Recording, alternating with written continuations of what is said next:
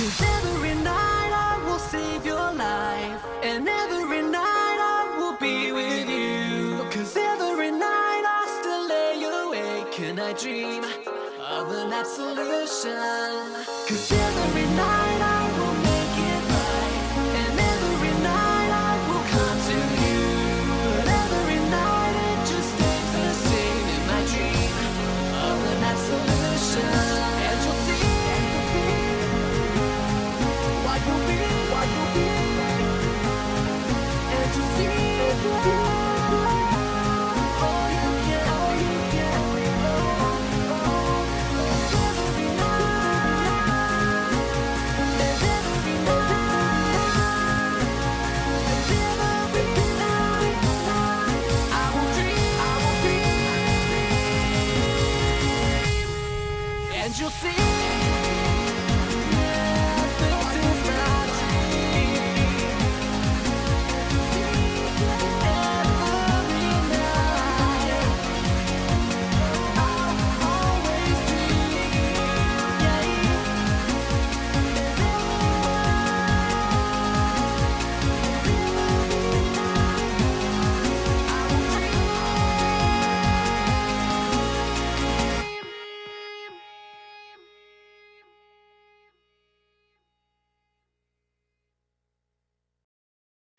The sun is falling in the sky beyond. Light is fading from our world. The sun is falling in the sky beyond, and light is fading from our world. Now's the time of reckoning. The final battle has begun.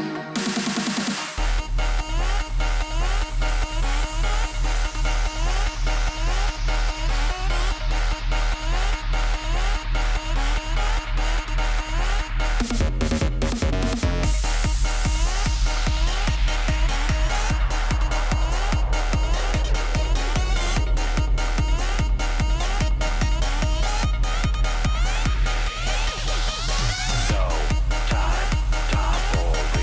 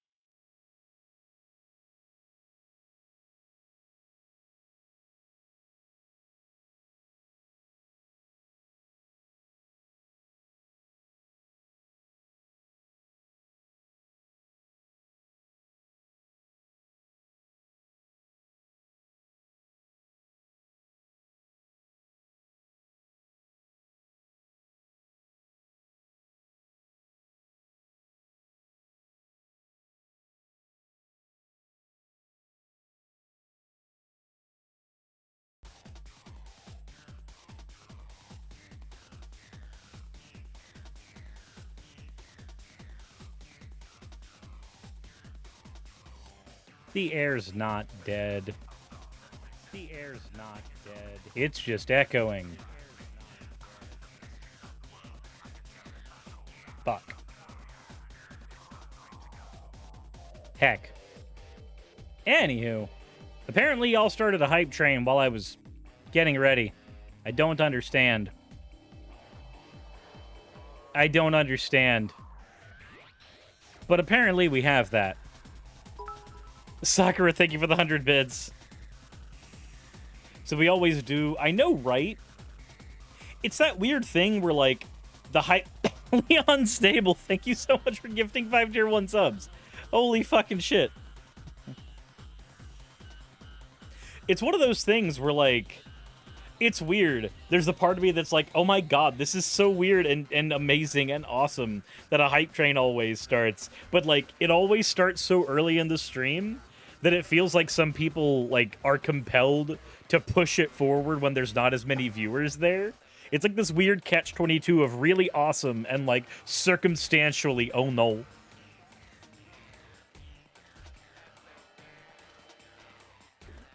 But it's great. Mm.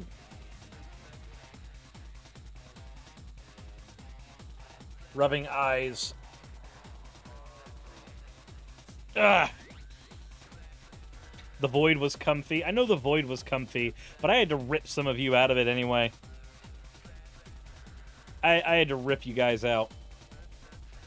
You were chatting about Cryptoland. I was chatting about dying, because same thing, really.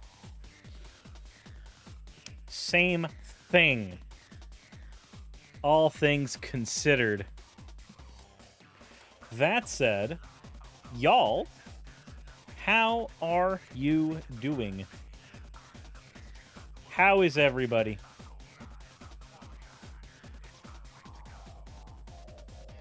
Give me a second. Shop combo bundle.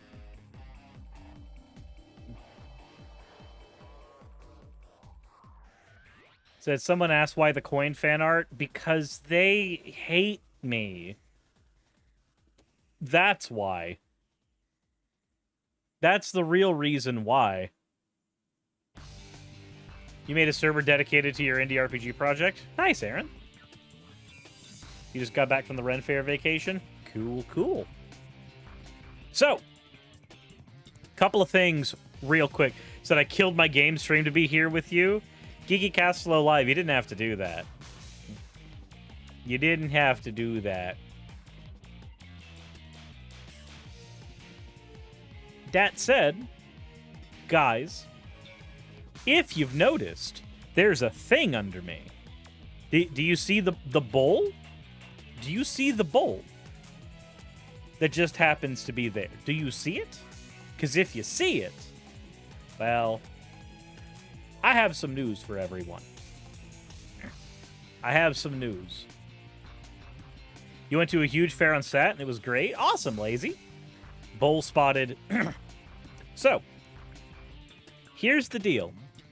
Today, and for the next 14 days, you can get your Catboy milk ready because we are actually sponsored by Magic Spoon, of all things. I guess all of that time I was looking for sugar-free cereal finally paid off because now we're actually sponsored by the cereal that I had recently. So I've already had the cereal before, and I already know I like the cereal, but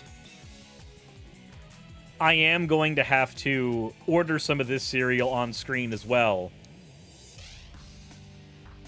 What flavors? Well, let's go ahead and look at that right now, actually. Let's go ahead and take a look here. So, Magic Spoon grain-free cereal. Let's go ahead and take a peek here. These all have 0 grams of sugar, 13 to 14 grams of protein, depending on the box you get, 4 to 5 net grams of carbs, and only 140 calories a serving. They are keto-friendly, so long as you are watching your macros, if you care about that. And you can build your own variety box, if you choose to. Apparently, there's fruity, which looks to be a, well, you know what that would be. A fruity flavor, a peanut butter flavor, a cocoa flavor, a cinnamon roll flavor, frosted flavor, blueberry muffin, maple waffle, and a cookies and cream flavor. And we've got all kinds of little floaties here.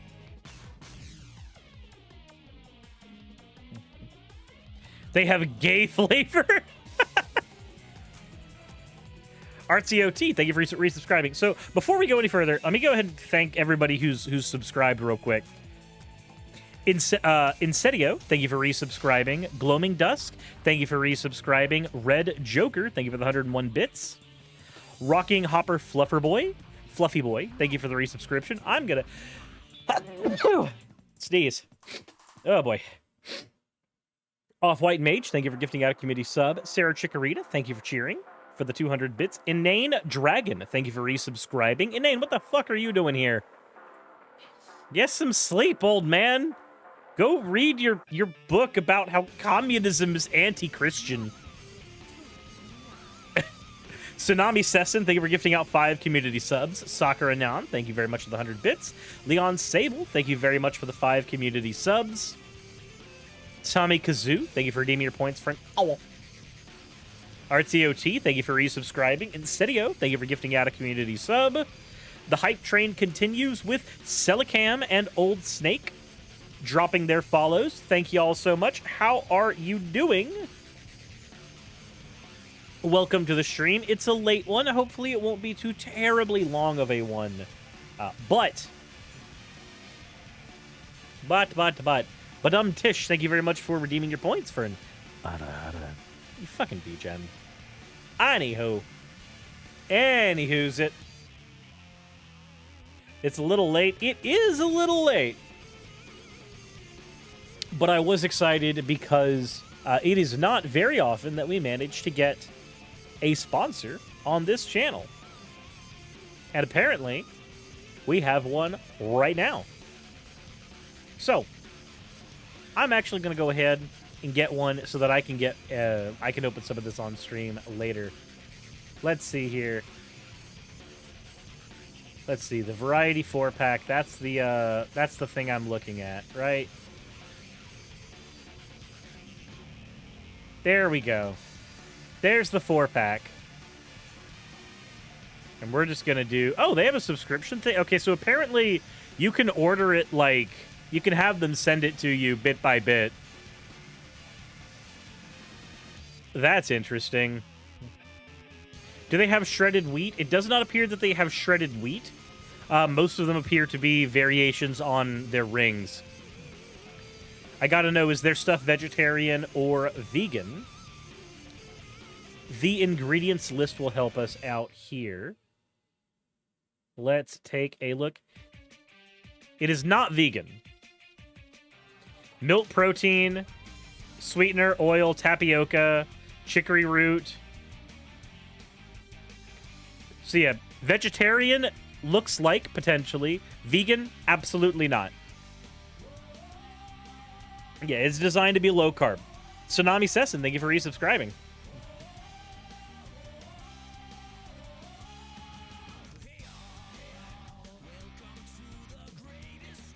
So it depends on your definition of vegetarian. How would that matter here? Vegetarian... I mean, I know that there are some vegetarians that won't eat, like, won't drink milk.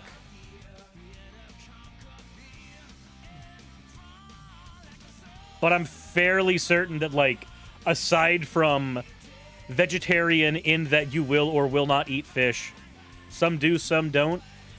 Right. Vegetarian is not eating meat. Vegan is when you don't imbibe animal products.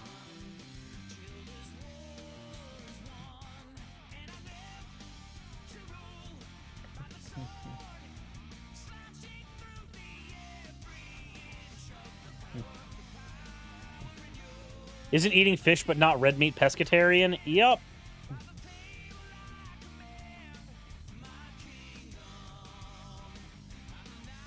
Said vegan is whether you eat, nor wear, nor do anything with animal products. Okay.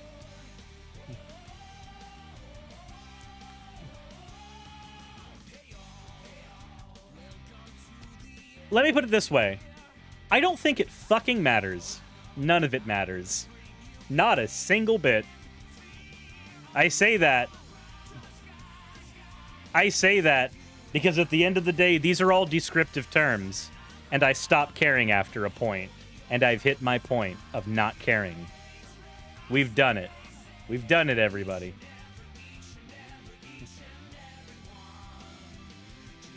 That said...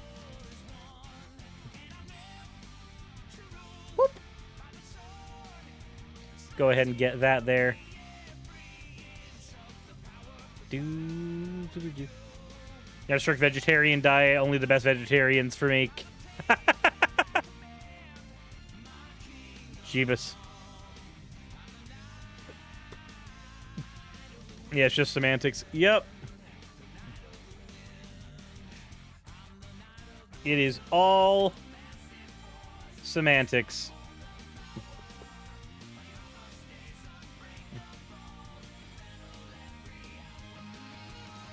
Alright, let me go ahead and... I can't show you guys me buying the cereal because that would involve y'all seeing personal information. Which, you know...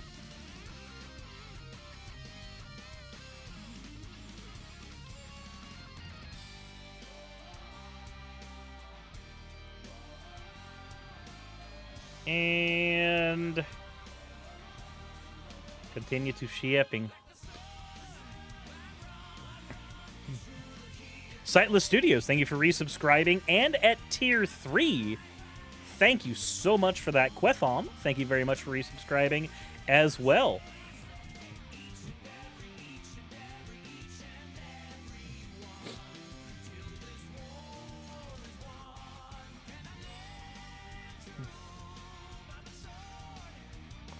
Oh.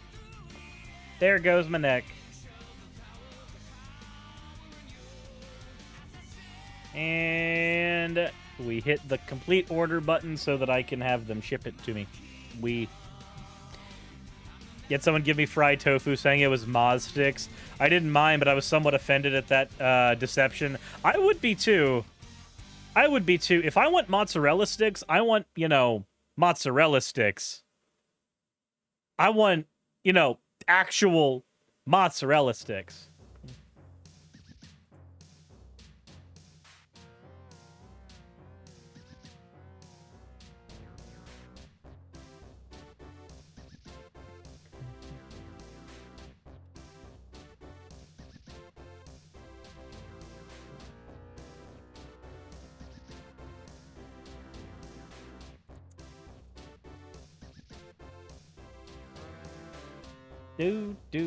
And there we go. So what flavors did you get? I actually don't know. I got the variety box, which I'll take once I have a chance to go back to where the variety box is, I'll be able to take a look here.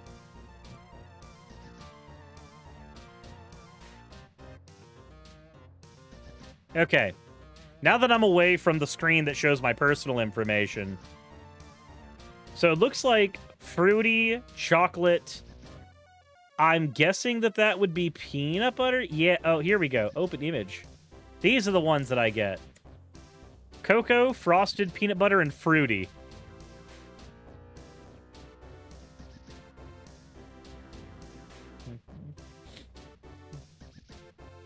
How much is it per box? So it depends. If you're getting... Let's see here. So if I were to just click on cocoa, how much is just cocoa? I'd imagine...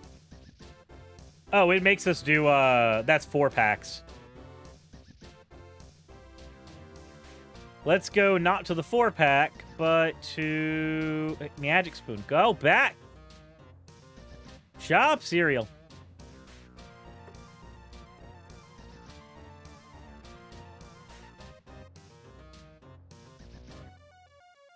Okay, so it looks like online you can only get the multi-packs. Yeah, the website is a little slow.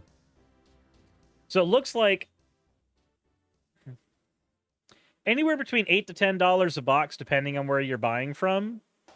But less than that if you're subscribing. If you have them come monthly, then it's less.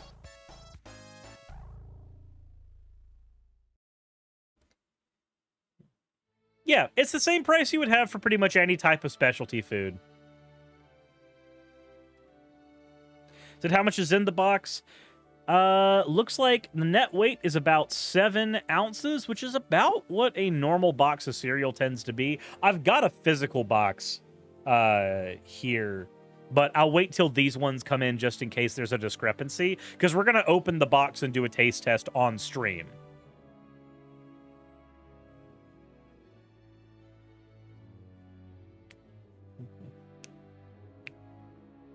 So that's what I miss. Just me getting a sponsorship from Magic Spoon, apparently. That's the thing. So I went ahead and picked up a variety box, and we'll have that sent to us. I don't know when exactly it's going to arrive, but when it arrives, we will be trying it on stream. So yeah.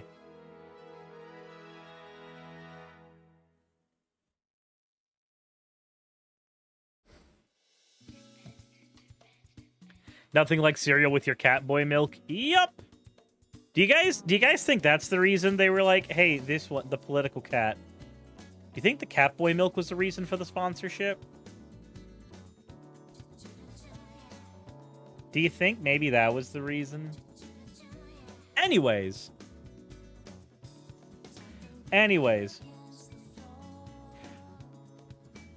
I understand that this is not like a regular sponsor that we've had on the channel, like the mobile game sponsorships.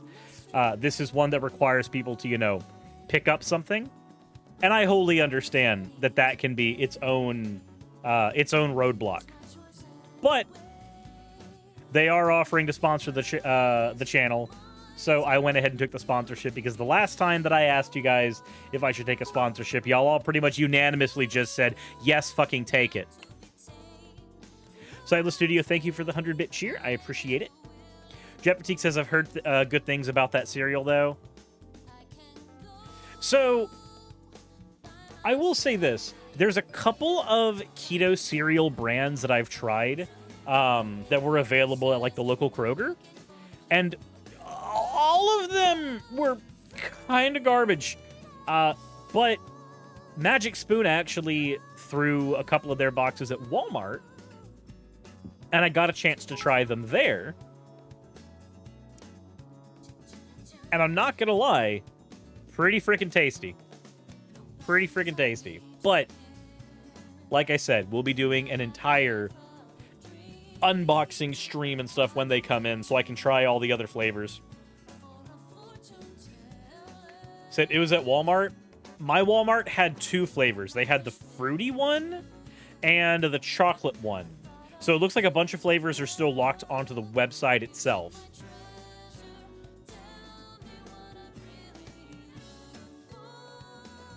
What discount for using your coupon code? If you use my coupon code, you get $5 off of your order.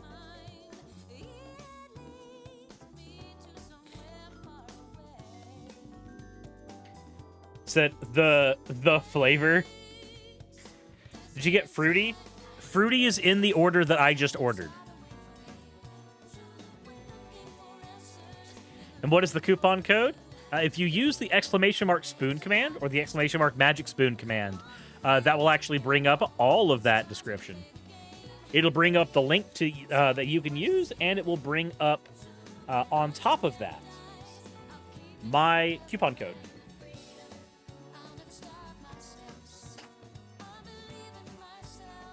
You thought the spoon command was lewd?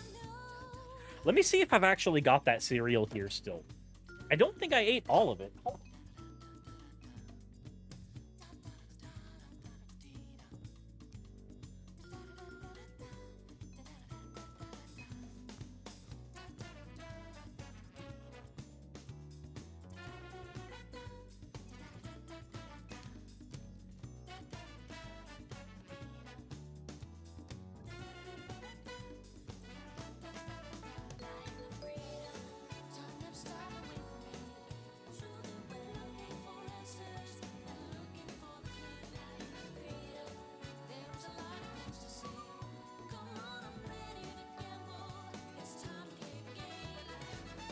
Okay.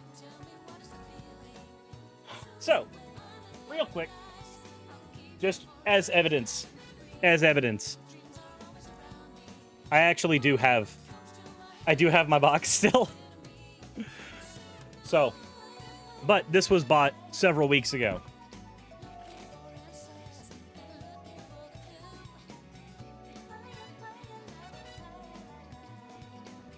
But despite being bought several weeks ago, here. Despite being bought several weeks ago, still really good and still really crunchy.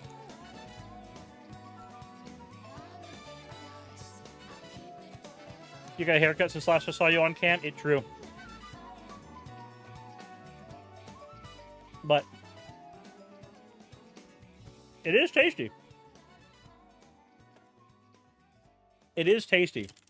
There's a bit of an aftertaste to it that I'm not used to. But it's not unpleasant. Like, it's not like a Diet Coke type of aftertaste where you have to adjust to it. It's actually pleasant.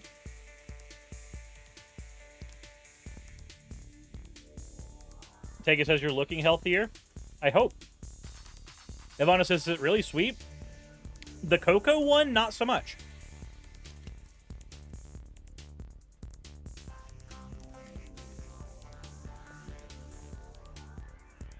Tashaw says, having to eat gluten-free. I'm used to odd but not unpleasant aftertaste. Tashaw, I've got great news. Apparently it is gluten-free. Like, so there's that.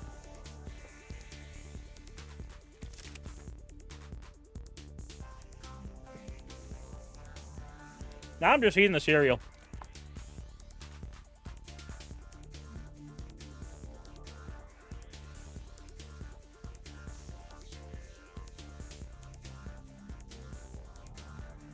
Yeah, milk protein blend. Though I'll be honest, Tasha, is it lactose intolerance? Because I'm lactose intolerant, and I haven't had a negative effect from the cereal.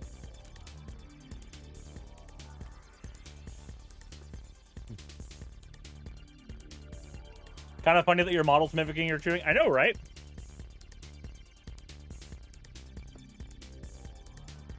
Not lactose intolerance. Okay, so nothing that can be avoided by just taking a pill. Ever had raw milk? No, and I hope never to.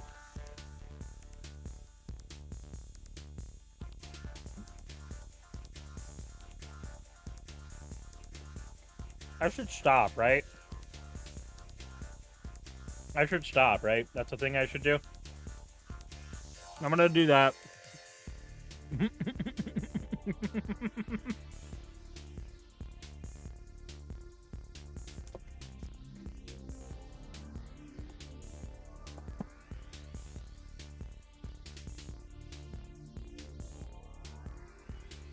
You have to get your 1 hour of sidetracks done with. It's true.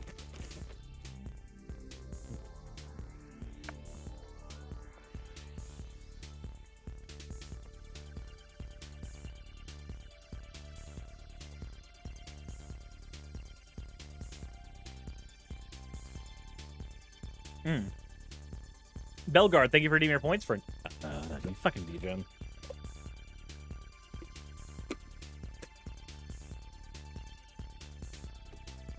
So who has a Magic the Gathering deck that needs competitive build help? No. Absolutely not.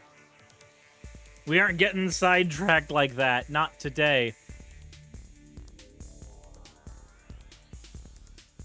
Besides, I've already made my bad decisions with Magic the Gathering today. Hey, sirs, hope you're okay with all the characters of the Shadow Animatic having Amogus pupils. Smacko, I am 100% on board with that trend. Make the characters sussy bakas in the eyes. Insedio says, I wish I could play Magic against you. Insedio, you have the ability to. On Thursdays, we do community nights where people are encouraged to bring their Magic the Gathering commander decks so that we can all play together.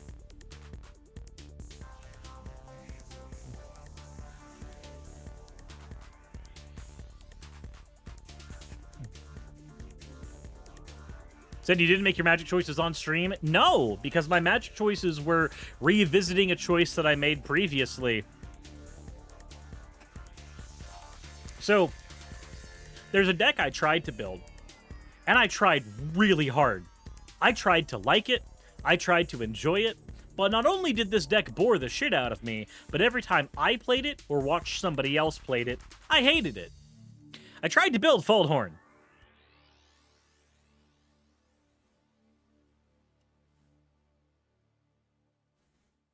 I tried to build Foldhorn because she's from the precons for Baldur's Gate. And much like when I tried to build Furkrarg, I hated it. I hated that deck. No matter how I upgraded it, no matter what cards I threw in, no matter how far I took it, I hated playing it, watching other people play it. It just I don't know if it's a gruel thing, but that deck just feels bad. So, I took it apart and used its green pieces in a different deck. A deck that I took apart recently and hated. And I think the reason I hated it was because I didn't know what I was doing, because I hadn't played a strategy quite like it yet. But I have since played that strategy in multiple different forms, and now very much enjoy its strategy, so I'm rebuilding an older deck. So you guys remember when I tried to build Dina Soulsteeper and how I didn't like it? So I changed it to Belladros Witherbloom, and I didn't like it. So I changed it to Savra, and then nobody liked me? Because that's basically how that happened. I tried to make that deck something I'd enjoy, and as soon as it became something I enjoyed, it was something that was oppressive and gave people nightmares. So, I figured, why not go ahead and build a lower-powered deck like Savra again? But not with Savra as the commander, because then I would just have a high-power and a low-power Savra. I'm not going to do that. So I went ahead and rebuilt Dina's Soul Steeper. Again. Because I think I understand how to build the deck better now. The first time I built it, I didn't do a whole bunch of gain 1 life triggers, because that didn't feel like the right way to go. But now that I've played Savra and Braids, and I've helped my friend build an Ellis Core deck, I've learned how to do the Death by 1,000 Cuts build.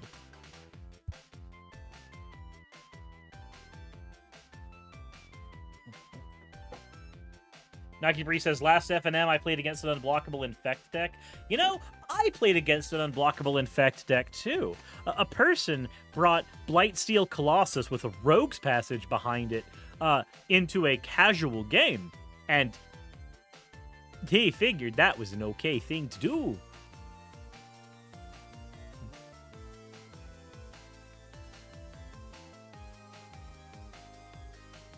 Loki, are you doing all right?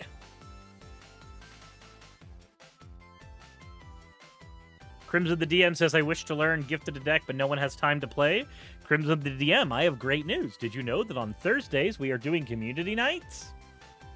So the deck you've been gifted will be able to be used on community nights, and we can teach you how to play.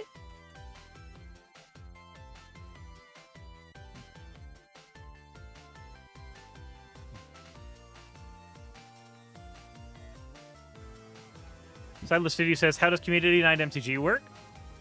So, first of all, Belgard, thank you very much for the subscription. Said enjoy the stream. I have an early day tomorrow. Fair enough.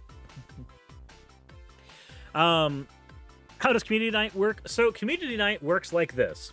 When we are done with topics for the day, we shift gears to community day, where instead of covering more topics or me playing a solo game, I do group games with everybody who is watching. The first community night we did with like Fortnite. Second community night we did with Commander. I think we're going to keep it with as a Commander thing. So, basically, you just say in chat, I would like to play. And then you DM me on Discord on community night, and I add you to a temporary group chat where where I send you the private link to the community night spell table arrangement. Your only responsibility is to have a camera pointed down at your field and have a microphone that we can hear you through. Past that, bring your deck and bring your good behavior. Are proxies allowed for community night? Proxies are allowed within reason. If you come to community night, here's the other rule. The commander decks for community night, as there are going to be a variety of people playing, are casual. If your idea of casual is turn oneing down your fucking Mana Crypt and then playing a Mox afterwards, and then performing an infinite combo, beginning and not ending with Thassa's Oracle Demonic Consultation. If that is your idea of a fun and interactive casual deck, then I'd like to tell you that you are wrong, and also dumb. And do not bring that, or I will swap to a deck that will have no other job than to make your life miserable in front of everyone. Also, looks like we just got our first person picking up a box from Magic Spoon. Thank you very much. I do not know who did it, but you are a wonderful person. See you, Real Craftiest.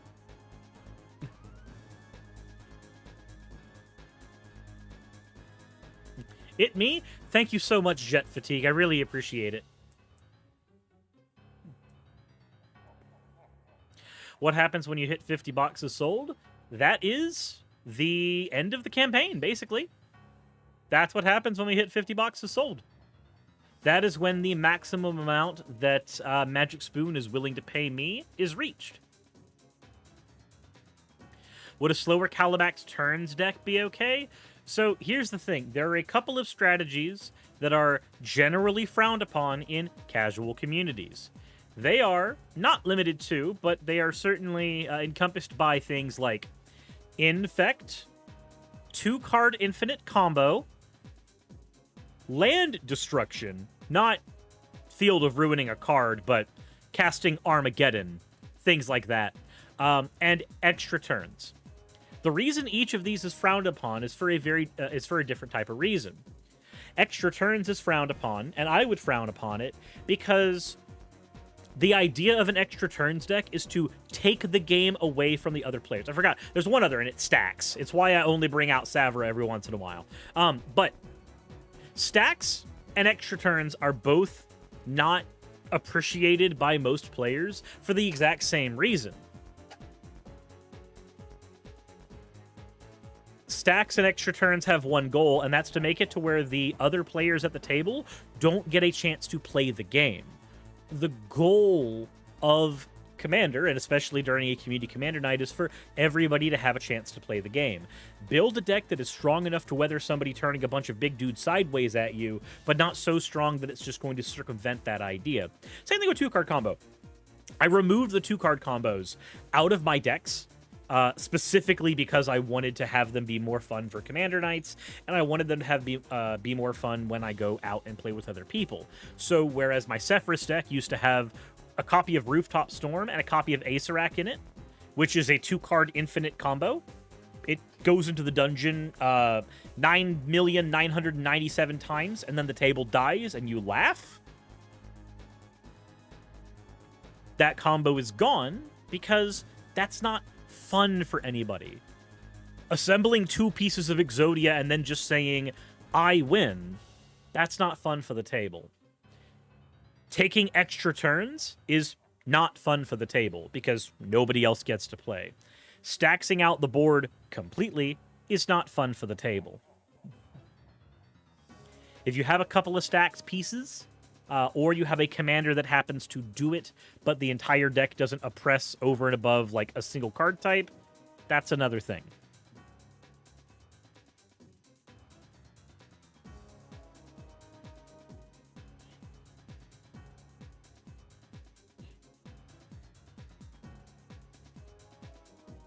Are you a fan of the Dragon Quest games? I actually haven't played any of them yet.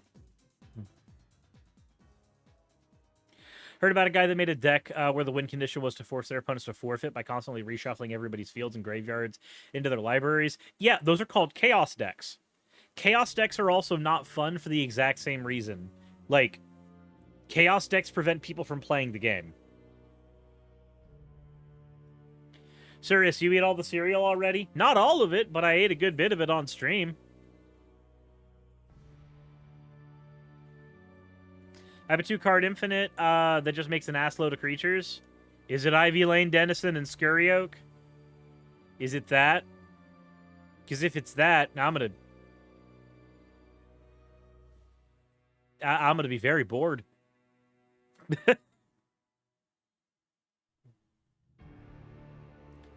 Thoughts on Tower of Fantasy? I have not played the 57th Genshin Impact clone. Cathar's Crusade and Scurry Oak, so it's the same thing. Same thing. It's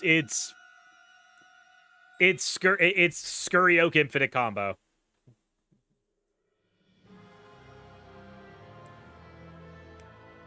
You have a 5-color alt win con deck. It's awful because there's so many win cons that it can't focus on any of them, but it is amusing. That's fair.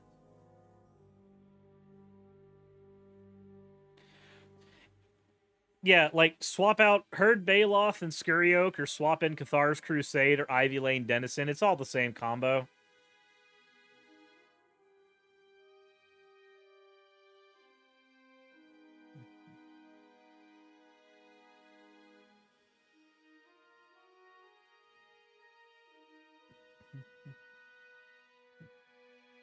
Got a Vaporeon plush at Comic-Con, partly because the copy pasta, but I'm emotionally attached to him now.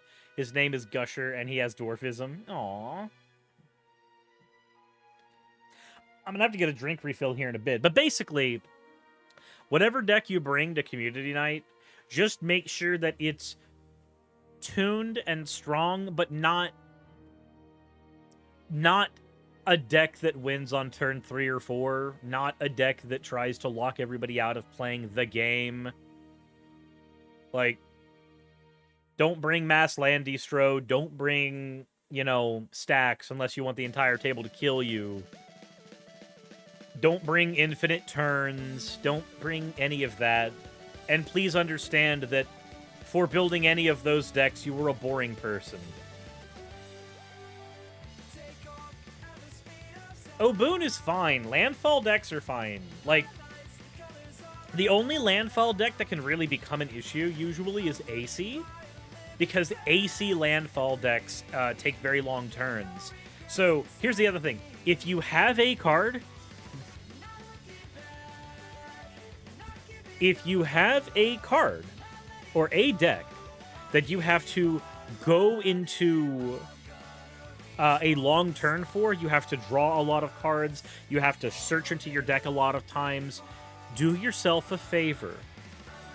Play the deck out in solitaire mode for a few hours before you come on stream.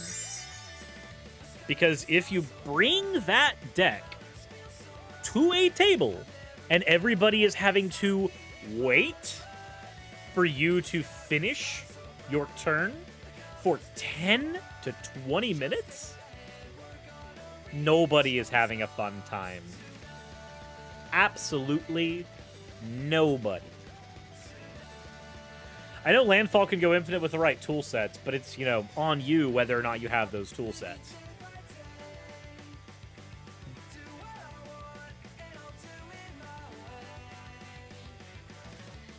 What site do you use to buy cards? I use TCG Player, typically. I wouldn't mind TCG Player giving me a sponsorship. That would be great, but yeah, I use TCG Player. In fact, actually, I wonder...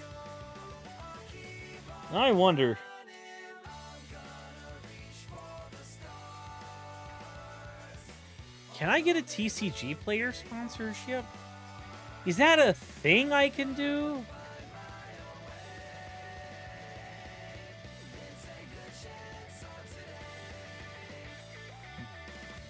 What is your pet deck? AC and Savra.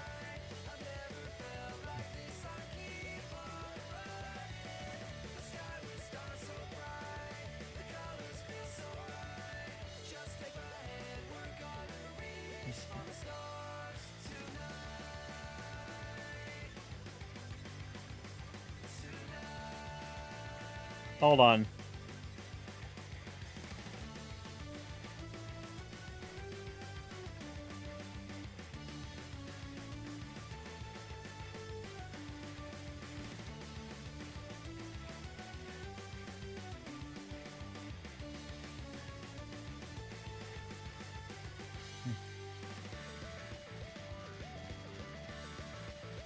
I don't think they give out sponsorships anymore. I'm gonna find out.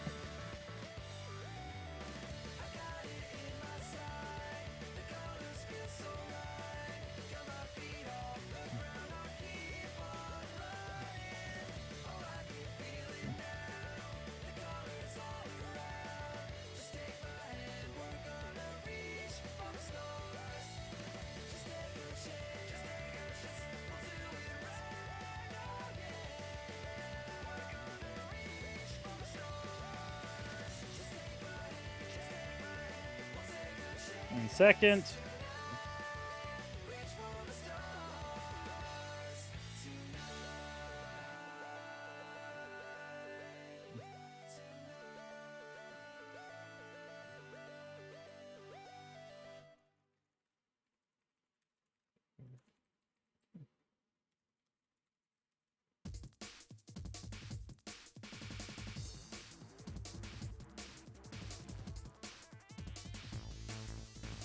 I need to type all this stuff. Also, we just got another order in for Magic Spoon. Whoever did that, I do not know who you are, but you are an awesome individual, and I thank you very much.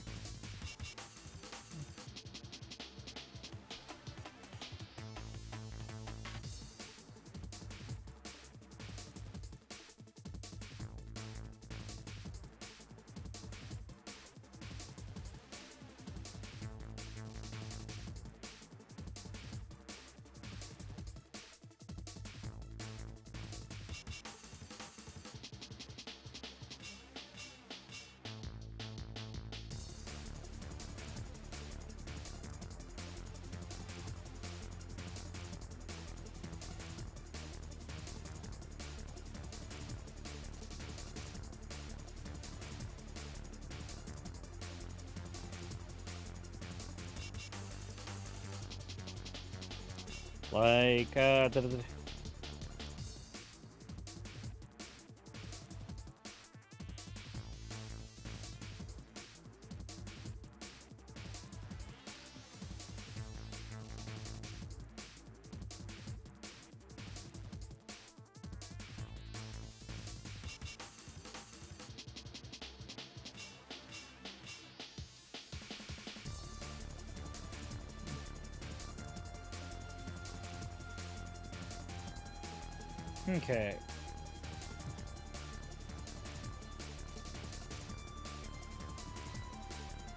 Alrighty.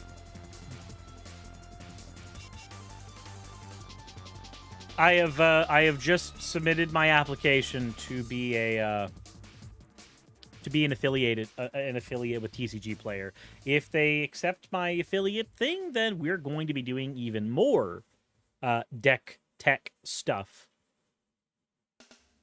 Because then, in an ideal world, I'll be able to be like, hey, guess what? We're going to do an upgrade for your deck. And after your deck is upgraded, you can just click on this TCG Player link, and that will automatically, get you the cards for your deck that you wanted, and I'll get a kickback for it. So, Does anybody know what to do with a baby kitten? You love it, you snuggle it, you raise it, you give it formula. That's what you do. KS Groggy says, favorite Sonic game opening song? Opening song. If it's an opening song we're thinking of... I want to say Live and Learn. Why is there a Magic Spoon Bowl Clockwork Cookie? It is there because for the next 14 days, Magic Spoon is the sponsor of this channel.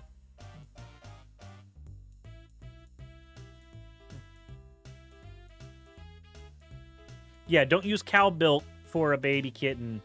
Use formula. Ooh, cereal sponsor. Yep. Go to TCG Playground, get cards.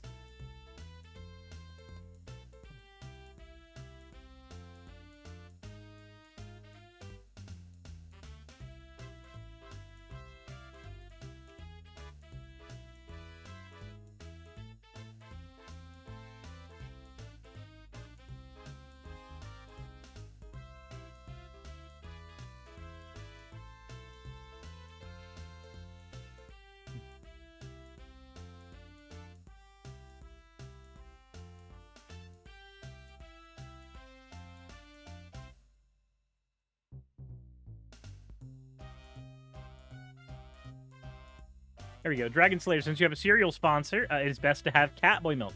Why formula and not milk? So, here's the thing.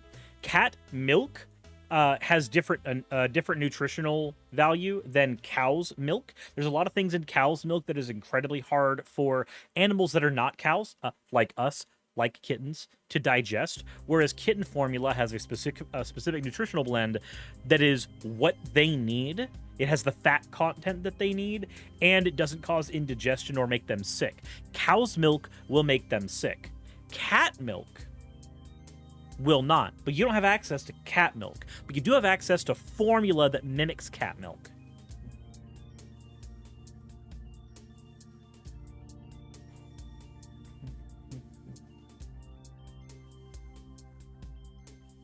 You must request more coin source. You never had baby kittens? We have had baby kittens. We have raised many of them.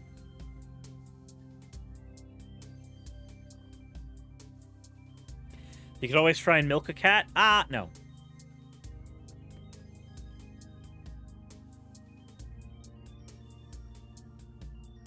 No.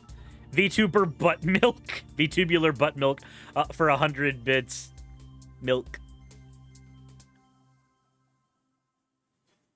In a pinch, human formula is better than cow's milk because it is closer to the way formula is made for cat formula. But if I'm being honest,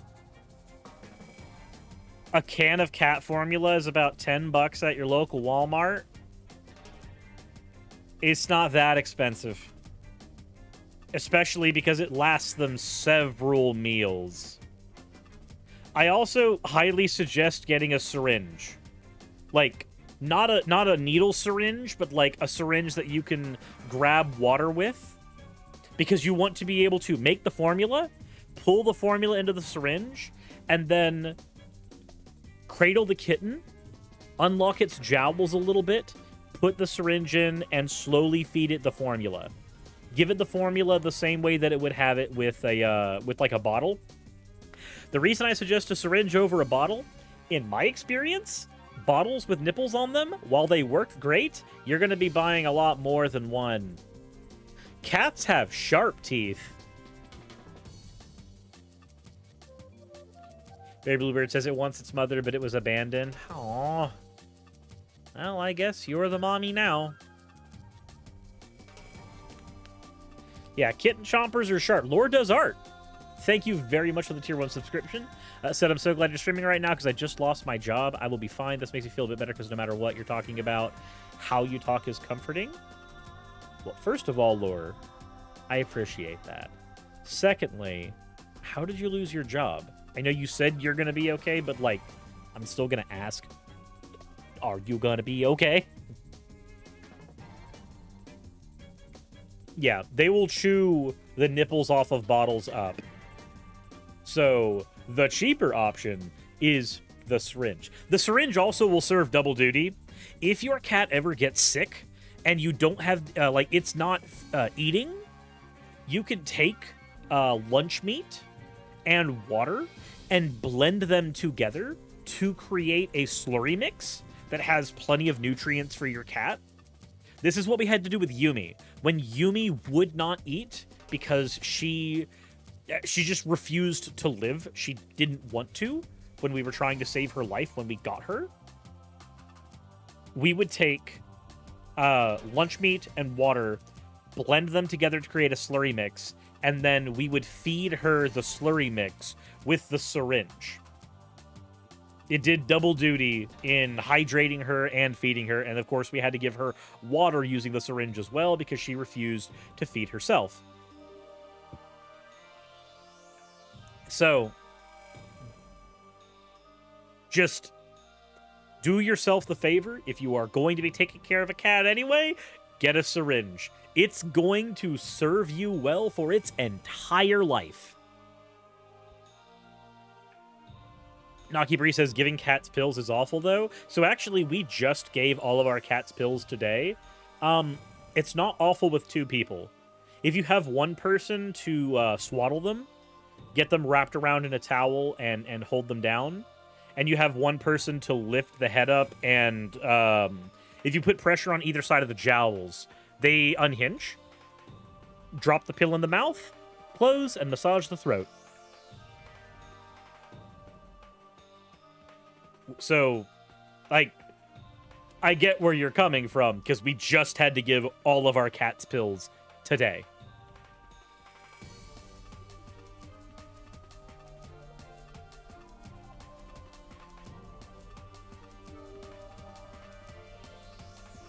So you didn't know baby kittens could damage the nipple? Oh, they will rip. Like, you have a bottle you're trying to feed them with, they will rip that nipple into pieces. Their teeth are sharp as fuck, and they do not know how to control themselves. You are going to get much more leverage and much more life out of a syringe.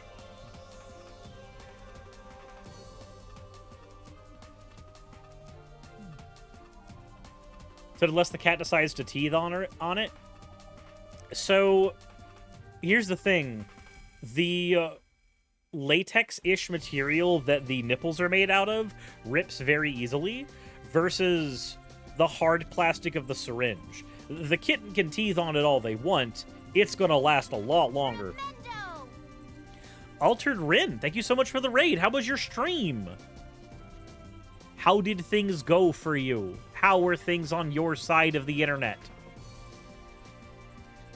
Hopefully they were okay.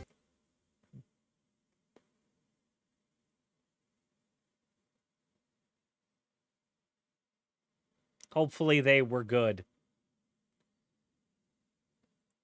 What all did you do?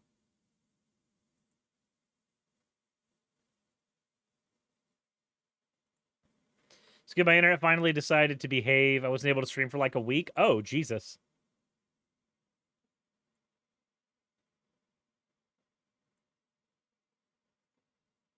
Oh, Jeebus. My kitten Jellybean is a terror. She would make it a 1-month item. Oh. You watched Far Too Much Dave? Well, there you go. Wait, Far Too Much Dave. Were you watching Dave Rubin? Were you willingly suffering through that?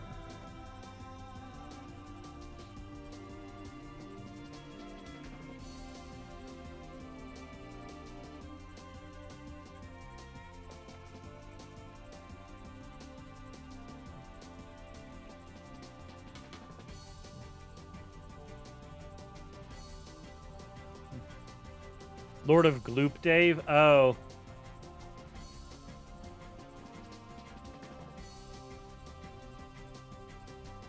Is Cirrus always this easily distracted? Yes.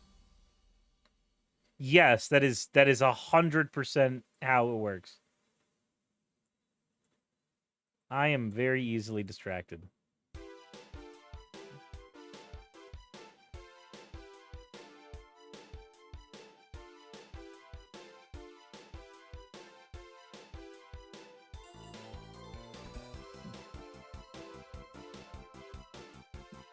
Yeah, it started with the with the syringe. It did. Look. Somebody was asking, what do for kitten? So I help in the middle of feeding it. Good. That kitten deserves love.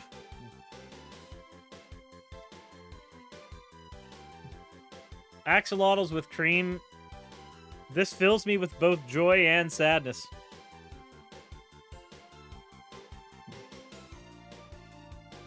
This fills me with both joy and sadness.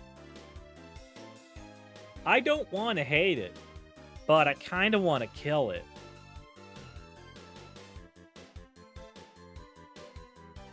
I kind of want to harm it.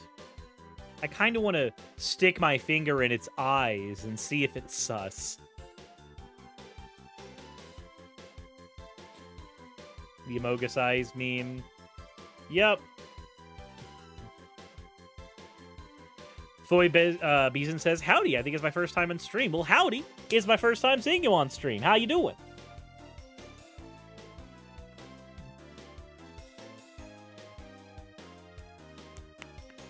That was dangerously coin-shaped. Oh, believe me, I had a visceral reaction to it the first time I saw it. I thought I was looking at a coin and I almost got violent. I almost started, like, attacking random things around me because they didn't deserve life. At least not shared in a world where more coins existed. I feel like putting everything down is more merciful than making it deal with coins.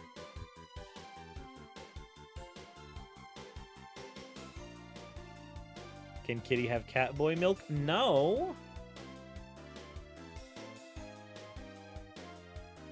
It cannot.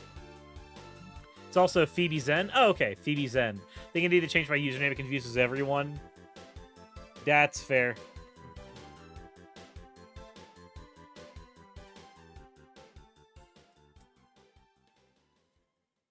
That is fair.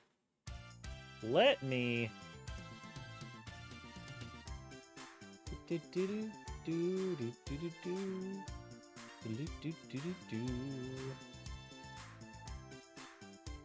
Nani? I have just received a message.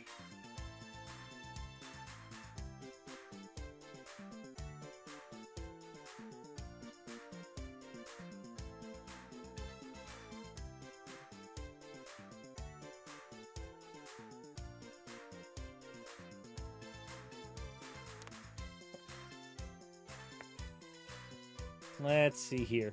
What is going on here?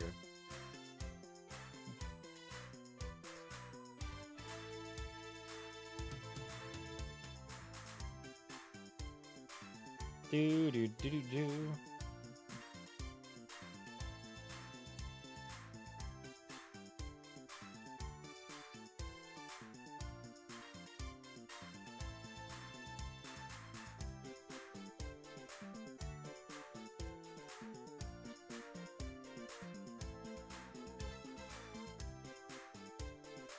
There we go. Okay. Had to respond to that. I am going to get myself a drink refill, and then we are going to go ahead and, you know, continue this this train wreck. See you in a bit.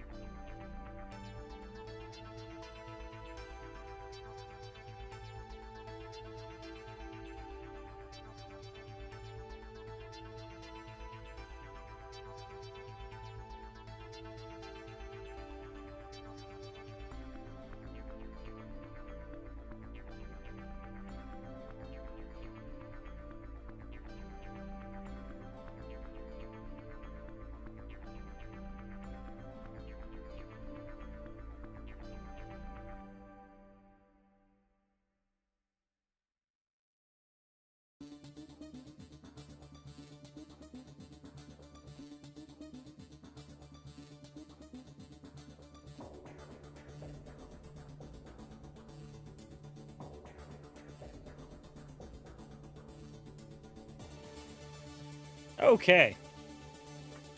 I am back. And I see that Mr. Stoffles is as unhinged as usual. At least nothing changes.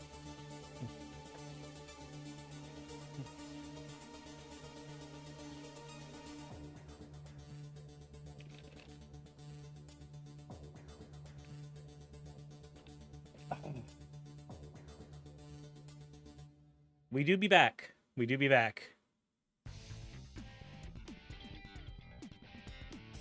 No, I'm even more so tonight. Yeah, I can tell. I can tell. Somebody took a screwdriver to the back of that door and there's no hinges anymore. TV Zen said, change my name while you left. Well, there you go. That works. Witch Punk, thank you so much for the raid. How was your stream?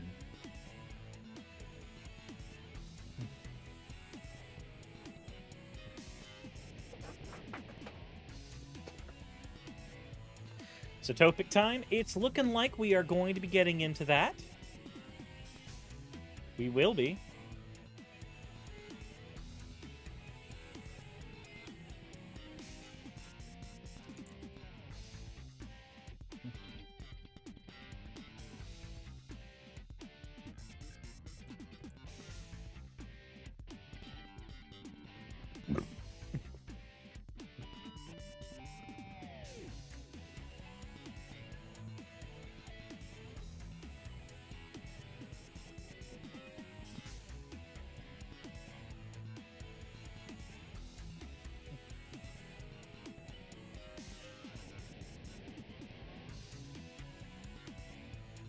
You got bones yesterday and I'm still giddy about it? Oh. Oh.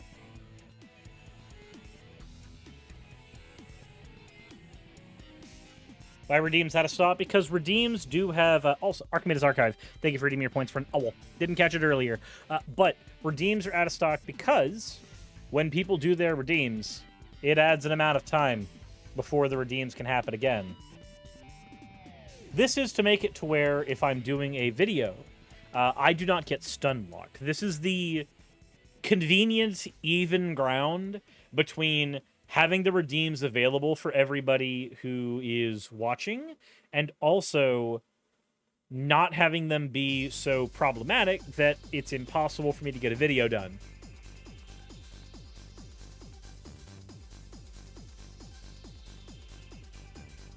And that was a sneeze that I just censored. I missed yours a while ago. Did I? Hold on. Let's see. Geeky Castello Live. Let me take a look. When did it happen? It can't have happened in the last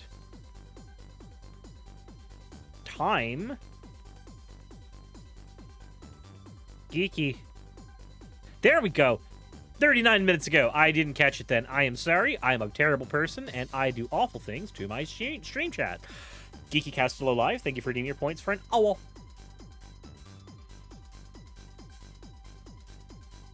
You were Mexican Prime before? Oh, well, now you're a Maxepticon.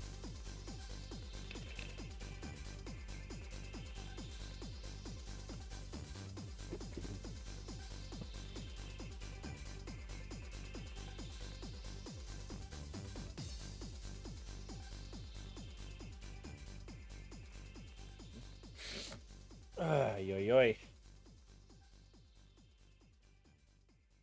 Okay.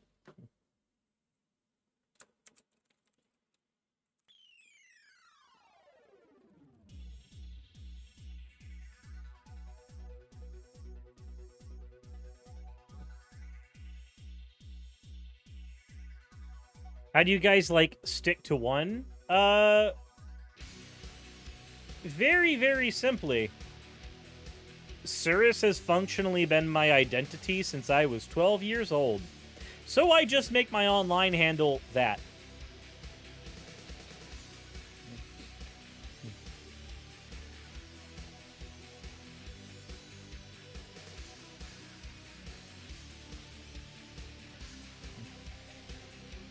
Like, that's my secret.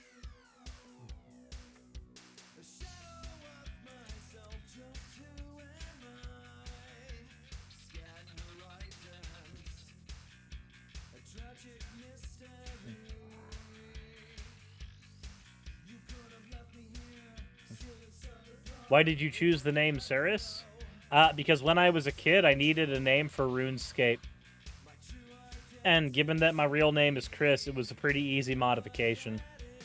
Instead of Chris, it was Cirrus.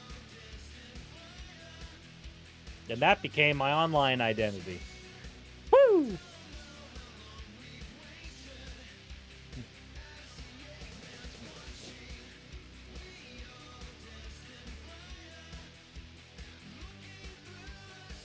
Tisha, you don't have two genders. Gender has two of you that also happen to be different genders.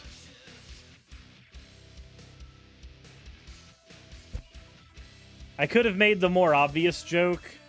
Why does your mom let you have two genders? But I figured that one's been done a billion times. Aristophanes, you're a jellyfish. Shut the fuck up.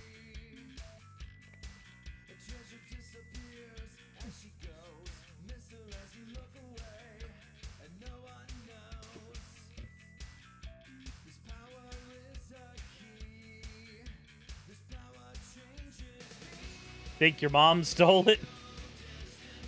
Jesus Christ.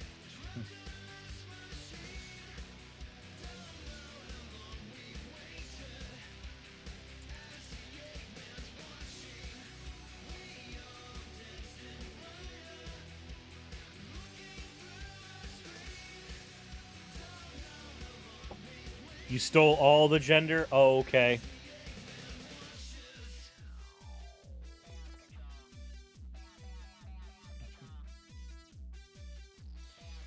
Cirrus kind of sounds like what a drunk caterpillar makes before it becomes a butterfly.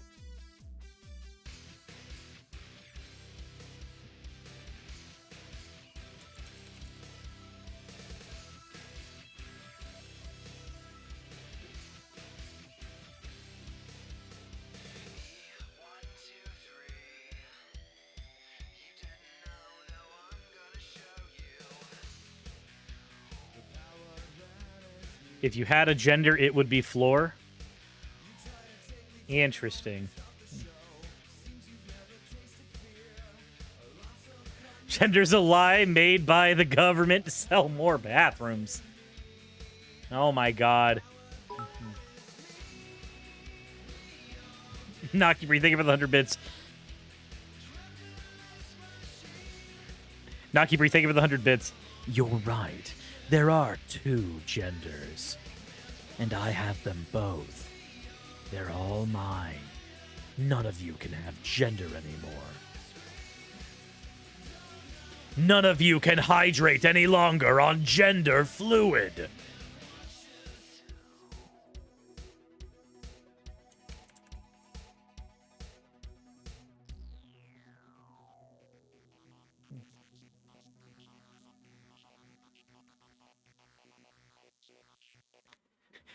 My gender is Shadow Hedgehog. Does that mean Kaiba tore up the third? Oh my god, thank you for the hydrate, axolotls. Oh, wait a minute, no, that's perfect. There are exactly 7 genders. The green Chaos Emerald, the white Chaos Emerald, the purple Chaos Emerald. I have all the genders. It's time for me to become super gender.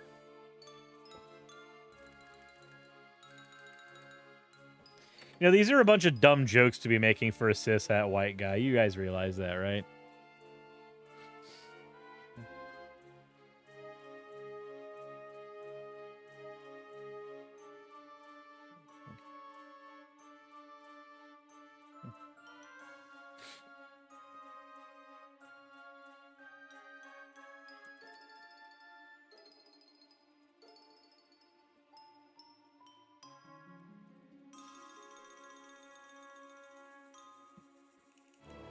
Can I get my super autism I was supposed to get with my vaccines?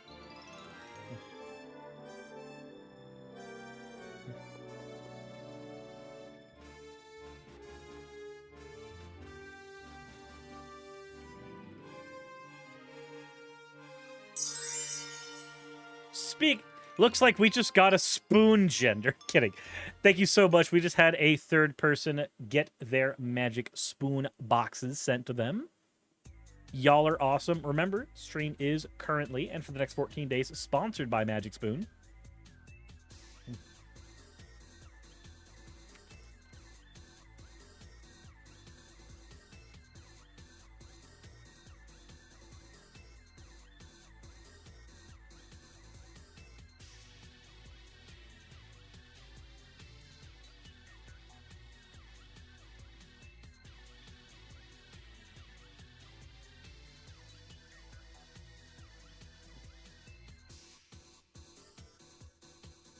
You're currently recovering from your second shingles vaccine? Oh, I'm sorry. If we get all 50, well, there'll be a stream of you eating the product. Dragon Slayer. There's going to be a stream of me... Wait. Dragon Slayer. I don't...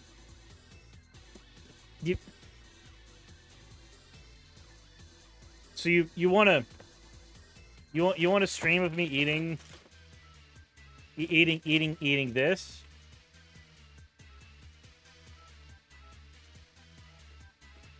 So like that?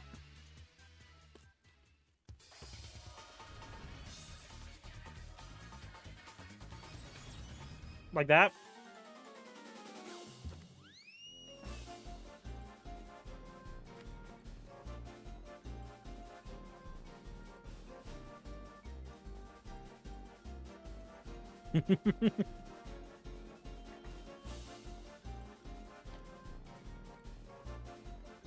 Like, I can do that. That's easy. I just grabbed the box I had on hand. Cause hint, I already had and liked their cereal before they sponsored me. So, it just worked out.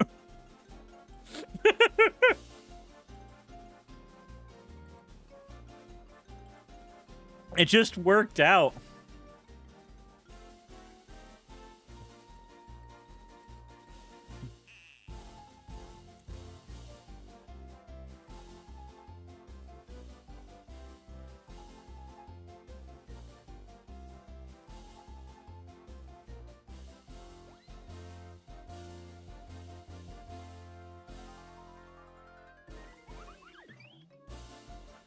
Haven't had their cereal. Usually buy the cheese stuff that you can get, like 38 ounce for $4.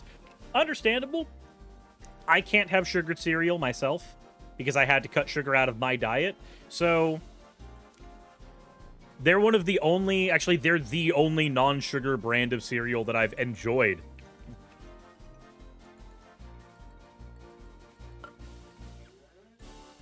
Wait, was the Sonic show thirsting on Maine?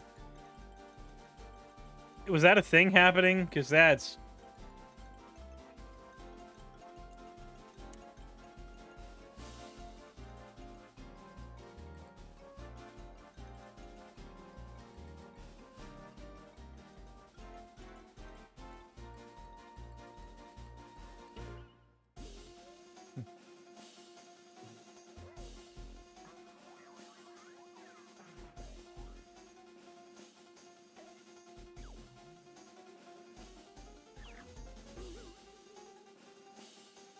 Sir, do a shitpost topic again like the Sonic tier list. I don't know if I want to do a full-on shitpost topic.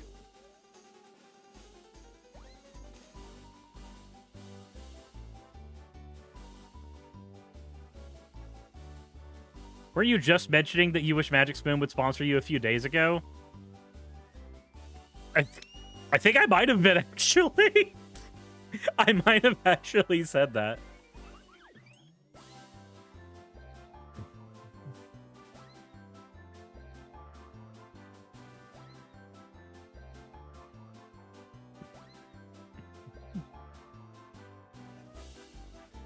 Do a Sonic fanfiction tier list. Okay. Sonic EXE is better than all fiction that has ever been written since the history of ever. And if you don't believe me, then the Tails doll will come and ruin your day.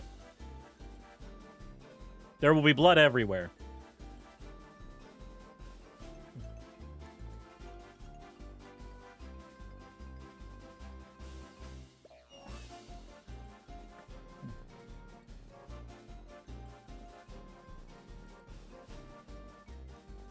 What about them Christian Sonic memes? That's more Drew's thing than mine.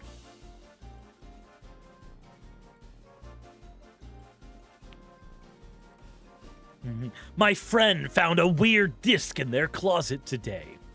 I couldn't get it to play on my computer, but I happened to have a Sega Dreamcast.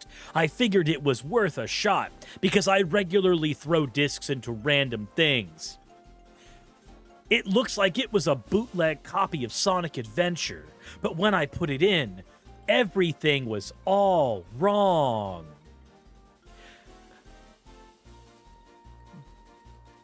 What was supposed to be Open Your Heart playing at the beginning of the game was replaced with some eerie backwards music, and all the colors were shifted to reds and blacks.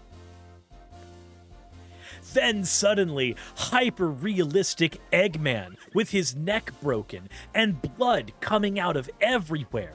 There was so much blood. You don't understand. It was literally everywhere.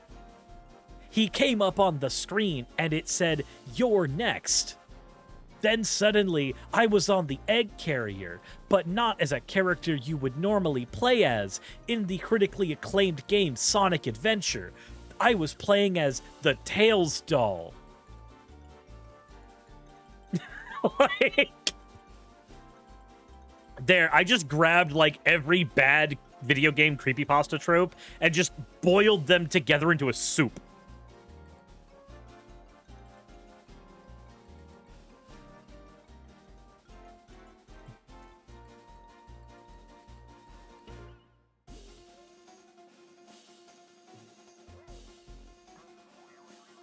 You just realized someone probably has written a Sonic EXE, X Fleetway Sonic? Probably. No getting literally pulled into the game. Oh, I forgot. I tried controlling the Tails doll, but control was taken away from me. He just kept getting closer to the camera. It was so weird. The next thing I knew, I was in the egg carrier. But I wasn't the Tails doll. The Tails doll was next to me, with his neck broken and just staring at me. Then I saw that Eggman with the broken neck, but this time he was hanging upside down. It seemed like someone had killed him. I looked around the egg carrier and went to the room where Eggman has his pools. When I went there, I didn't find the pools, but instead found Sonic EXE. Then I woke up in my bed, and the disc was gone. I never found it again. I also haven't heard from my friend in a long time. I don't know what happened to him. Someone help.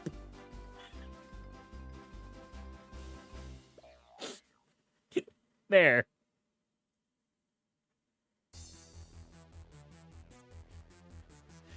There, now I've completed it. Now I've completed all of that.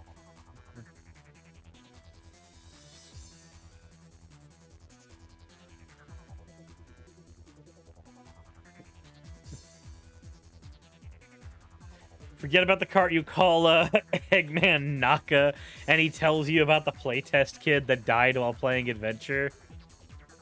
Oh, Jesus.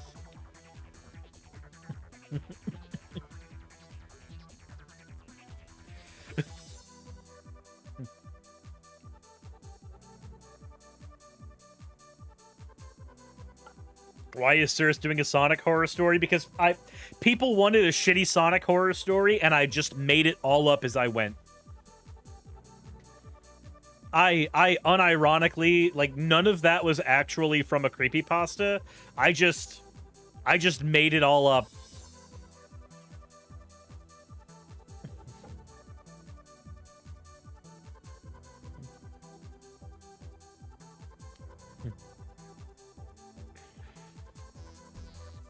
Whoa, the Cirrus game rises on a Monday.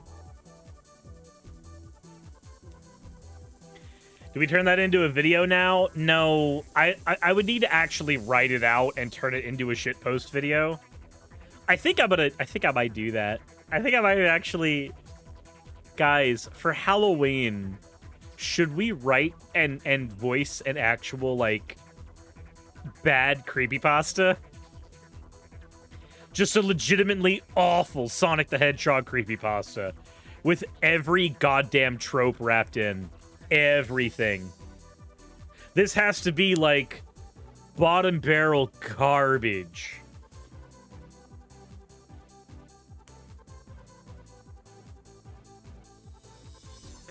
We use the shitty edited screenshots.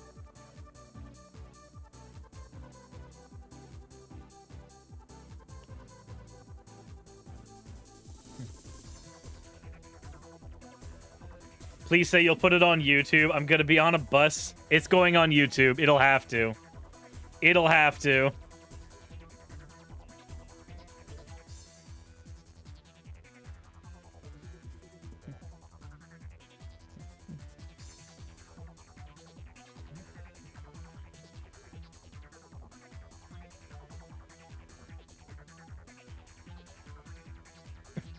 We could take the dead ruse from that one video.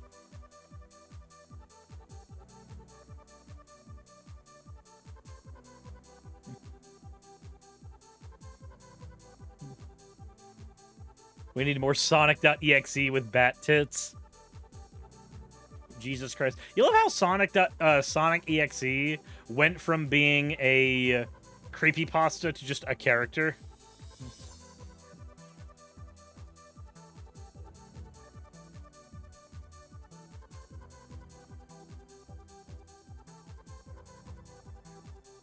Like, that was ridiculous.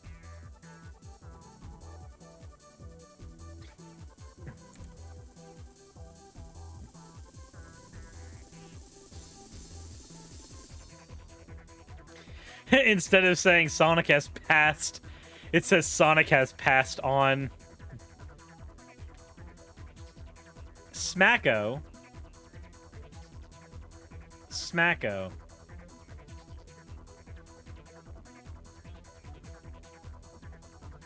This sounds like something that, like... This sounds like something that I just get your help on. Where, like, we get just really, really shitty quick sketches. Like, they don't have to be good. And it's like a really, really bad animatic. Or, like, all the fan artists collaborate on. Where everybody provides, like, one piece for the visuals. I tried to do something like that with my, with the video I did on Darth Plagueis.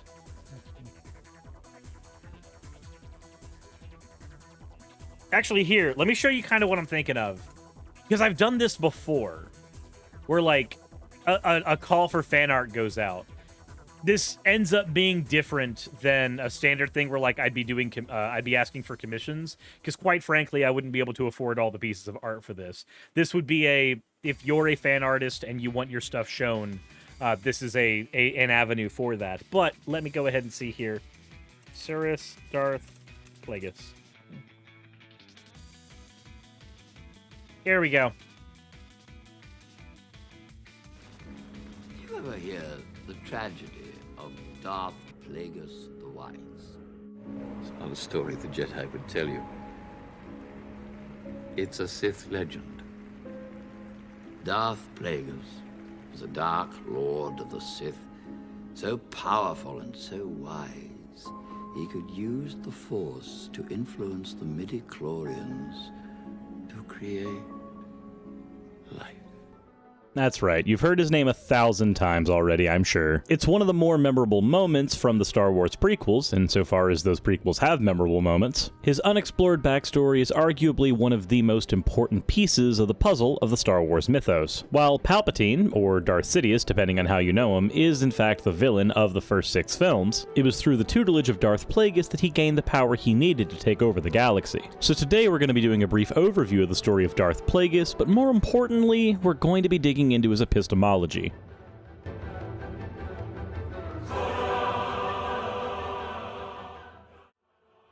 The climate begins to shift, Darth Sidious. The body politic begins to show signs of contagion. The reemergence of anger, hatred, and fear signal a loss of faith in the Force. The light is waning. Pushed into retreat by dark matter, and the universe begins to seem inimical instead of comforting. In such times, beings are wont to look for solutions in the enactment of harsh laws, the ostracism of strangers, and warfare. Once the Republic has fallen, the Jedi are but a memory, and beings have nowhere to turn but us. We can provide them a sense of stability and order.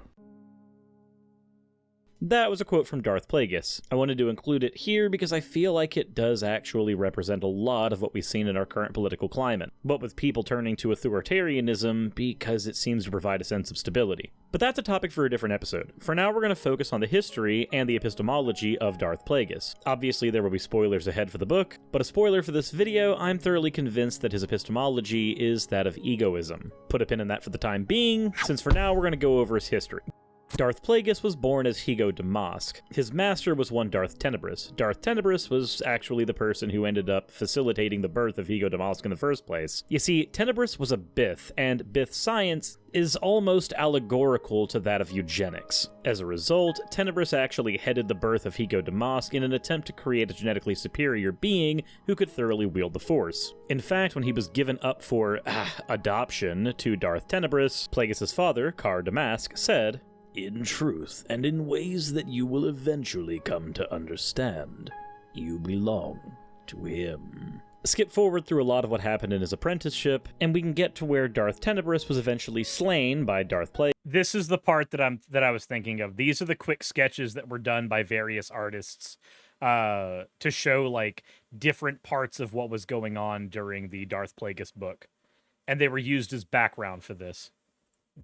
As this was still during the time where the Sith operated under the rule of two, this would mean that Darth Plagueis would ascend to the mantle of Dark Lord and would need to seek out an apprentice. But here's the thing, Plagueis didn't actually want to seek out an apprentice. This is because he felt that he should be the last in the Bane line. He felt that he himself was the culmination of all of the work and progress that the Sith had accomplished in the last 1,000 years. As a result, the rule of two that was originally conceived as a way to keep the Sith stable and prevent infighting, while they worked to achieve the goal of usurping the Republic, and by extension the Jedi, Plagueis didn't see that this was necessary anymore, because he felt like he was on the cusp of taking over the Republic on his own. Being immune in a high position of power from the international banking clan, he had more money and finances than Darth Bane ever had when he began his political aspirations. He had the ability to put most of the Senate in his pocket, and the Senate ultimately controlled the Jedi, meaning that he could usurp them whenever he damn well pleased, as long as he properly put his ducks in a row. This is where we can see the first birth of his egoism. There are three main types of egoism: psychological egoism, ethical egoism, and rational egoism. Psychological egoism says that a person has one ultimate aim, their own welfare. Seeing as the original Sith Order was about creating a pragmatic philosophy that would ultimately work to the greater good, at least what could be considered the greater good through the eyes of a Sith, this meant that whenever a master died and the apprentice took over, this was ultimately a sacrifice the master took in the pursuit of the greater good for the Sith. This type of self-sacrifice, however, flies in the face of egoism, the rule of two itself, assuming that it is a moral good that an apprentice will ultimately kill the master and ascend, would never be allowed by somebody who subscribes to the epistemology of egoism, since egoism in its own is self-interest. Throughout the book, Darth Plagueis does everything in his power to try to contort the Sith imperative with his own imperative. He seeks to become immortal so that he can ultimately end up taking over the galaxy and ruling it from the shadows. This is directly opposite to what Darth Bane did in his book, where he sought immortality just so he could gain enough longevity to find an apprentice who was truly worthy to usurp him. Darth Plagueis had no such thoughts. There were two other types of egoism though, ethical and rational, and these two aren't that different from one another. Ethical egoism argues that you morally ought to perform an action if and only if, and because performing that action maximizes your self-interest. The only difference between ethical and rational egoism is that the ought is not restricted to a moral ought. So you ought to do something because it maximizes your self-interest, not just because it is morally imperative for you to do so. Personally, I'm of the opinion that Damask is a psychological egoist. He argues himself that everyone in the galaxy is ultimately in it for themselves, and he even tries to destroy the rule of two of the Bane line so that he can also serve his own self-interests.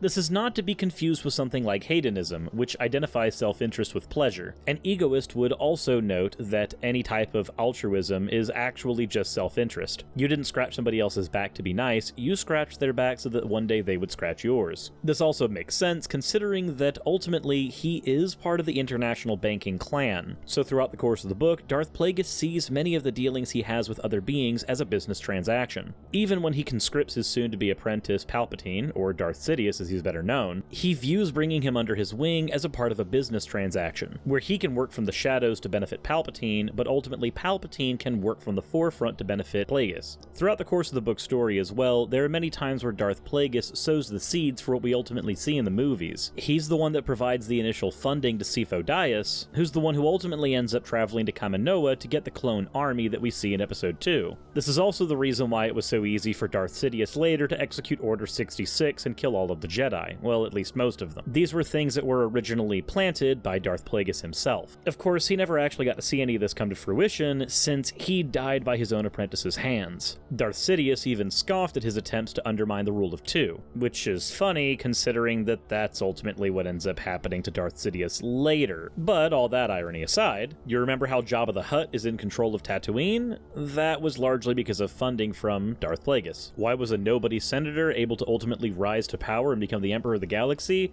That's because he was plucked by Darth Plagueis. There can be arguments in my comment section about who was really pulling the strings between Plagueis and Sidious, but at the end of the day, there are a ton of events in the Star Wars universe and the movies alone that were engineered by Darth Plagueis. At least if you accept the book as still being canon. Thanks, Disney! While an egoist like Plagueis would argue that everyone in the galaxy is trying to pursue their own self-interests, there are some actions that egoism doesn't account for, some things that could be considered truly altruistic, like a soldier jumping on a grenade to save his unit. However, were Plagueis presented with this scenario, his response would likely be something like, "That soldier was self-deceived, like many beings in the galaxy. He believes that he is serving another, when in reality his own self-interest was the preservation of his unit. He was ultimately serving himself." In business dealings, an egoist will typically try to view the transaction as a type of zero-sum game. A zero-sum game is a mathematical representation of a situation in which each participant's gain or loss of utility is exactly balanced by the losses or gains by the other participants. Basically, if we have 5 people at a table, and then we give 1 cookie from each person to a single person at the table, we have an example of a zero-sum game. This is because the sum of the amounts won by one player equal to the amount of combined losses of every other player. If we view the actions of Darth Plagueis in his book, we can actually see that everything ends up being a zero-sum game. He ends up fronting the funding for the Kaminoans so that they can create the clone army, not because he's trying to be generous, but because he knows that ultimately he's going to be gaining more in that transaction through the inevitable annihilation of the Jedi. The Kaminoans in this case might not ever be able to receive business from any political organizations ever again. Throughout the book, he also manipulates Darth Sidious into many situations where, in reality, Plagueis is the only one gaining anything. Sidious loses his family before gaining the Darth title. This is because he's trapped in a situation where he ends up slaughtering them, and this is a situation that was engineered by Darth Plagueis. But again, the losses of anybody else participating in the game don't matter as long as ultimately one person is gaining more. And because Plagueis is the egoist in this situation, that person has to be him. An egoist will also see themselves as above others, both realistically and morally. After all, what moral system actually matters except for the moral system of self-interest? This doesn't just apply to ethical egoism. Here's a bit from the book itself so that you can get what I'm meaning. A celebrated ancient poet once said that every death lessened him, for he considered himself to be a brother to every living being. I, on the other hand, have come to understand that every death I oversee nourishes and empowers me, for I am a true Sith. What does better than mean to those of us who have passed beyond notions of good and evil? Are you better than Bon Tapalo? Are you better than Queen Padme Amidala? I am the only one fit to answer the question. Better are those who do my bidding. Plagueis placed his hand atop Varuna's. I'll remain with you for a while as you meld with the Force. But at some point, I will have to leave you at the threshold to continue on your own. I am Darth Plagueis, Varuna, your shepherd. That's a little snippet from the audiobook. If you get a chance to actually listen to it in its full glory, then please do. It's a very good book. Anyways, as you can see from Plagueis' own words, he sees himself as above others, and he thinks that others' moral imperative is best served if they're serving him. An egoist will only see worth in other people if they are serving the egoist's self-interests. This leads many egoists, Darth Plagueis included, to end up being very manipulative in an attempt to bring other people to the point where they're willing to work towards the egoist's goals. The downfall of many people who subscribe to the epistemology of egoism, however, is usually when they're found out, when it's discovered that many of the actions they've taken have been largely in self-interest and not actually for the benefit of others around them. This may not matter too much in individual business dealings, since most business dealings are viewed through the zero-sum game lens anyway, but where it does end up mattering is in the personal relationships you have with other people. Here's another bit from the book, so you can see what ultimately happens when the egoist is found out by those close to him, at least when that person happens to be a Sith Lord. It was Higo Damascus Plagueis who then set his sights on a seemingly confused young man, and with meticulous skill manipulated him into committing patricide, matricide, fratricide. Darth Plagueis, who took him as an apprentice, sharing some of his knowledge but withholding his most powerful secrets. Denying the apprentice his wishes as a means of controlling him, instilling in him a sense of murderous rage, and turning him to the dark side. This is part of a long-winded speech that Darth Sidious gives to Plagueis shortly before killing him. This is because, due to all of the enemies that Plagueis ended up making throughout his long life, largely the end result of him serving his own self-interest for over 200 years, he had to spend every waking moment looking over his shoulder, and couldn't even spare sleep for several years. This led him to be incredibly weak and infirm, and susceptible to being drunk on wine, which Sidious ultimately used to kill him. Not before having his villainous monologue before ultimately killing his master, of course. I know that I'm viewing this through the frame of a fictional character, but it does seem that many philosophers agree with me when I say that prospects for egoism in all of its forms, especially psychological, are largely dim. Egoism ends up being something that one can ascribe to in short bursts, much like skepticism. If someone were to truly follow skepticism at all times of their life, they wouldn't be able to make any decision whatsoever, since they would end up butting heads against whether or not reality even existed at some point. This is why with both egoism and skepticism, ultimately someone's going to have to employ some form of pragmatism, since where the egoist is concerned, not doing so will lead to one's own self-destruction, and where the skeptic's concerned, not doing so will lead to inability to do anything. For those who want, I've provided a detailed article in the description about egoism in its three forms, and a conclusion that largely mirrors mine. I've also dropped a biography for Darth Plagueis in there as well for those who want to continue reading on about his life and accomplishments. If I can leave you with anything in this video, I guess it would be that even though fictional characters like Darth Plagueis are larger than life, sometimes their epistemologies aren't things that we should personally ascribe to. The takeaway here is that by being an egoist, ultimately, Plagueis engineered the scenario that was his undoing. He couldn't sleep because of all the transactions he'd created that led to zero-sum game scenarios and all the enemies he made as a result. He couldn't trust his own apprentice because he, again, engineered scenarios where his apprentice was at a loss at all times. And in trying to fuel his own personal imperatives, he lost sight of the greater Sith imperative that was began by the pragmatic philosophy of Darth Bane. This failing of the egoist philosophy is something that Darth Sidious even notes in his own manuscripts. In the Book of Sith, he notes, "My master, Darth Plagueis, recorded his own musings on what he believed to be the true nature of the dark side.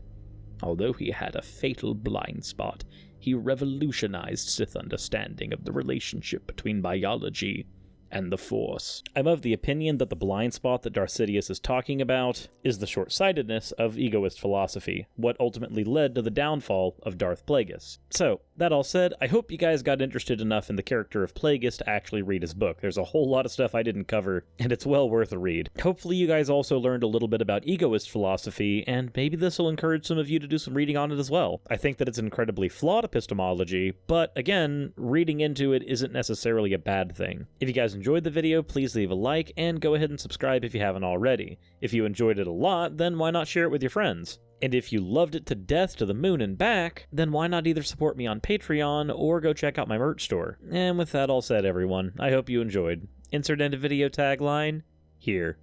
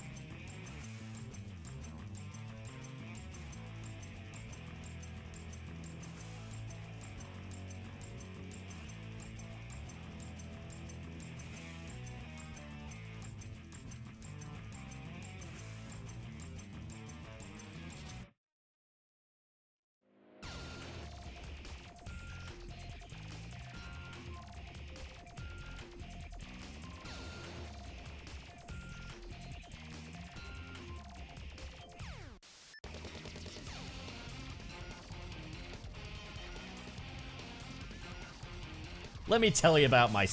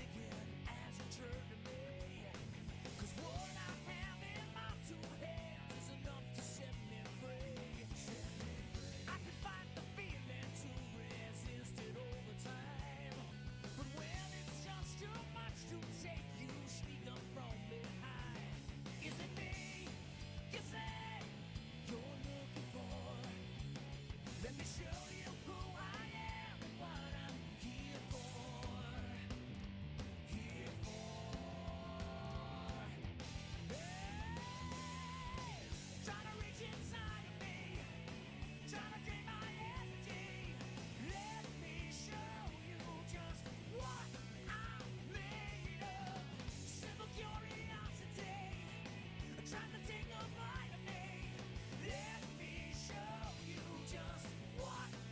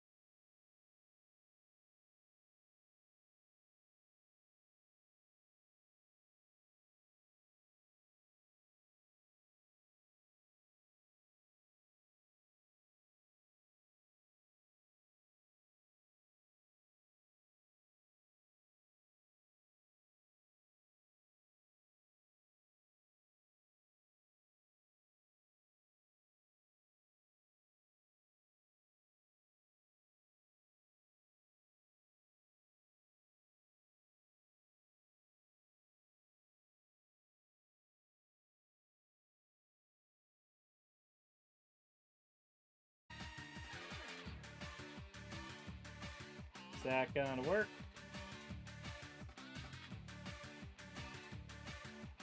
Oh, I've still got to confirm my email. I hate when places are like, you did everything. Confirm your email. Like, bitch, I sent it to you. That's all the confirmation you need. You require nothing more from me. Don't lie.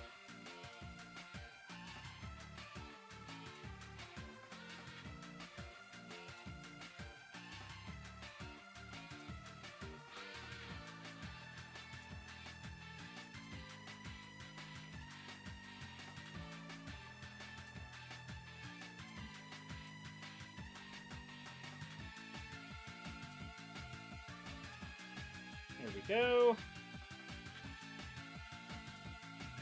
Yeah, the payment method.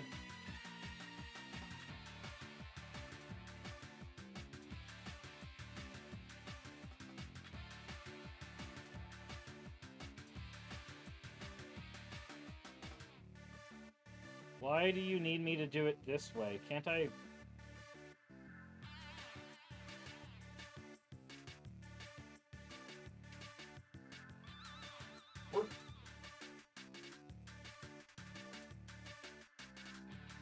Fine. Checking. I guess I have to get the routing number now. Woo! I hate this.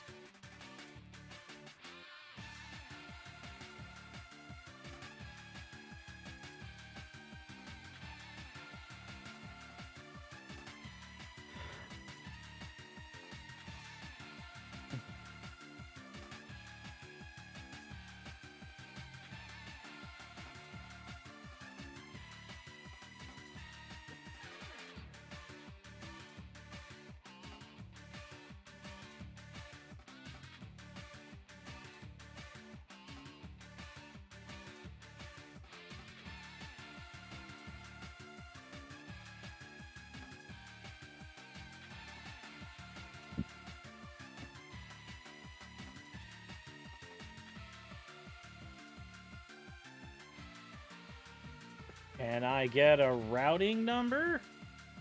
Please and thank you. Thank you.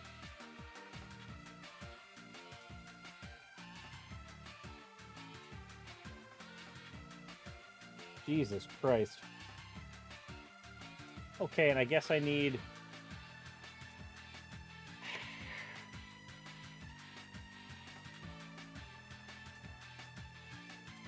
So this one... LastPass, please help me here.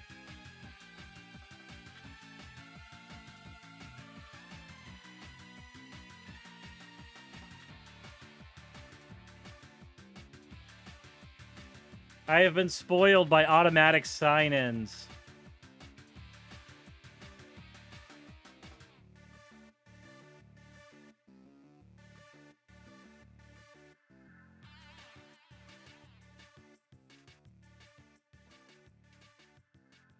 There's being tortured by technology? Yes.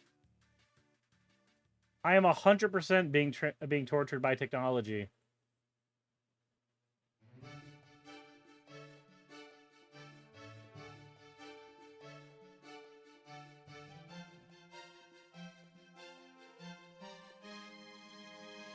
Okay.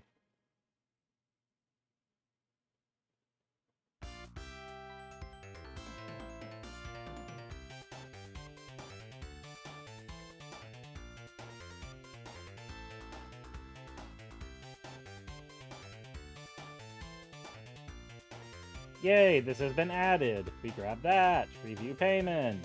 I agree. Submit payment. And done. Okay, cool.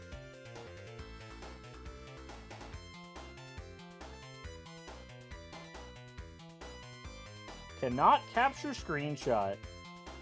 Well, that's dumb. Anyways, there we go. First car bill payment successfully made. I feel like a proper goddamn adult.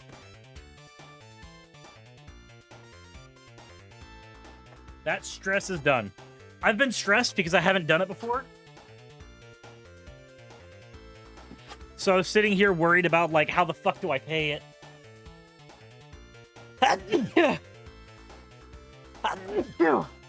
Whew, there's my sneezing.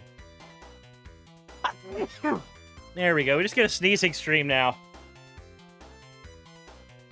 That's all it is. Peak entertainment. I'm awful at what I do.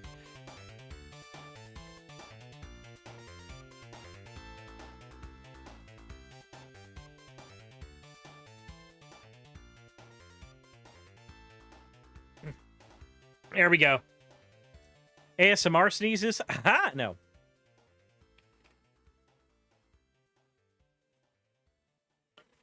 Fire Sparks, if you want to tell me something important, go right ahead. Best of luck. I am very tired, so I either will take it 100% correctly, or, you know, I may laugh and giggle uncontrollably, given the time of day.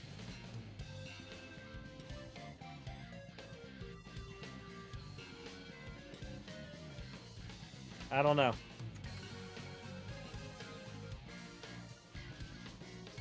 In Cuba, they recently allowed couples to marry and adopt. Oh, sweet. Good. Good shit. Happy shit.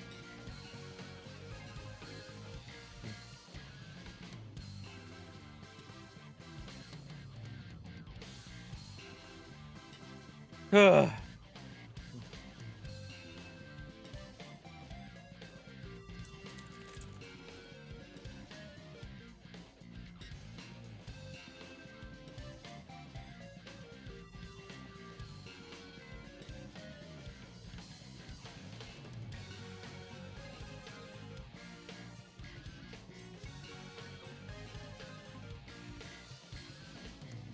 And order confirmed. Hope the cereal is good. So if it's anything like the cereal I ate, which, you know, was the exact same brand, it'll be good.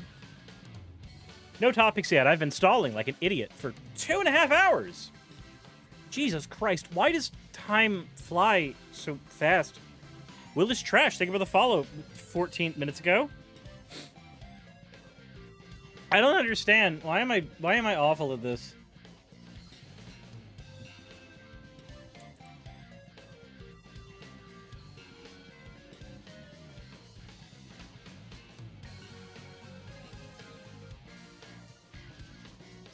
Is Magic Spoon really good and good for you? Actually, yeah, it kind of is. I'm not gonna lie.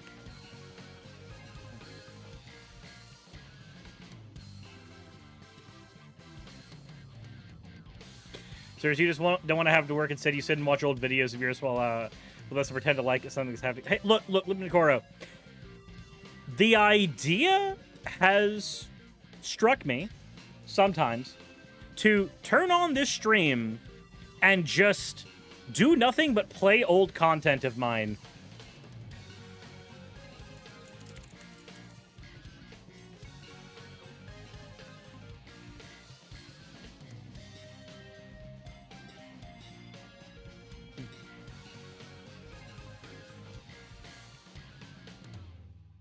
Why not do it sometimes? I'd be down at least. I feel like maybe if I had that set up, like where Raz could just come into my office and turn on the stream and have it just play old videos, and have that be a thing that happens like while I'm in Portland, I feel like maybe that would be kind of neat. So what would that do? You don't get paid view time like on Twitch like YouTube. So Twitch can bury you in the algorithm the same way YouTube can if you're not streaming for a long time. My average viewership before Too Many Games was about 150 to 160, and it plummeted down to about 100-ish when I came back. I don't think it would plummet again. I think this is probably like my relatively stable number now. But I do know that can happen with Twitch. It happened to my friend Lulu as well. She had to take 2 weeks off of streaming, and when she came back, like, just everything was fucked up.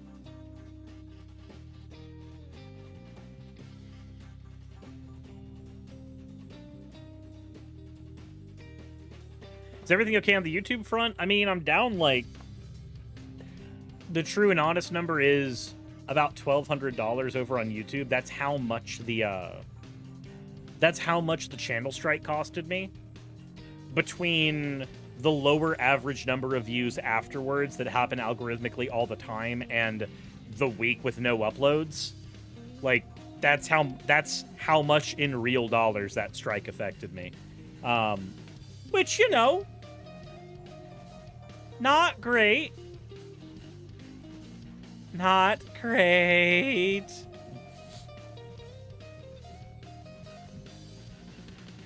But it's not the end of the world because we got everything caught up with the previous subathon. It's not like we're in a financial hole or anything. Like, so luckily the strike happening after we dug ourselves out of the hole helped.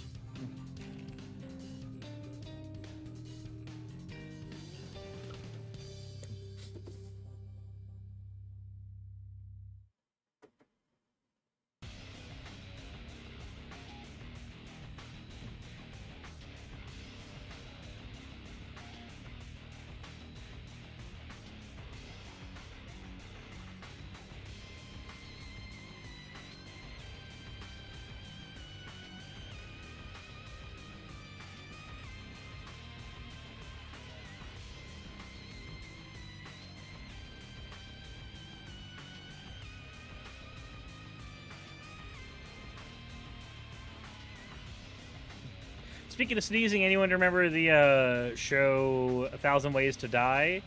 I remember one where, like, a dude got up after doing, like, playing a lot of video games and ended up dying spontaneously.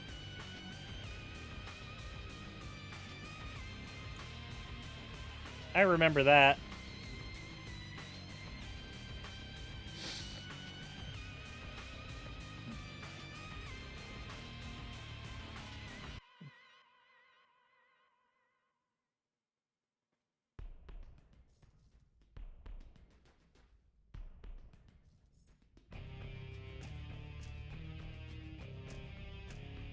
So in one of the segments, there was this woman who tried to fake a sex scandal against a politician running for mayor, so the one she works for would win. However, when the paparazzi showed up at the time she called for them to arrive at, when they started taking pictures with their cameras, would have on the flashlight triggered a photosensitive sneezing fit, so much that the amount of force that caused...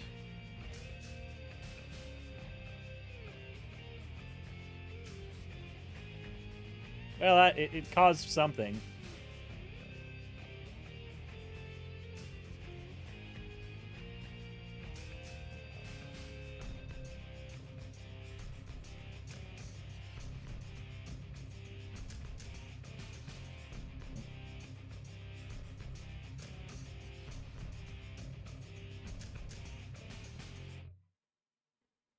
Caused something. Caused her to stop breathing. Okay.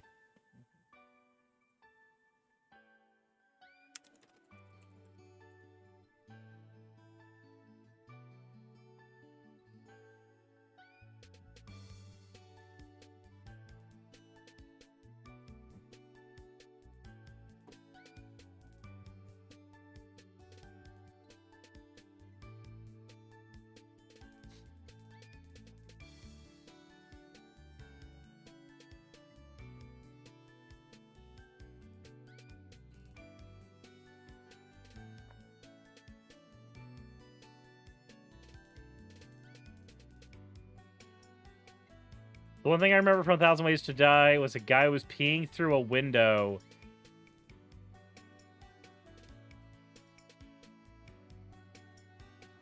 And a sash weight broke and slammed a window down on his neck. Oh, Jesus. Ah. Wibby says, okay. You're not going to believe this, but I found you not through Twitter, not Twitch, but on Docu McCurry. Wait, Wibby, did you find me through the Documura that's on Cuddly Octopus? Is that what happened? You found me via the Dakimura, or the Dakimakura on Cuddly Octopus. Oh my fucking god. That is hilarious. Sidebar, did any of you know that I have a Daki? That's a thing that we have over here on this channel. You know, for reasons. Someone saw Circe's model designed blindly and was like, that's my type. Well, hello. How are you doing? I hope you're having a wonderful day.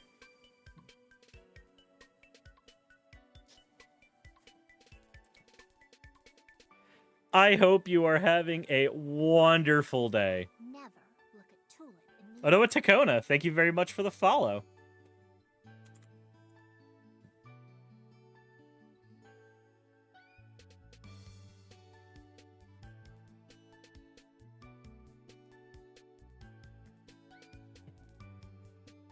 never Wibby says, yeah, you're in my bed. Oh my god. Guys, we found one in the wild. We did. Thank you so much for the follow, Wibby. I knew it would happen one day. I knew eventually at least one person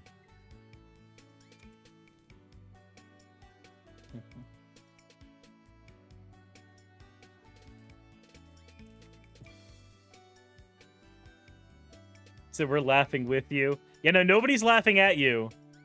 Wibby, are you familiar with anything where like my content or me is concerned? Or is it just like strictly, you know, the body pillow? Is that as far as it goes? Said nope. Oh, this is glorious. This is wonderful. Okay. I didn't know you were a VTuber. Oh.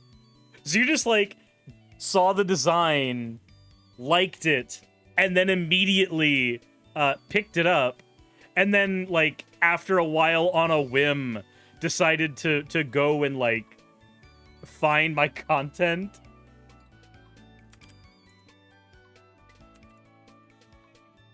Innocence and purity. Innocence and purity. I was trying to get another one.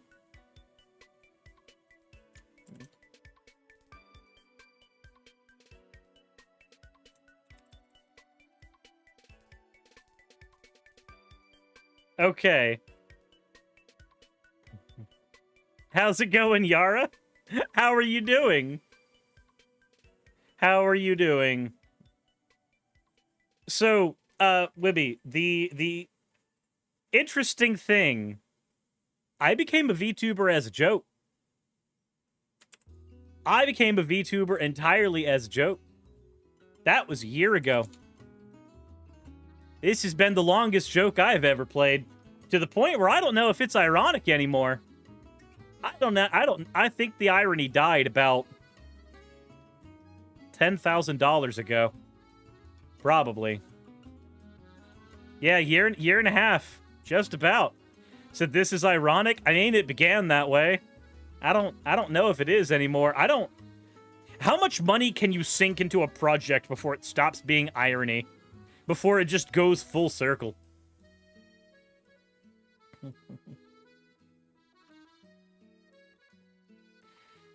So, for years, I did regular content with a PNG. Not PNG tuber style, more like Rant Sona style on YouTube. And with that content, eventually I wanted to move to like a more live stream style of content. So I started doing face cam content more than I was doing the PNG character content. But a bunch of people said, we miss the character. We miss you doing the PNG character. So I said, okay, cool. I understand. You hate my ugly mug. I get it. So that's fine. I'll bring the Avatar videos back. But not with my old character. You guys want Avatar videos, but I'm going to give you the monkey's paw.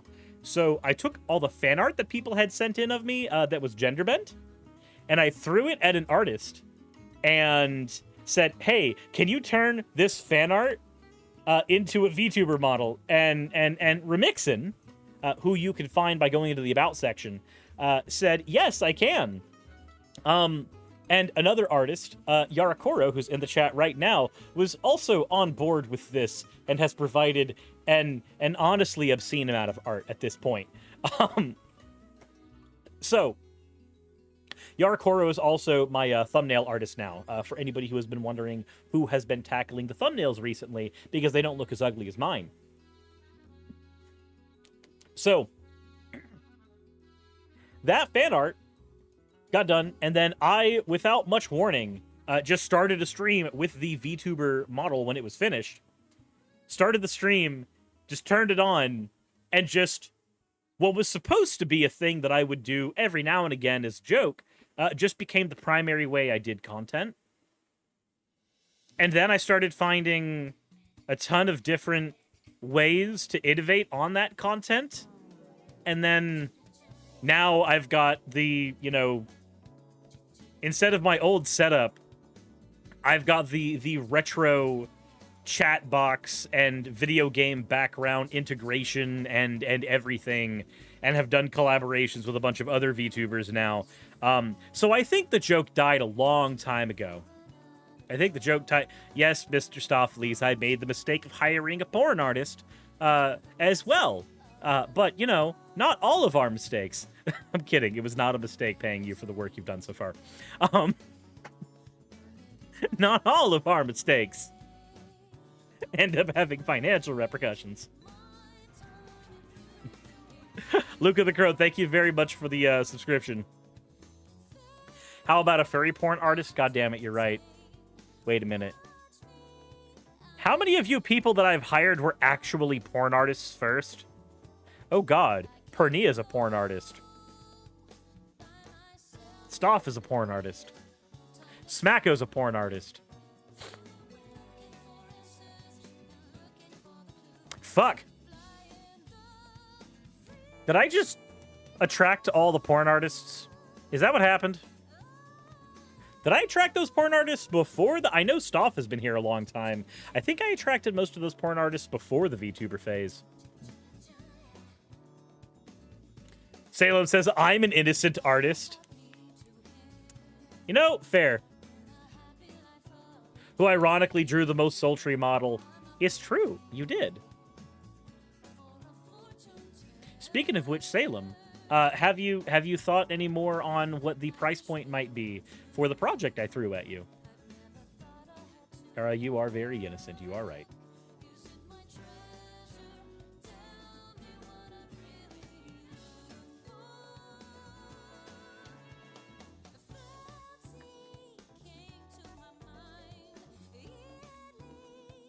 You said you don't draw porn for commissions yet. There's corrupted Stoff. Oh, no. Stoff only submitted innocent art years ago. I'm fairly certain Stoff completely and totally corrupted itself. That was not a me thing. That was a Stoff thing.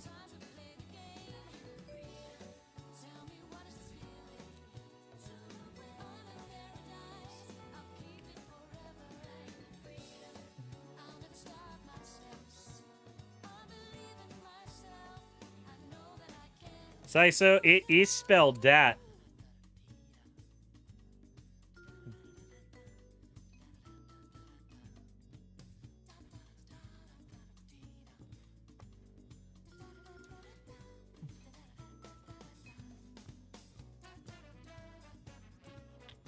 So yeah. But also, there's the fun backstory behind why I'm a VTuber, Wibby.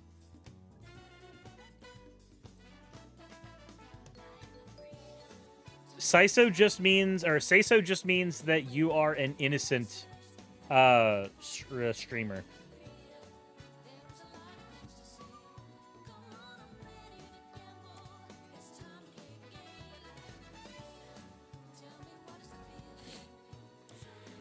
If you never did that, Jesus Christ.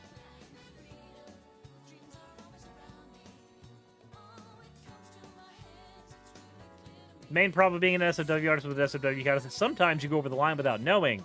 I did a little whisper pick that might have gone a little too far. Smacko, that pick didn't go too far. It didn't go far enough. You don't understand, Smacko.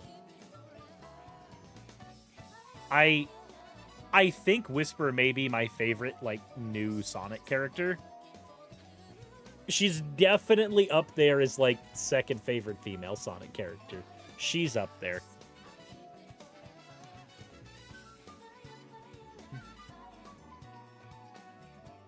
She's up there. Who's that? Who's Whisper?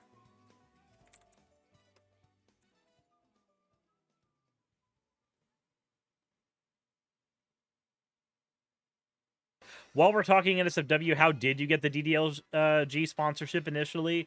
That was Raz. That was all Raz.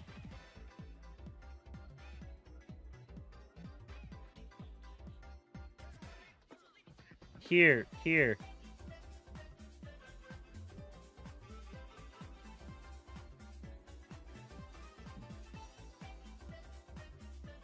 Let me get you a couple of things.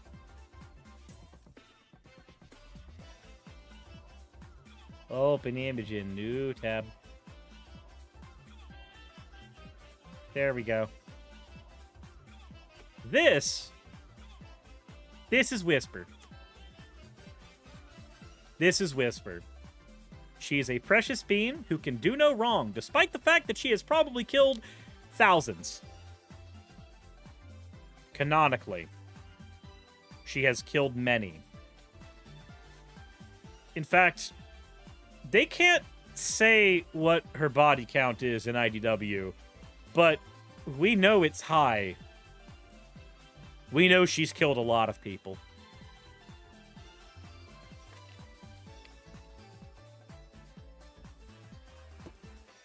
Yeah, her kill count can and should go up.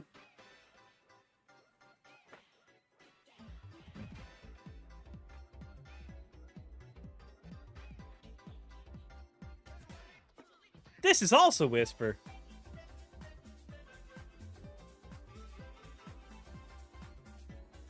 I love her expressions. Why is she killing people? She's a sniper. She's a mercenary. Her job is to get paid money and then go kill people.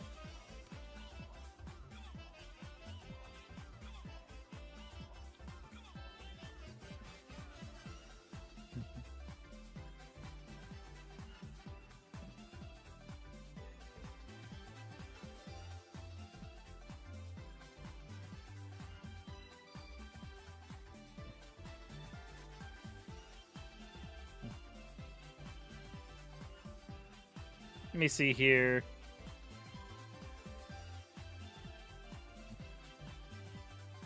Is she evil? No, she's a good guy. She is good.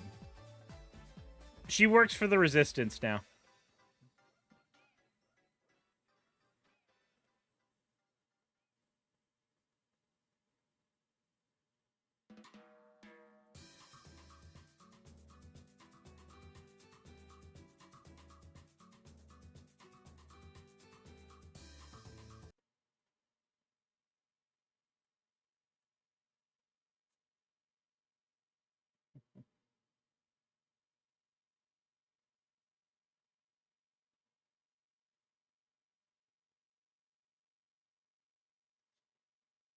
Said, and it's lesbian. Pretty much canon.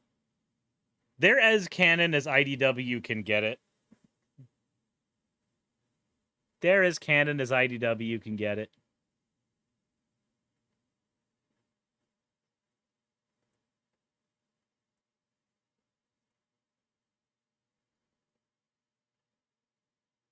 Because, I mean...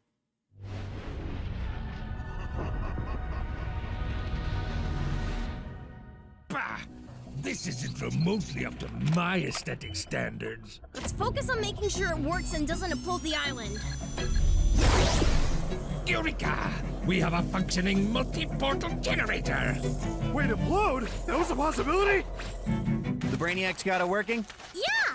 Did you figure out who should take on each of the Deadly Six? Yep, I think... I'm... fine. Let's get everyone moving. You'll be splitting into teams where you can. Tails and Amy will take on Zama. The dude is dumb as a brick. You two should be able to outwit him and take his Chaos Emerald no problem. SBO Knuckles, you get Zaz. The guy's a berserker. You two are the best trained fighters, so you should be able to overcome his brute strength. Nope.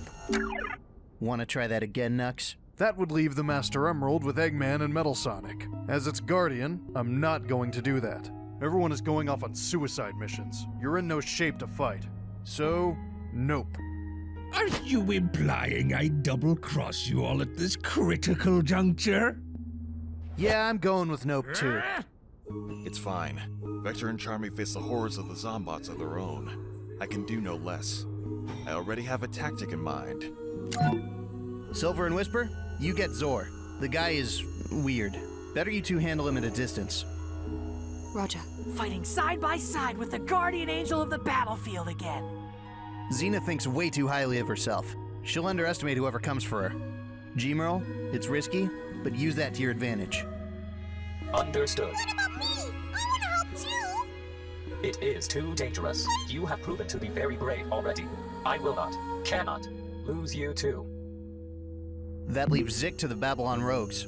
He may be tiny and old, but the dude is craftier than the rest of the Deadly Six combined. Oh, please. The three of us can handle Grandpa, no problem. Yeah, I ain't afraid of hit an old man. Stay classy. It will be up to Rouge to steal the final 2 emeralds from Zavok and escape the face ship. Once you've all returned, Sonic will use the emeralds to transform into Supersonic and use the Warp Topaz to undo the metal virus. Unless he succumbs to the infection first. Don't sound so eager. Your life is on the line too. Correct. Ergo, Tails! We need to build a treadmill for Sonic! My speed fights the infection more than the motion. Speed isn't doing it anymore. But I'm not risking you collapsing somewhere on this island and waking up a Zombot! We're all prepared here. How are things on the face ship? Where do you go to find these? Asking a lot of questions, trying to figure out where Eggman escaped to. If we're going to make our move, it needs to be soon. This is everyone? It's a miracle we saved this many. There are more on the world below. But the Deadly Six are hunting them down as we speak. If we fail... You won't. But if worst comes to worst, I'll look after the survivors. You have my word. This should improve stability. You know, in a way, Eggman didn't get a chance to stay reformed. Starline put him back on that path. But you just had to go back to him, didn't you? You couldn't be like G-Merle or Omega. You just had to be a one-note jerk. Did you really think neutralizing metal would make him less of a threat? Well, yeah. He had nothing left to fight for, and no way to fight. You may have neutralized his hardware, but his software demands battle and conquest. His sole desire from that point on would be to become dangerous again. We didn't think anyone could restore him, though. And you were right. But you didn't know about Starlight. You didn't know about my glorious return. And look where that got you. Yeah, you were living happily and peacefully as Mr. Tinker. You were bringing joy to others. What a waste, right? When are you going to let that go? Not until you get a clue and come around, Doc. Don't get too high and mighty on me. You helped spread the metal virus, after all. I wasn't the one dumping gallons of goop on people. No, but you have been fighting back the infection for quite a while. How much has it mutated just from those failed attempts to run it off? The emeralds scatter themselves after each use. Zombots? How many miles of infected grass did you cross? Or rather, cause? Oh, I get it. You're trying to get in my head.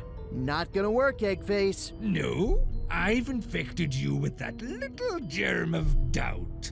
And even when this is all over, you won't be able to shake it. My parting gift to you, rodent.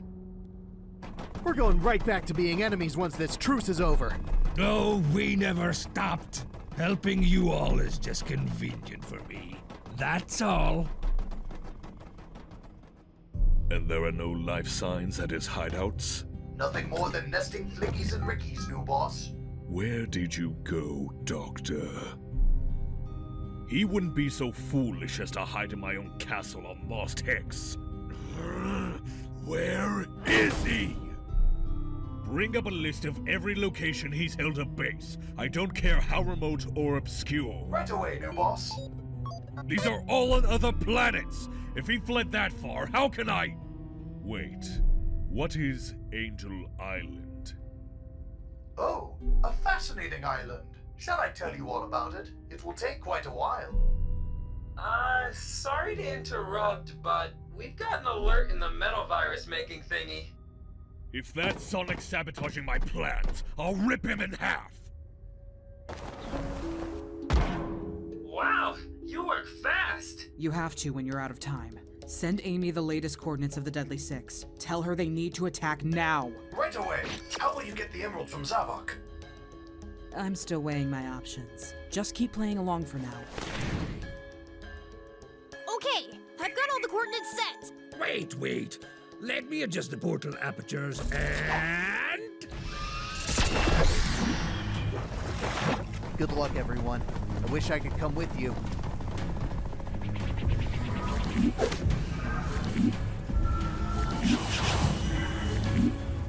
Goodbye. Yeah, portal apertures. Aperture science.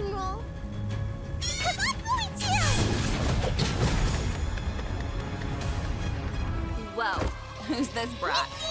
My name is Cream, and you're being very mean. Give us the Chaos Emerald right now. Us? You look very alone, little girl. Hey, Zomom. Long time no see. Huh? Oh, yes, thanks, then, with the weird towel. Yeah, sure. Listen, Zavok sent us to find you. He died? That's right! He needs the Chaos Emerald back. If you give it to us, we'll take it to him for you. You won't even need to stop eating.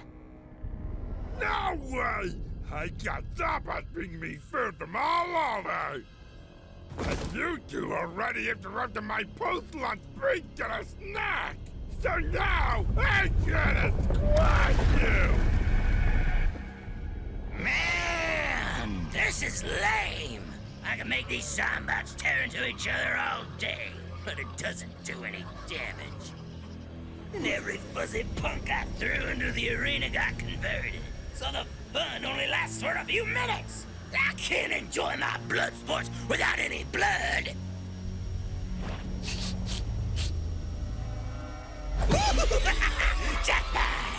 Impossible! You can't run, and you sure can't hide!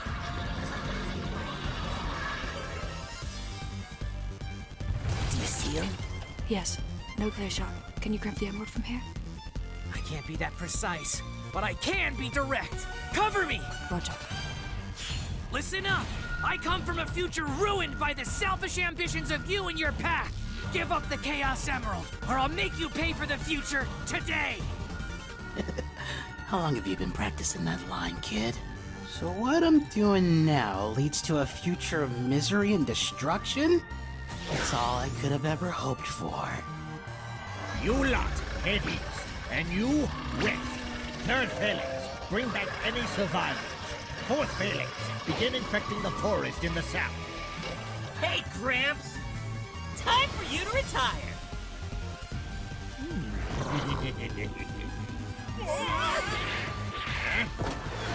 My, you fledglings have quite impressive airboards. Perhaps I'll take one of them for myself.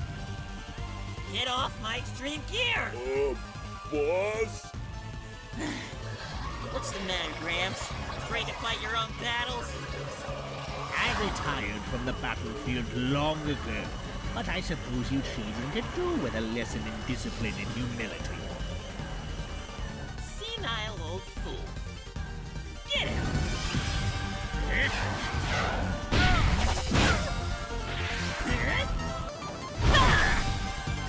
Pretty good moves. For a raisin, give it up. I've got you beat. Perhaps. But I've got your friend. How is someone that big that fast? Just keep running! No! We came here to get that Chaos Emerald and end this nightmare!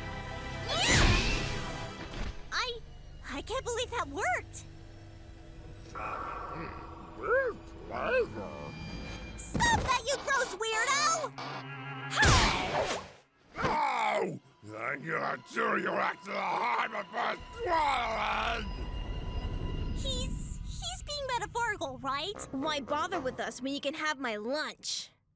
I dropped it while you were chasing us, which is too bad because it looked really yummy. Oh, where? I'm starving! Tails, what are we going to do? Zomom is too strong for us to take down and too stupid to outwit. I don't know. Sonic made this look way easier before. He seems easily distracted. What if one of us baited him while the other grabbed the emerald? It's risky, but it's worth a shot. There's nothing here! You're finally! Now you made me hungry and angry! I'm angry! You wouldn't like me, and I'm angry. Yo! Time to get to higher ground! I don't think that's gonna work!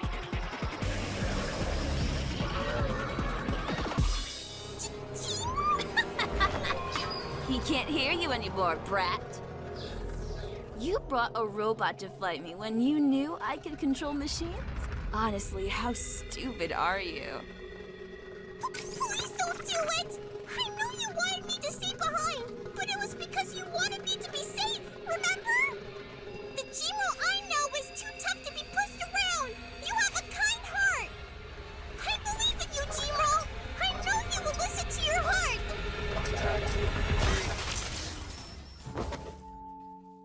You did it! Foreign signal identified. Wireless receiver critically damaged. Electromagnetic signals disrupted. But you hurt me! Yes. Ah, you're making me get up and work. Fine. If you're gonna make me get my hands dirty, I'm gonna have some fun with it. External interference cannot override. Duck. You hit me! I hate fighting! I hate seeing my friends hurt and scared! And I hate how big you are! Gmo, no! I know your type.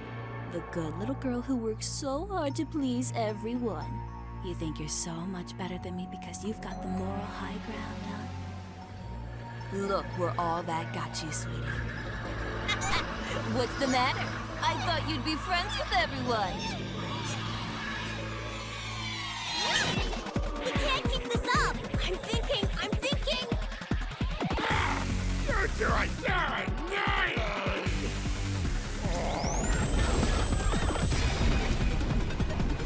Tails!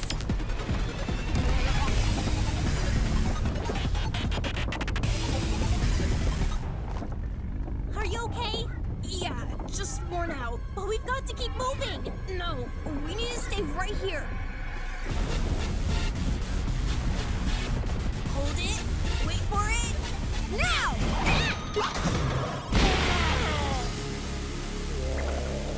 How do you like that? Overpowered and outsmarted. Hey, get back here! Without that, I can't control the... Oh.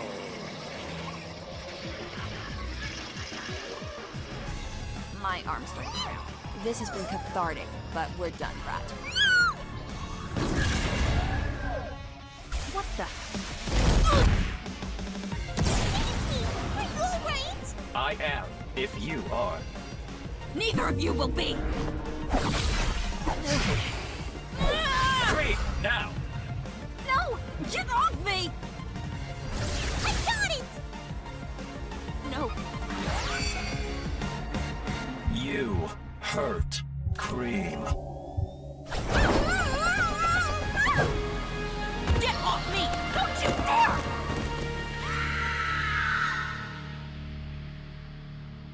I'm sorry, Teamroll. Do not be. I required your assistance after all. Thank you. Yes, but I got sick. I don't want to make the others sick. So you have to go back on your own.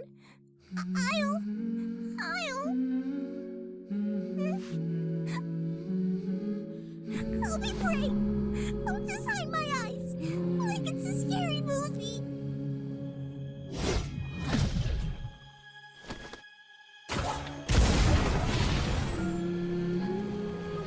Steamroll?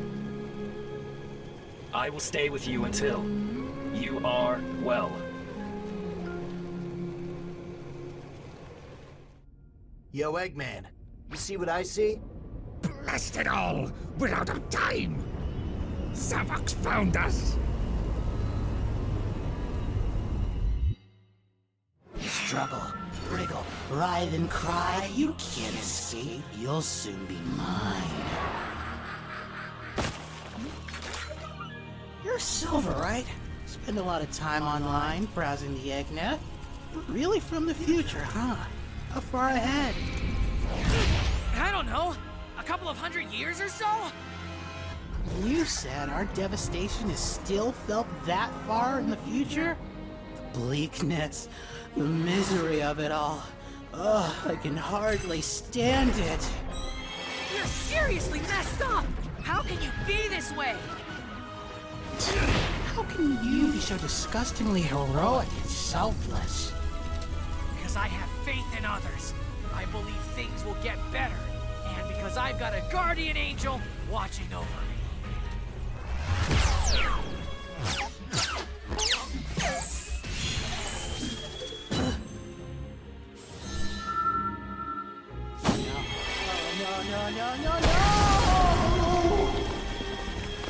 You can't leave me like this! You're supposed to be heroes! I'm trapped! Powerless! This is inhumane! It's perfect.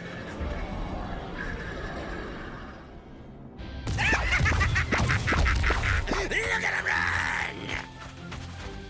Box him in!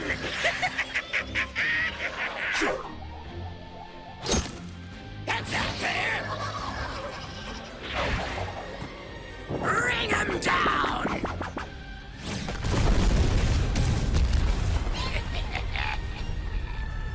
What? No, you're not trying that invisibility trick again, are you? Lame! Get out here and fight me like a man!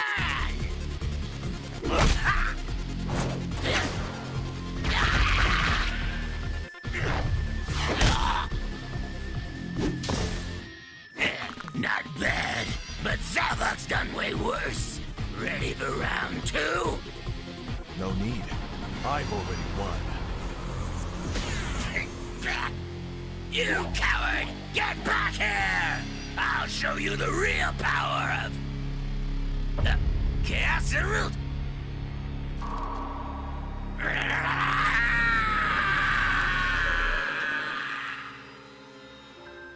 I may have been the only one here in body, but you were here in spirit. Let them go! Rash young fool. Only now do you begin to understand the consequences of threatening your elders. Jet, before it's too late, I told you a frontal assault was a bad idea! What? What are we gonna do? I can't punch these guys. That's all I know how to do. Wait, Storm. You're a poor little child. You don't sacrifice your own unless it will gain you the advantage. Now all I need to do is utter a single command, and you've lost everything. Human, old man, and beg for mercy. It's been so long since I've crushed the enemy under my own heel. We're the Babylon Rogues. We don't beg. We don't give up. And we don't lose!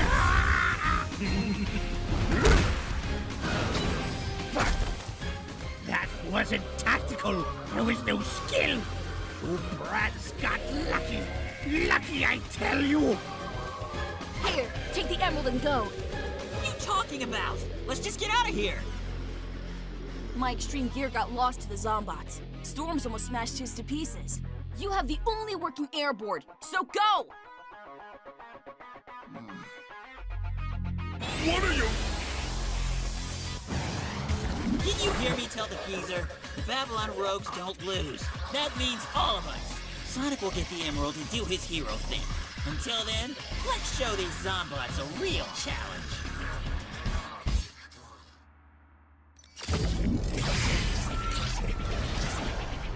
I love how they do the Babylon Looks Rogues like in the this. Babylon Rogues didn't make it. Cream? Where's Cream? Where? Oh no. G-Merle's with her. She'll be alright. Because we're going to make things right. 2 more emeralds, and you can become supersonic and save us all. I've been thinking about that. Listen. In the future, everything is infected. That means all this happened already. And we failed. But you came back in time. You made it different. If we're going to change the future, we need to use the one thing that wasn't there before. I need your help to pull this off, Silver. Just tell me what you want me to do. It's the spaceship! Zavok's found us! You catch on fast. Rouge, we're out of time. Whatever you plan to do, do it! Can you see them from your hiding spot, Sonic? The faces of all the friends you failed. Angel Island. It looks smaller than Lost Hex, but no less beautiful. I cannot wait to bathe it in metal virus. What in blazes? Goodness, does this one emerald power the whole ship? I had wanted to do this more elegantly, but I suppose brute force works for a brute like you. Tuck and roll, boys! I can't believe this was our best option. Desperate times call for desperate desperateness. No!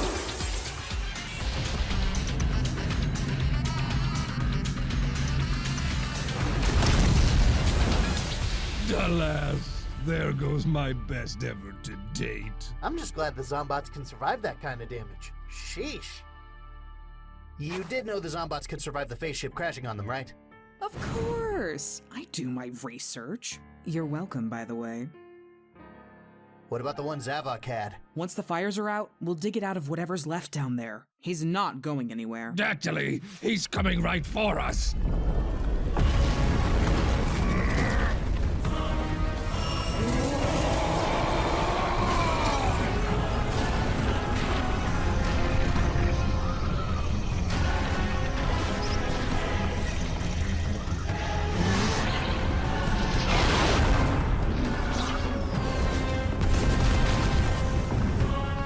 Just spit on my island? Tails, Rouge, I need air support. Silver, bring the emeralds. We've got to...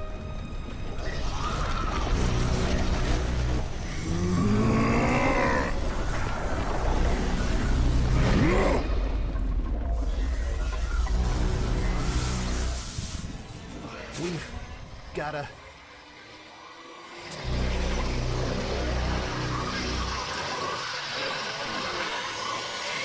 Why do you always bring trouble to my island? I know this looks bad, Nux. Zavok is charged up on Chaos Emerald energy. He's blasting Angel Island with fireballs. And it looks like he's using his souped-up electromagnetic powers to throw Zombots up here. There's literally nowhere left to run! Yeah, it seems bleak, but I've got a plan. Trust me. You better, or I'm so going to haunt you! Knuckles, don't! We've got to keep them away from the Master Emerald and refugees, so save the day already! You heard the man! Silver, Right behind you! Metal, I need you too! It's the only way to save me! Activate your defensive measures and do as he says! This is your last show of resistance. This is all you can muster. You may have destroyed my means of creating more metal virus, but I still command the Zombots. I will have them infect every inch of the globe. I will see your precious world grow sick and perish! Head straight for the Chaos Emerald on his chest!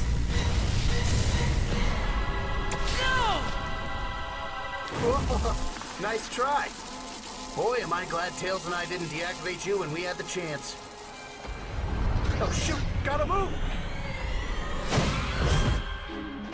Thanks, but don't risk dropping the gems! Just worry about the last Chaos Emerald! There it is! Get me in close so I can... Oh, hey! It's Sonic! That infection doesn't look good. I suggest you start running. Yeah, that's not really working much anymore. You misunderstand. I mean run from them. If I can get up enough speed, I can just run up to the Emerald. Hang on, guys. Just a little bit more.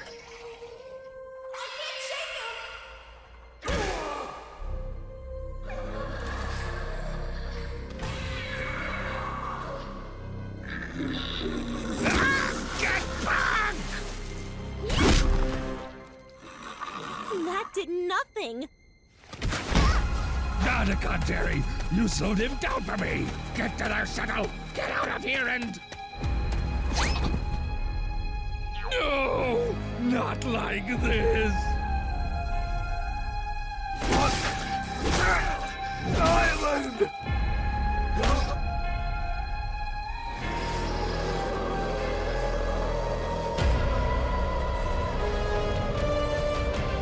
Sonic!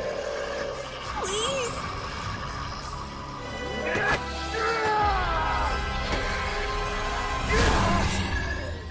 Metal. Up!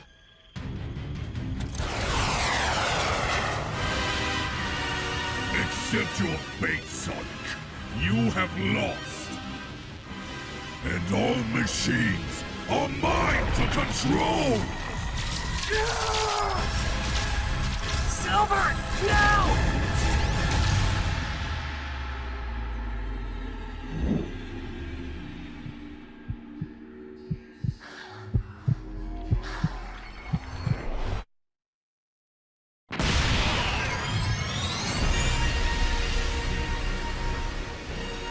Alright, ready to save the world?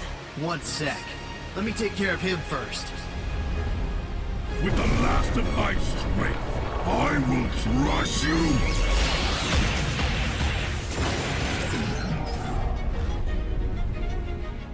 That seemed a little anticlimactic. We don't have time to be fancy. Especially since the warp topaz doesn't look like it's handling all this power too well. I'll try to handle the warp portal. You handle the rest with your psychokinesis.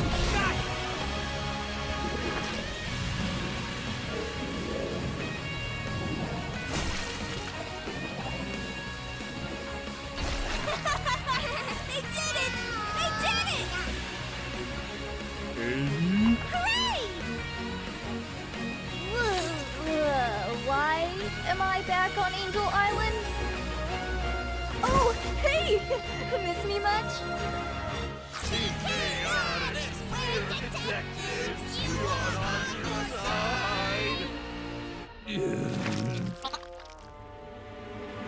Shadow? Knuckles? Rose! The world was about to end! I wanted to spend my last moments with the one I love. Are you all right, miss? I will be. Thank you, kind sir. Creep instructed me to come here in the assumption Sonic would succeed. Did I arrive with acceptable punctuality? I will wait. It's working! Where are you sending it? I'm dumping it where it won't hurt anyone ever again!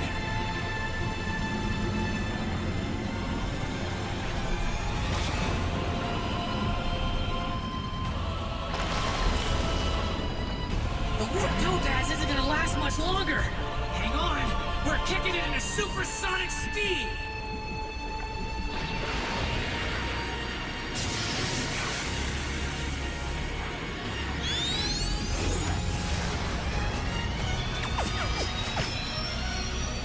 How we doing, Silver? I'm not detecting anymore. We're done. Time to get rid of this.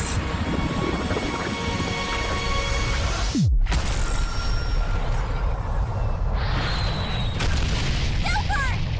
Are you alright? Is it over? What happened? It's over.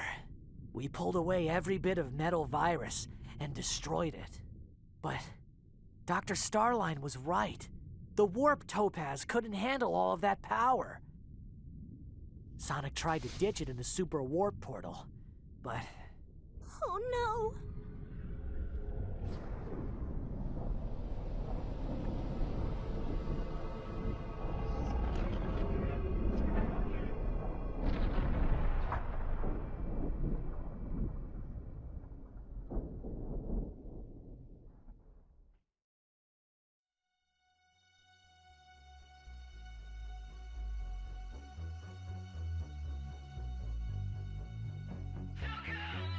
There it go.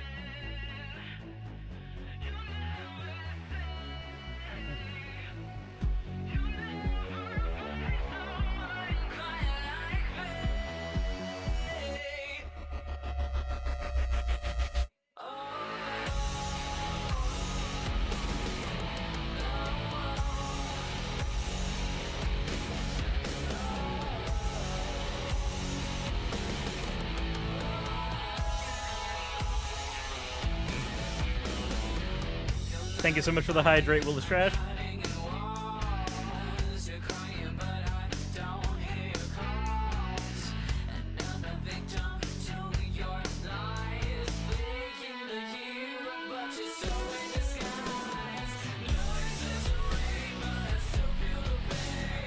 You didn't almost cry at Cream getting infected, Shoosh.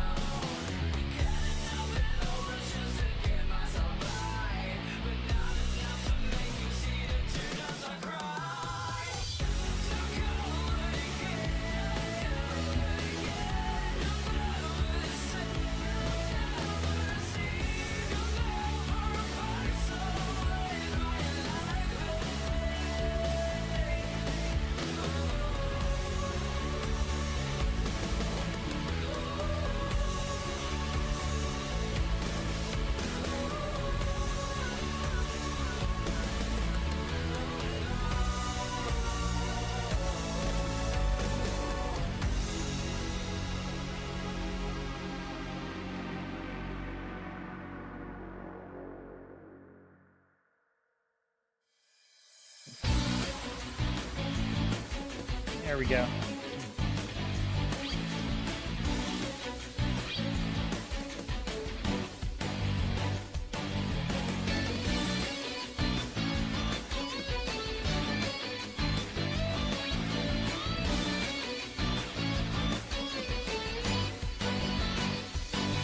Love the Root said she loves the Master Emerald. Well, of course.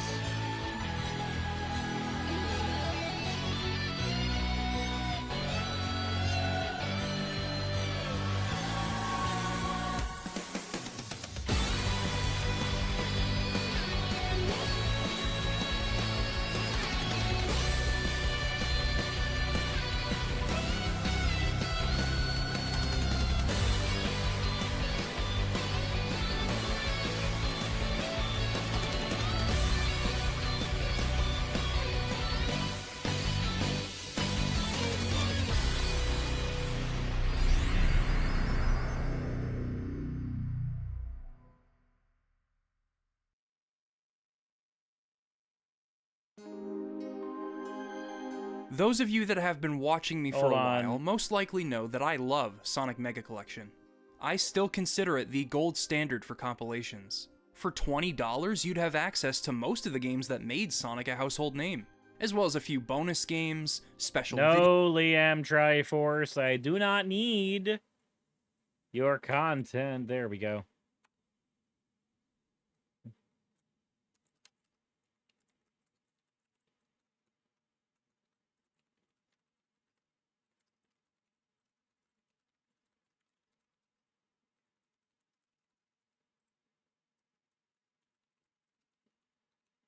That was a plug. No.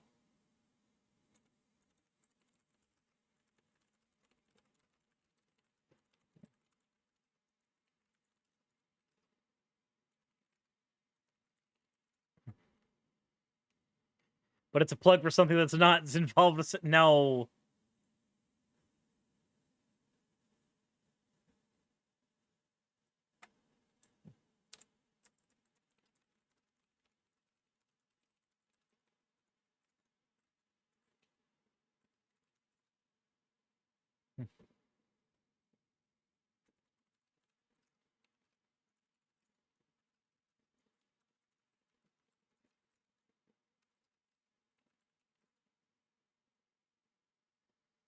The plug for something that isn't being covered as a topic. It's true.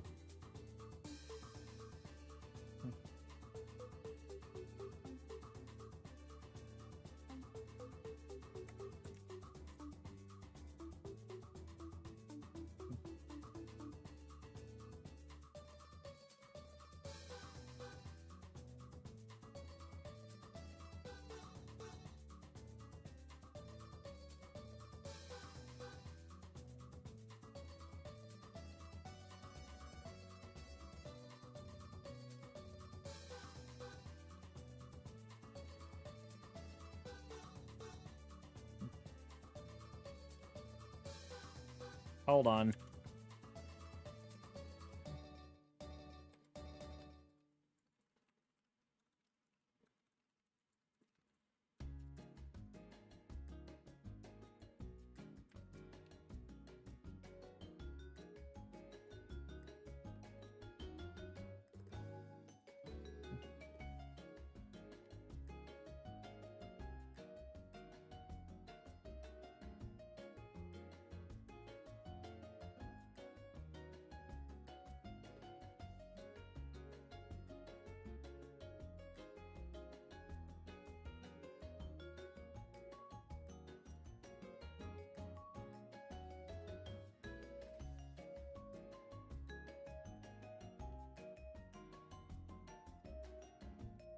Hold on.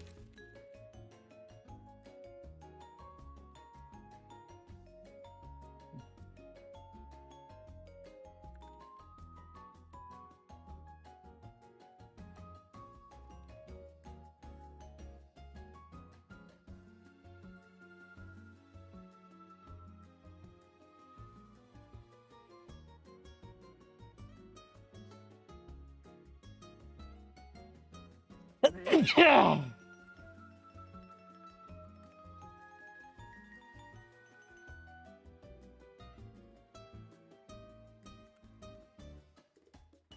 Okay. All right. I still have the energy to get through a couple of topics. I should have started them hours ago, but then we got sidetracked. We got very sidetracked. Look, I wanted to talk about things, okay? Okay? Every time a Cersei uses the slime is born, it's true.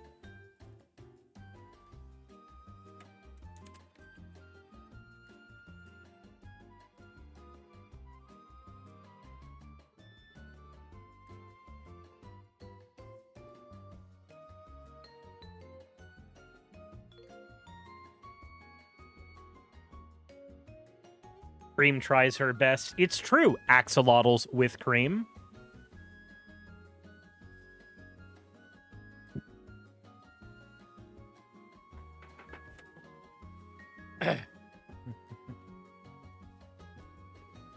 Okay. I'm gonna make my life...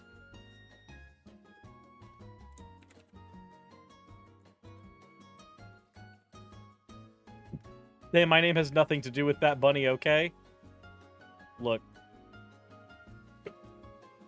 All I'm saying... Quethel, thank you for redeeming your points for an owl. All I'm saying is... It will.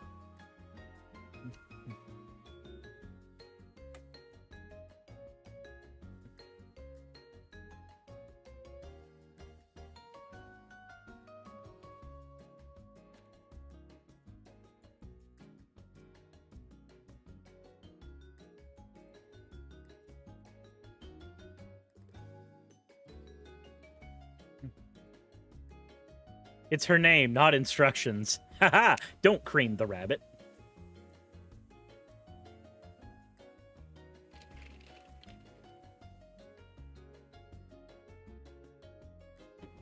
Look, all it means is I can share.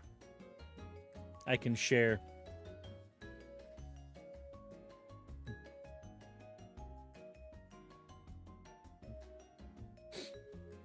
I should get the fan art up, shouldn't I?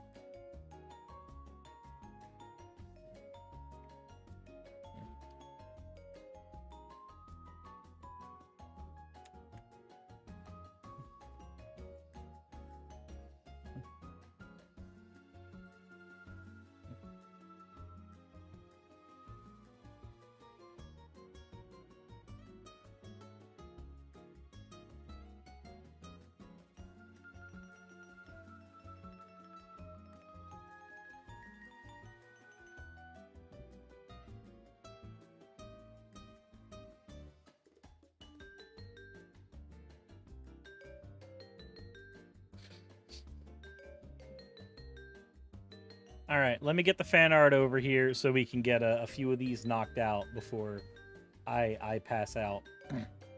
Because guess what? Tomorrow, I have a collaboration to do.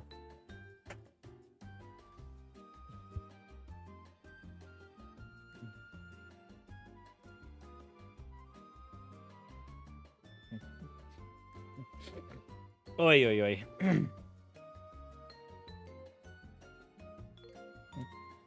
Tomorrow's in Tuesday. Hold on a second. I need this.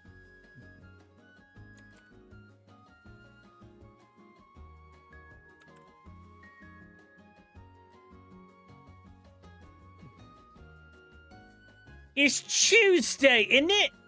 Yes.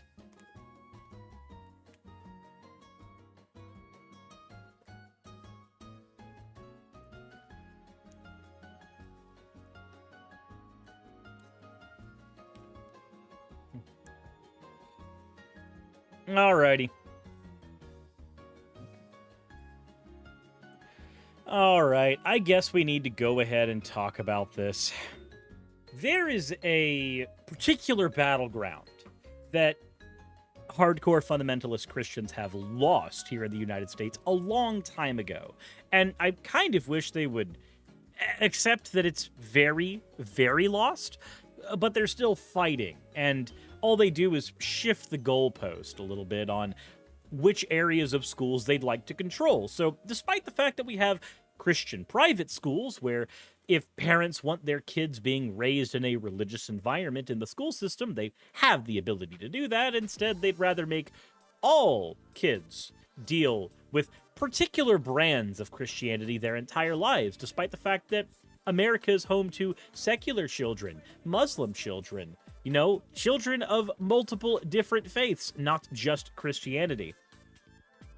But we'll get into the actual video talking about that here in just a second. First, let's go ahead and get into the fan art section, and I'm already disappointed. This one is from The Eyes Follow You. There is laundry, there is slime cirrus, and there is a fucking coin saying that there's a coin slot. I don't want coins going inside anything of mine.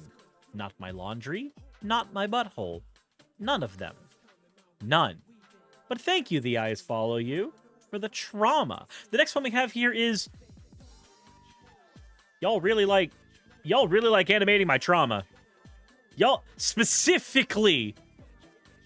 shit like this.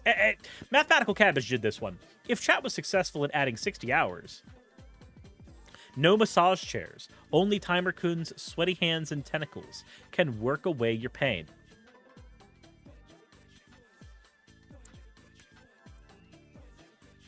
Timer-kun?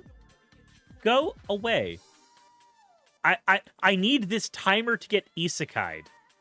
I need it to wake up in another world far away from me. Anyway, the last one we have here is from Prig.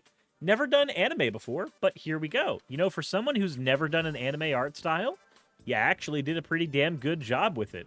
We've got VKS Cirrus, and of course, we've got Slime Girl Cirrus.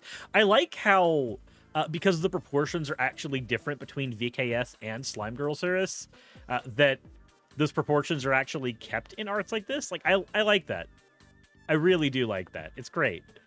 As always, everyone, thank you all for your fan art submissions. If you want your fan art to be shown in a few... Silver J, I swear to Fark.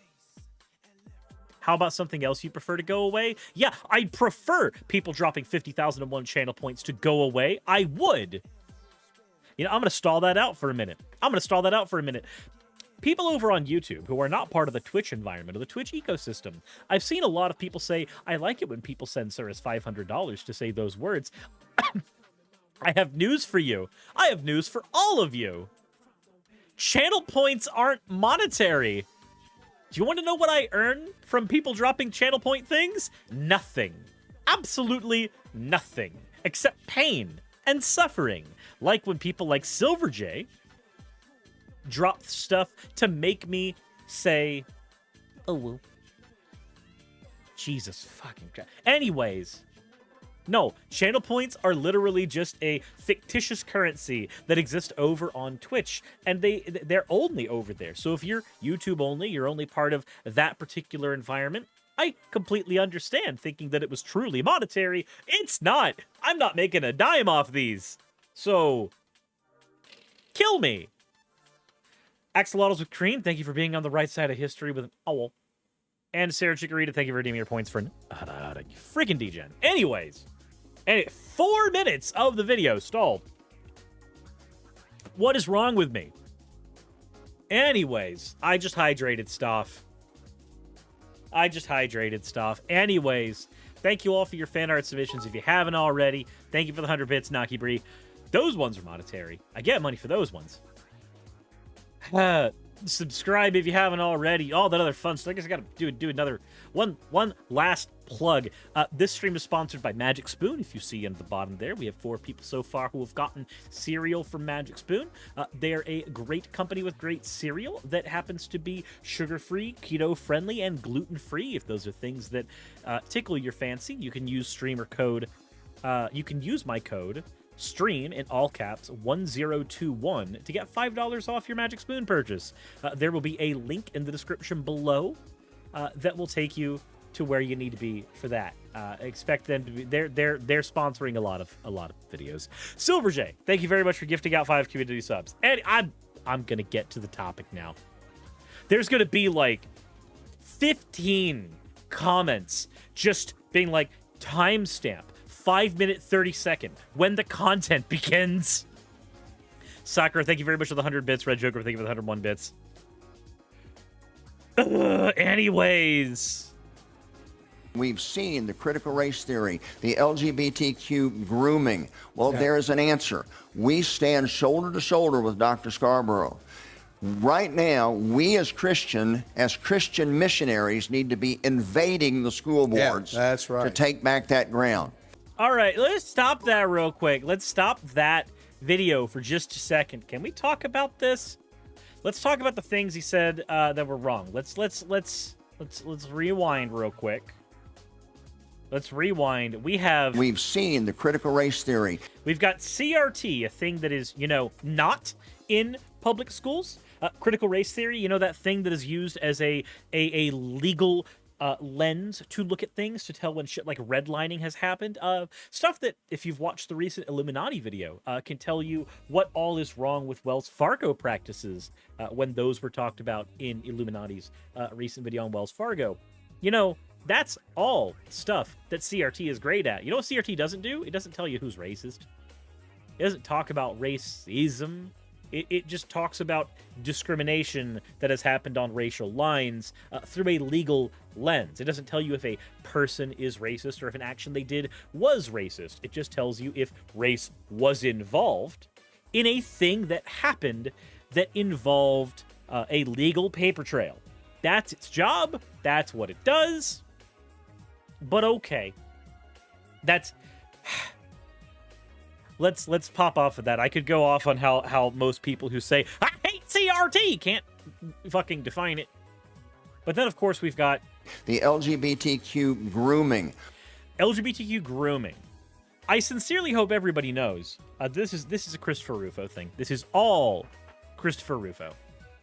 Christopher Rufo, he pushed forward the anti-CRT stuff in the beginning. That was his big, like, riding high thing he did after the BLM protests. And then, of course, when people started grabbing onto the LGBTQ people or groomers discourse, Chris Rufo grabbed onto that and said, let's popularize this. Let's give a shit ton of material on this. Let's grab, individual bits of information that have nothing to do with the entirety of United States pedagogy, and let's pretend that it applies to all of United States curriculum and pedagogy.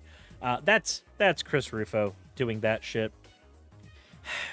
Scott Russell, thank you very much for gifting out 2 subs.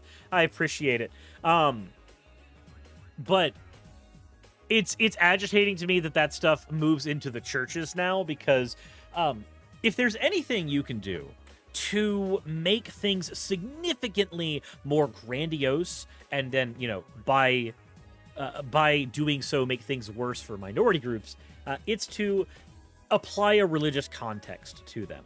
It's where you take your politics and you paint it up with your religion, because now you've got something that is not only, bad for political reasons, but now you start making it seem like it's mandated by your God that people act and think a certain way.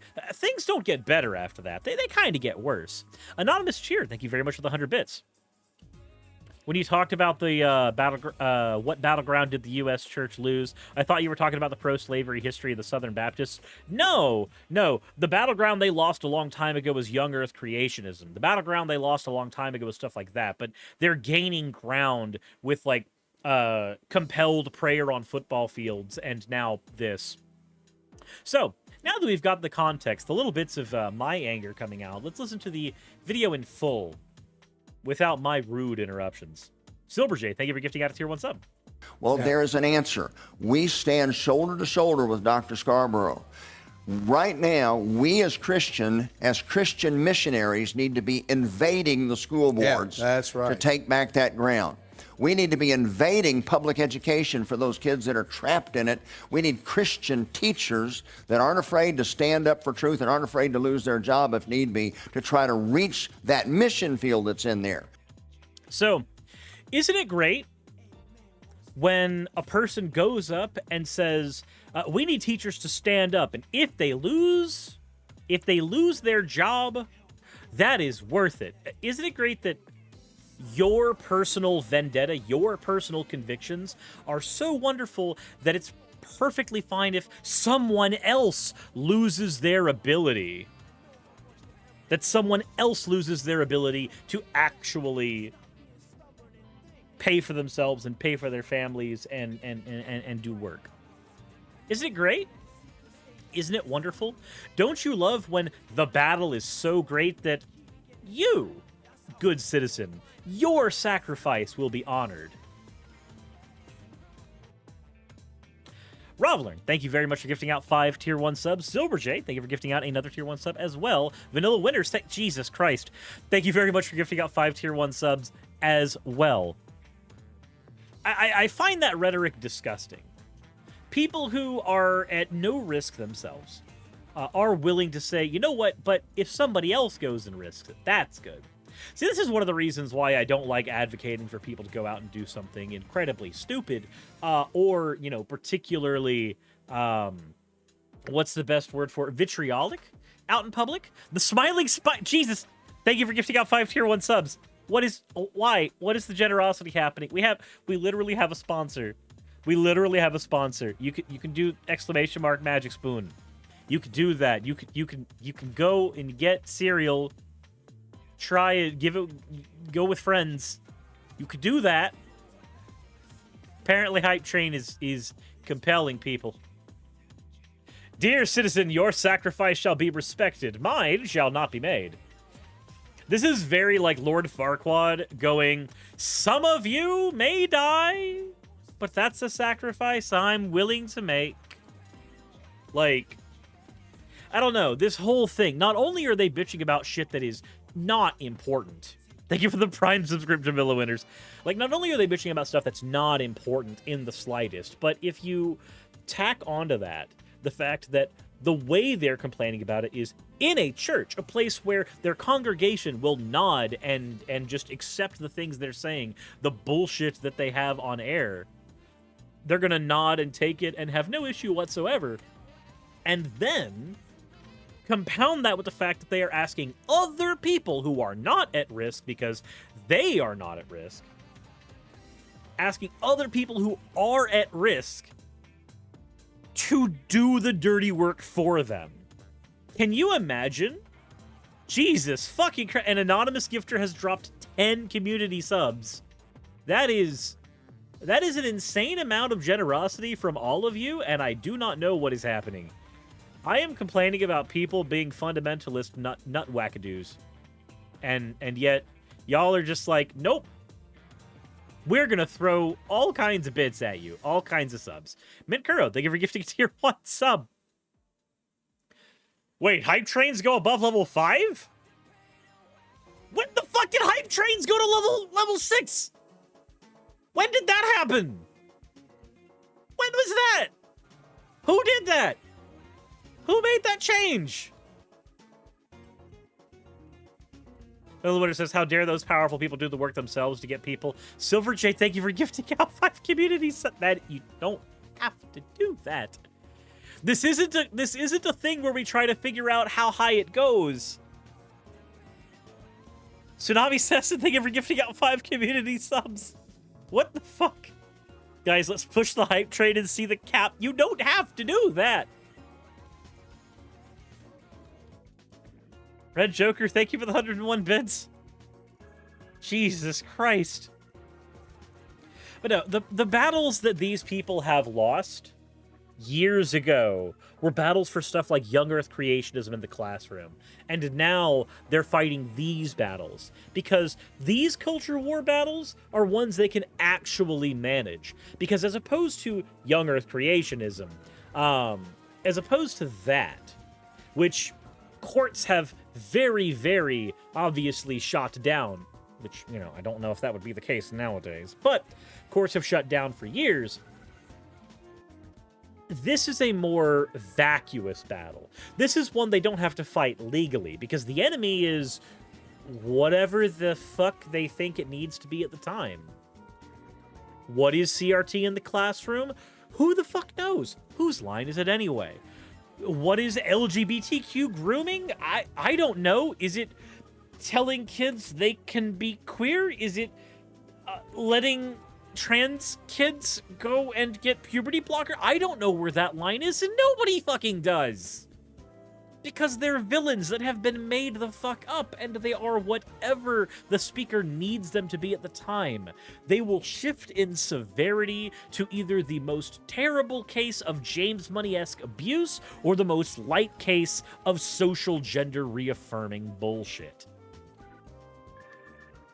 Apparently, we are... Silver J's gifted 3 subs. We are at level 7. It goes up to 7 now, apparently. Velis, thank you for the 200 bits. Apparently, it goes up even higher. What is wrong with all of you? It only went to level 5, like, yesterday. What changed? Anyways. Archimedes says the worst part is just how hateful these people just want everyone to be. That's the thing. Like, what is the end result of this type of rhetoric? What is the end, like, what is the end goal? Does everybody become better adjusted individuals? Does everybody become happier? Does the world become a better place when these people win? No! A bunch of queer people just end up stuck in the closet and then angry at themselves and unhappy. Like, that's what happens. And then suicide rates of LGBTQ people go up. And then people like Mike Winger make secular arguments against homosexuality using data that is directly impacted by speech like his. Rovlern, thank you for gifting out 10 tier 1 subs. Holy crap. Menkros has 4 hours, and he finally gets to content only for us to ruin it with subs. Yeah, there's like 7 minutes of content in this 20-minute video. Jesus. I am very happy that there's at least 3 people in my YouTube channel who watch for me and not the content itself. There's at least 3 people, maybe 4. I'm sure they're happy. Kozguk, thank you for the 200 bits. Said apparently we just want to make a video with half subs. Yeah, apparently. Vanilla Winter says, as someone who was trapped in a Christian Reformed church that is super anti-basic human rights, pastors sit in the office or at the pulpit while children go all the way to other countries, states, to actually help. Yeah, that's the thing. Again, these people are at no risk, and yet they are asking the world from their constituents, and the world that is created when their constituents do what they want is a worse one. Like, it's bad on every possible level.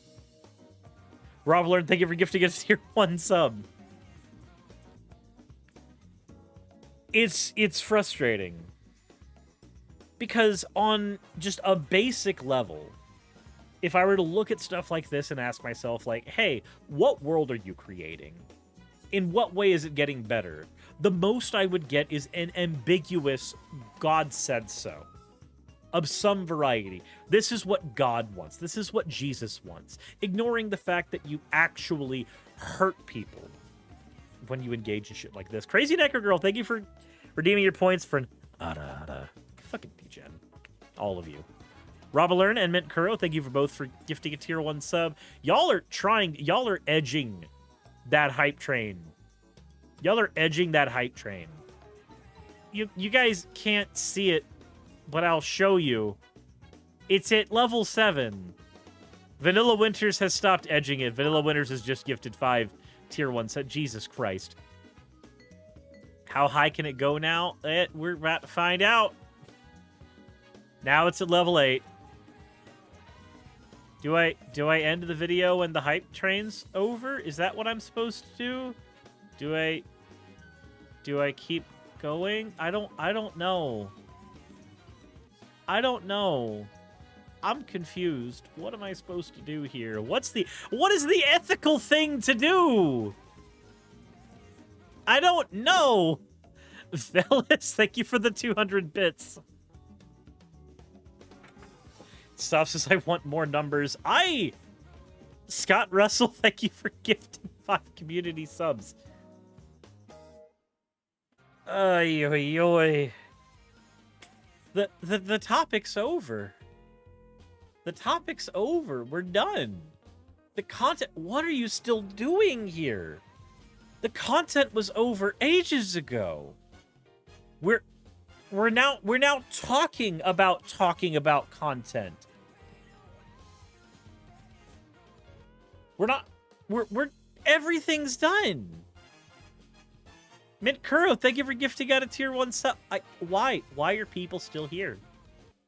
I'm not talking about the people on Twitch. They'll be here for however long I'm here because I don't know, they got a bad case of Stockholm syndrome or something. You though, you viewer on the video, I'm talking to you. Yeah, respond to me in the comment section. I will see it. You. What are you doing here? Wait. Is this fun for you? Is this... You could click on any other video. Right now. Rough. Jesus Christ. You could click anywhere else. Anubian, thank you for the 100 bits. Stop says, get your watch time up. I don't... The people on YouTube could go anywhere. They could do anything. They could go play Pokemon. They could play Smash Brothers. Or, you know, Magic. Or anything. Instead, there's one weirdo that's probably going to play this video again from the beginning. I don't know why. But they want to be here. But why? The content ended 5 minutes ago. It's done. Probably end up watching the video because my attention span is too short to have seen it on Twitch. Oh my god. Snugglefuzz, thank you for redeeming your points for an owl. I appreciate it.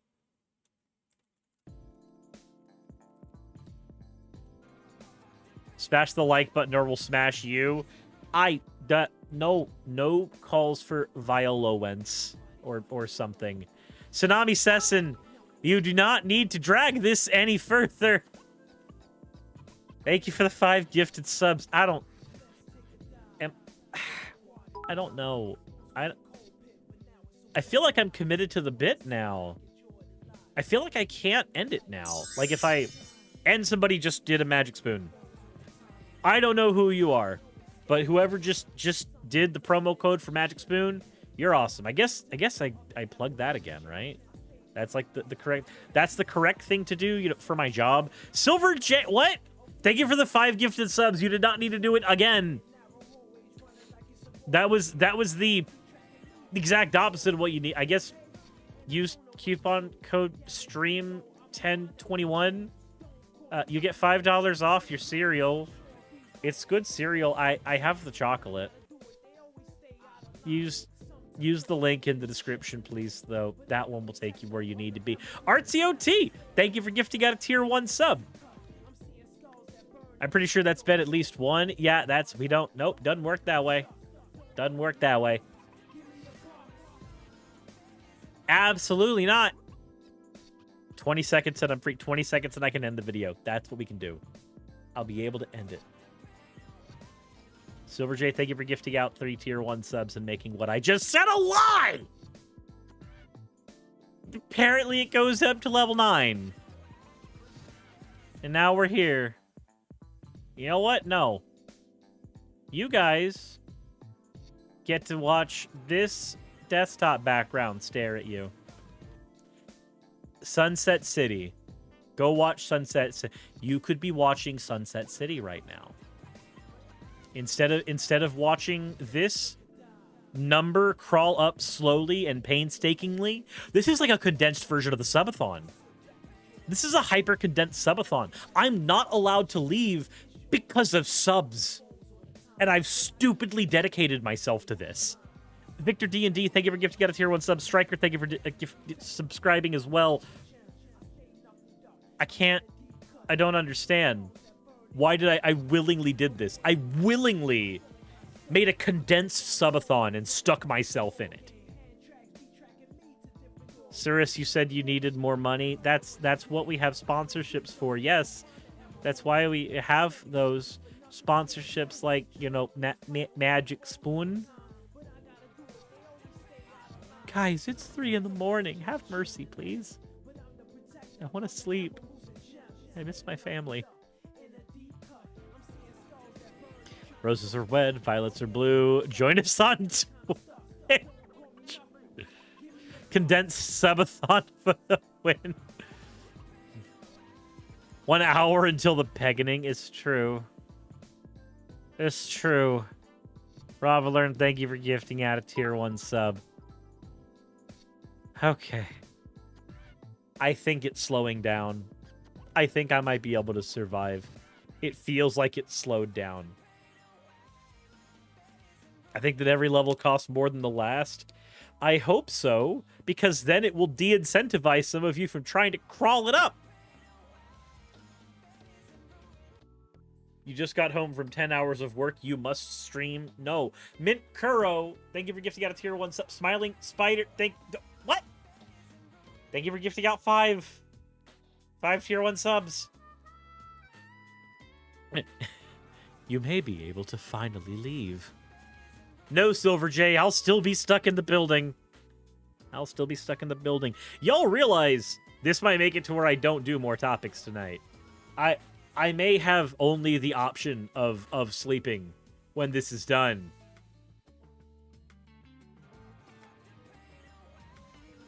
So this hype train is unending. Yeah, that's how it feels during subathons. You're trapped in the video with me now. You're just as trapped as I am. Kozgok, thank you for gifting out a tier 1 sub.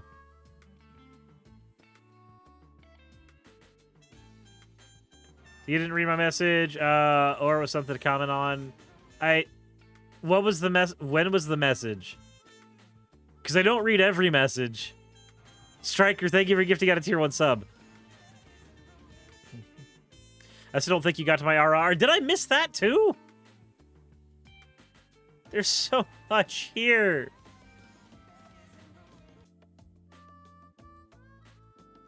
That was about 2 hours ago? Oh.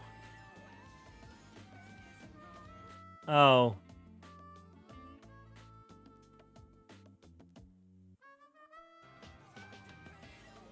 I guess I'll do it for free then. I don't know. You fucking degen. Extended video link to plug in more ads. I don't need to plug more ads. I don't need to tell you that DDLG Playground is a great website you can go to and get butt plugs. So you could possibly plug the stream and end it. Use coupon code SIRIS. I don't know. Where's Timer Coon? Apparently giving me massage. Okay, 30 seconds. 30 seconds means I'm safe. There's not going to be enough in 30 seconds. I might be able to... Mint Kuro, don't you fucking dare. I want mercy. I want peace. I want time away.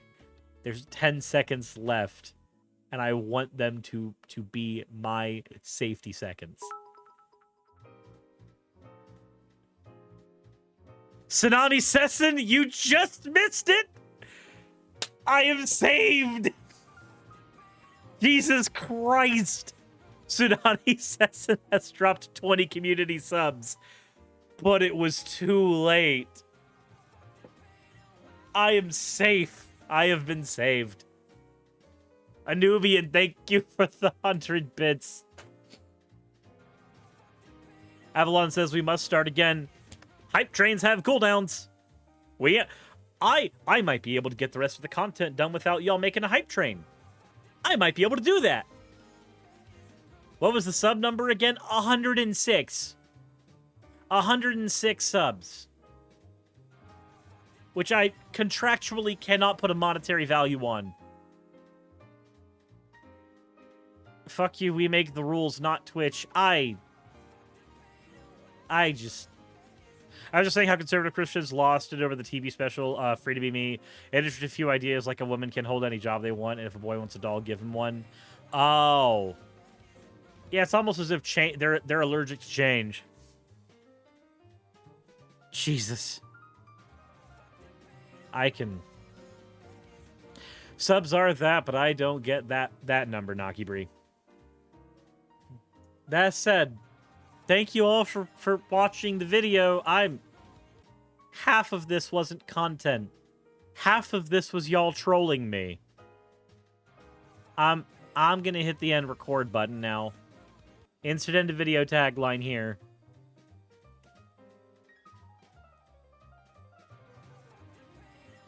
Jesus fucking Christ.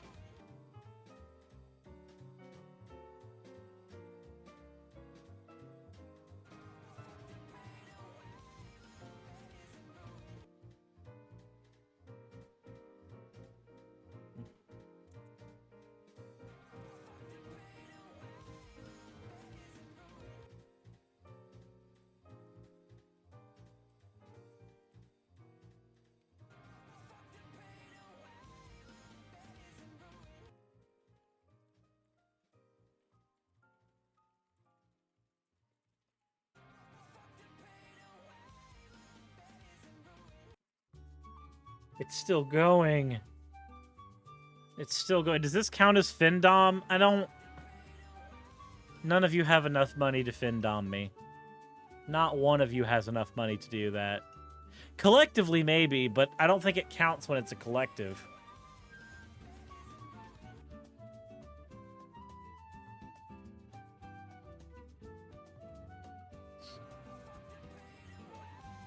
So we should not be bullying him. I don't think Chad has the ability to have mercy. I'm fairly certain that it's like, you have artistic talent to do it. Yeah.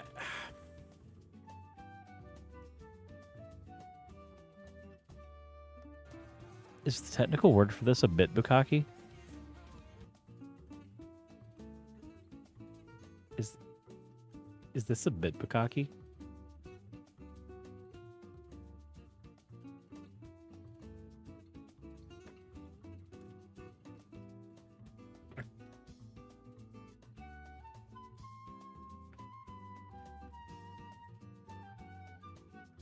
If Hype Train goes over 9 again, we call it a subcocky.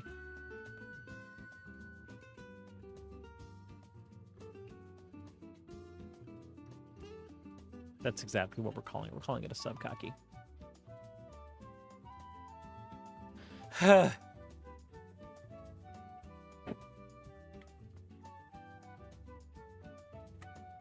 Okay, I'm gonna get at least one more topic done. Velas, thank you for the 173 lucky bits.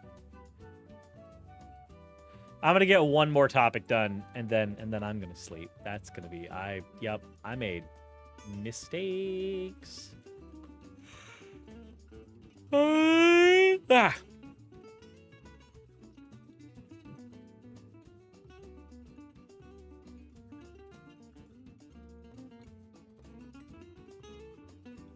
Oh god, all of these are so long. Holy shit. I don't... Can I... So here's the problem.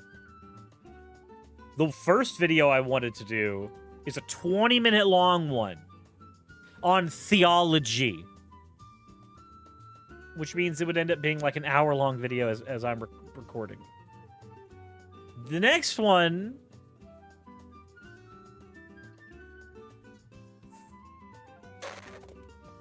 I think I can do this one. I think I can manage it. I think I can do it.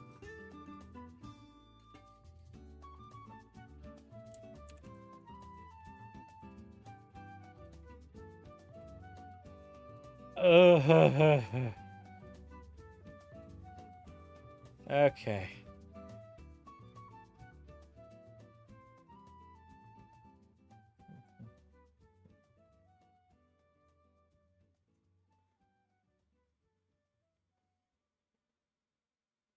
Okay. Okay. We're going to Dumpy. Come here, Dumpy.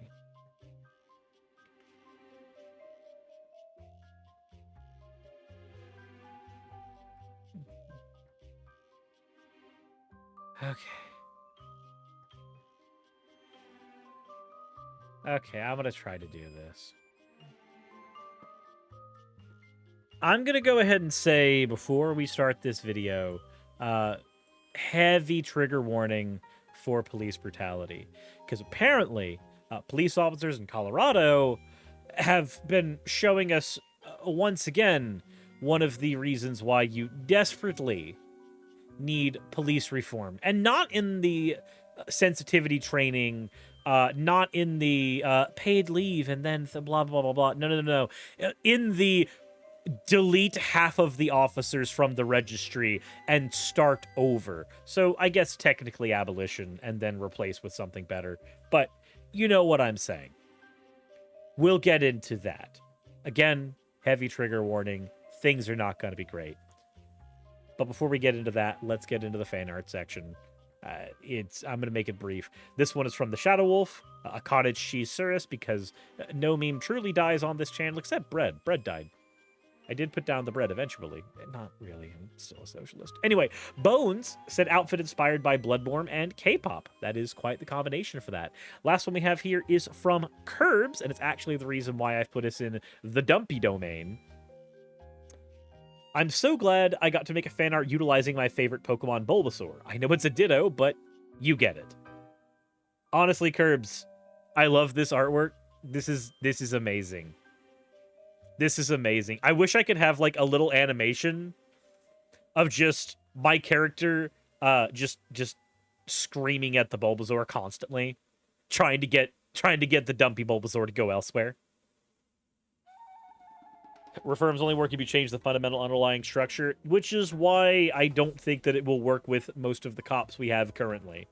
That's one of the reasons why, like, the cops that are in the system right now go, and then new police officers are trained under a new system. Because the current one is broken and dumb and not great. But again, it's weird because you can't actually run a society without some way of policing it with the scale that the United States is. It just doesn't work. So it's awkward and weird, but we do have to tread that middle ground between abolition and reform. We take whatever positives we can take from one and whatever positives we can take from another and go. We can't have full abolition. We know that. That's an awkward reality of things. And whatever we replaced with would functionally just be a different type of police force. The police force as it stands in the United States basically just defend capital and don't do a whole lot for society. So, some changes are required. But let's go ahead and get into the video itself. This is context. A person named Christian Glass, who was 22 years old, called 911 for help and then showed signs of a mental health crisis before deputies at Clear Creek escalated things and executed him. We are going to watch as much of it as we are comfortable with. Okay. Come on. Can you break it outward? Christian, can you break the window? Soccer points out we need a Curry the Burb, thank you for the follow. We need a criminal justice system that focuses on reform, not punishment. That's kind of where a lot of the issues stem from. I'm gonna be honest. Like, I know I'm pausing the video, but it's not just our police that are the issue. They are part of it. But also the way our criminal justice system works, the way our prison systems work, the way the 13th Amendment works, are things that need to be heavily shifted completely. Prison as a concept should work to reform people, not just institutionalize them and then keep them behind bars for as long as we can manage. We have a high rate of recidivism in the United States, almost as if the crime and punishment system we use doesn't work. Okay, I've said that. Again, trigger warning, police brutality, police violence. Let's go. This way?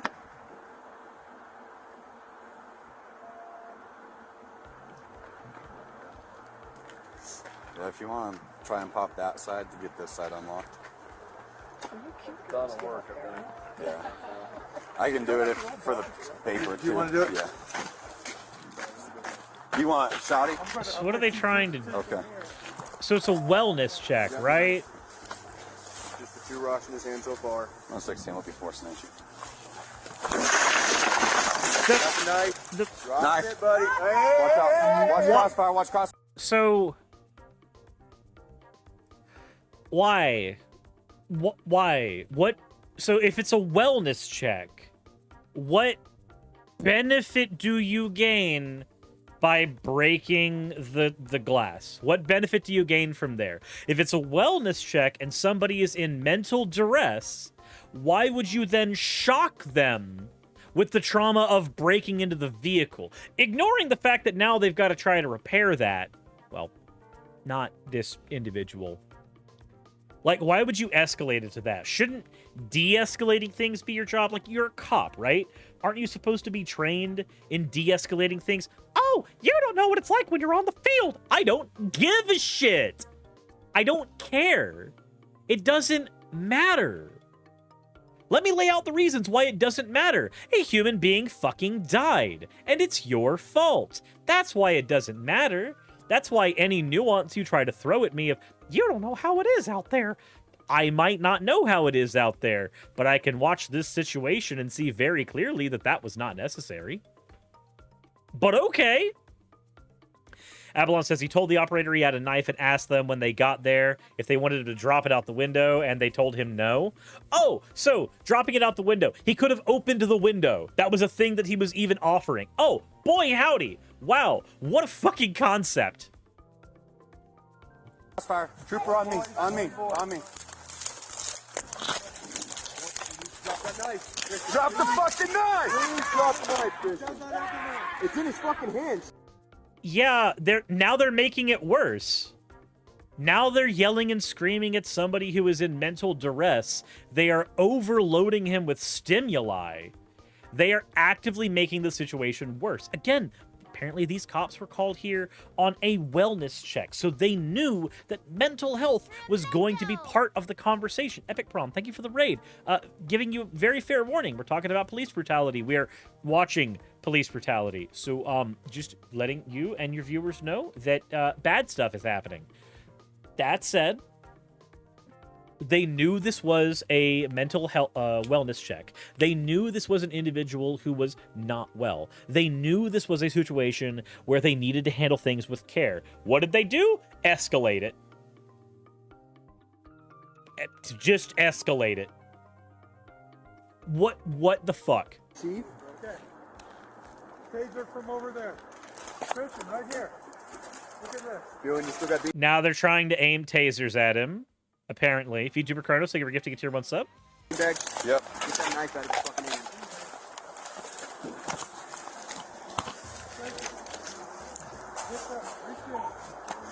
hand. Impact! Impact! Impact!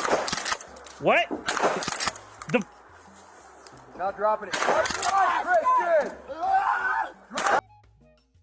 Why are they shooting? What is that going to accomplish?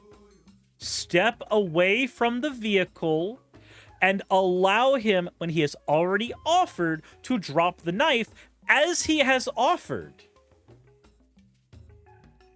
There is no need to start shooting. Why are they using fucking shotgun on a human?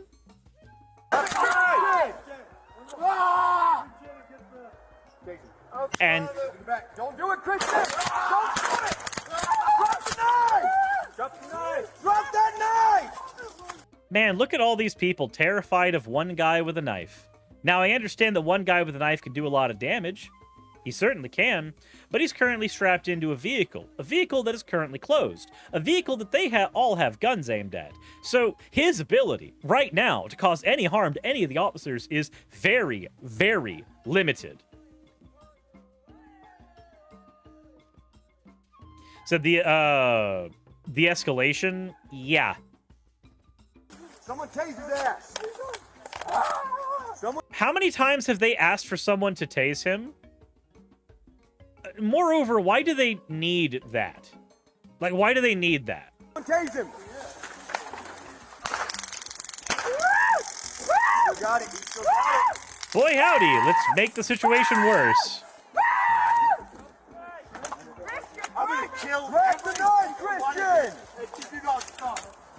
So, the officers keep escalating the fucking situation, and now was it him who said he was going to kill them? I'm gonna kill. Grab the knife, Christian. I don't know if that was an officer or if that was him saying, "I'm going to kill every one of you if you don't stop." It would have to be him, right? It would have to be him.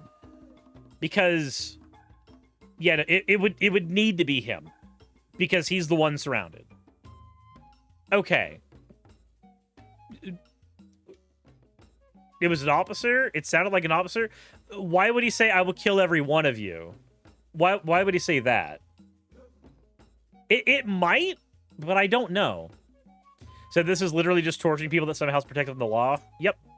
On top of even the state cops attending being like, "What the fuck are you doing?" to the local cops who were escalating. The state cops wanted all the cops to leave as they assessed that he was not in immediate danger to himself and others and that he hadn't committed any crimes.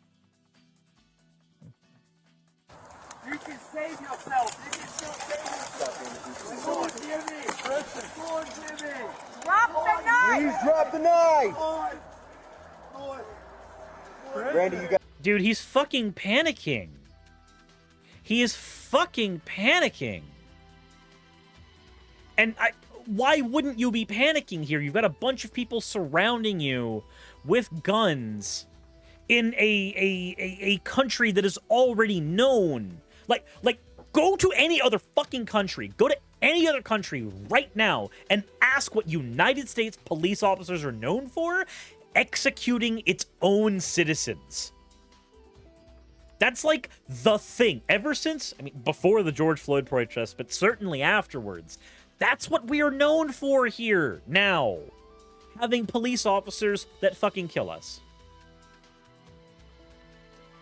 All the fucking bright lights on you, the tasers on you, it's already a mental health situation.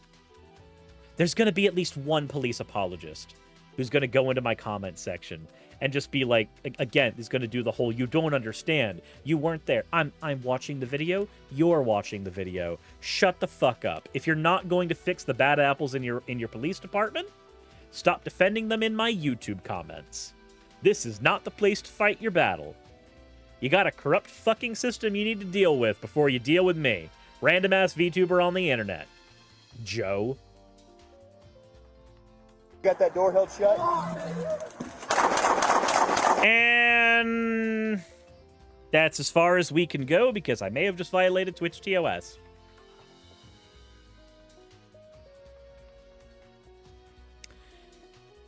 That's yep, just point blank. They just decided right there they would be judge, jury, and executioner. That's it. That's it.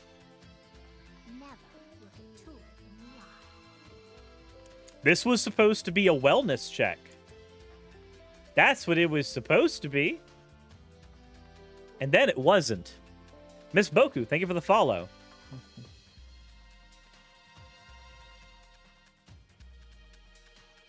So this is what happens in Canada to every wellness check call. Again, I statistically, I doubt that as somebody who has had a wellness check done on him before. Me. But the likelihood of it being that is certainly an issue. The fact is that there should be a 0% chance of this happening, or at least as close to 0 as people can get it.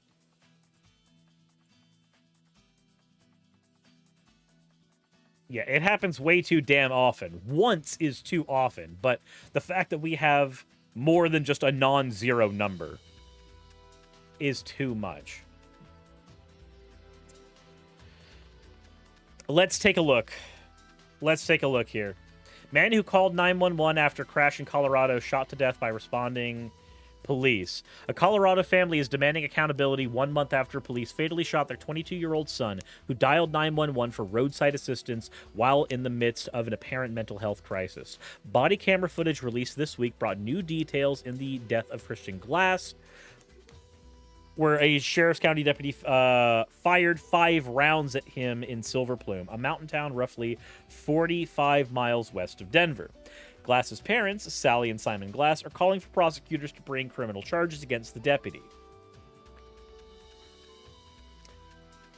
Do you want to find a way, a really simple and easy way for police to have a better image of the United States? Stop killing United States citizens. Stop it.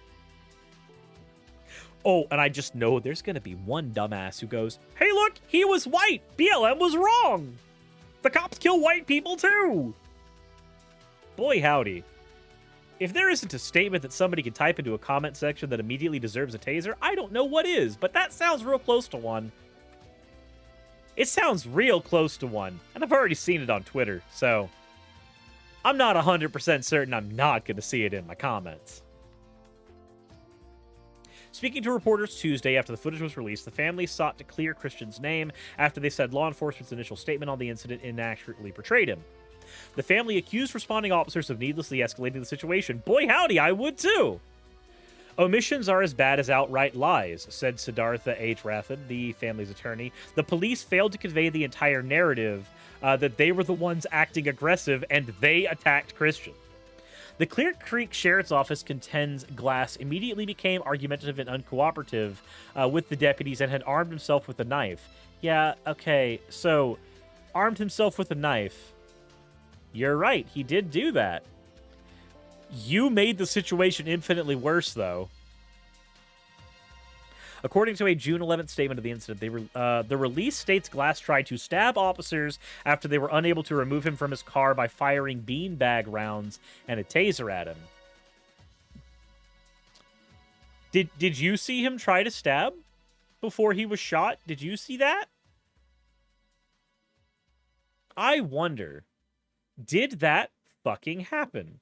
Because I didn't see it, but you know, you can rewind the video if you don't If you saw it, then let me know in the comment section below. I didn't, though. Heidi McCollum, the district attorney for Colorado's 5th Judicial District, said her office will announce what, if any, action it will take once it completes a probe on the fatal incident with the assistance of the Colorado Bureau of Investigation. Oh, simple. There's an easy way around this. Every single police officer who was involved in this, who can be actively shown in the video to be part of escalation and not de-escalation, should be fired on the spot, and their names should immediately be put into a repertoire, a system, a federal system, that bars them from being able to get hired at any other police office. You see, here's one of the issues with the current police system in the United States. In a lot of states, if a police officer gets fired for misconduct, they actually can just go and apply at another police, another station. They can go and move to another city and get transferred. It's a lot like when the Catholic Church would move rapists around by sending them to Chile, where they'll just rape kids over there instead. It's a lot like that, but, you air your dirty laundry where you have to, I guess. This is one of the reasons that the current system is as fundamentally broken as it is. Not only do you have police officers within the system that will cover up for bad cops, not only do you have police officers in the current system who will hurt you if you don't help them cover up for bad cops, but the system itself is built in such a way that bad cops have the ability to float wherever the fuck they would like to. Barring a few exceptions, of course. All of them should be barred from handling firearms at any point. They should not be allowed to have a gun in the United States anymore. They have lost that right. And they should not be allowed to hold a job in law enforcement. They should be forced to engage in some other type of public service, if not fast food service.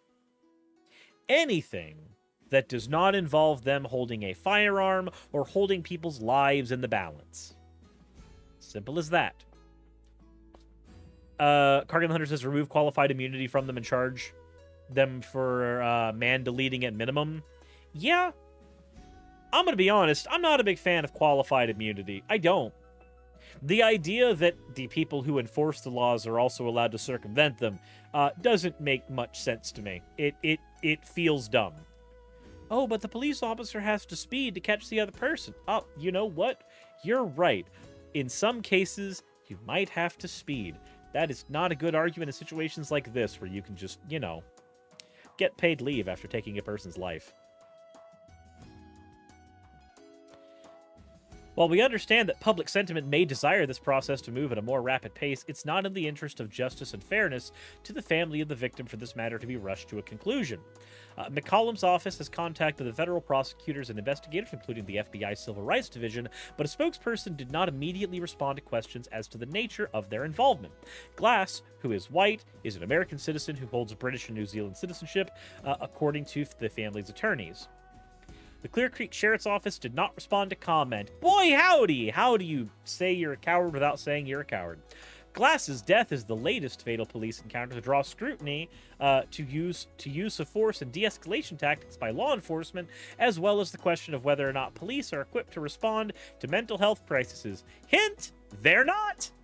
Or if they should be the ones to respond to them at all. Hint, they should not.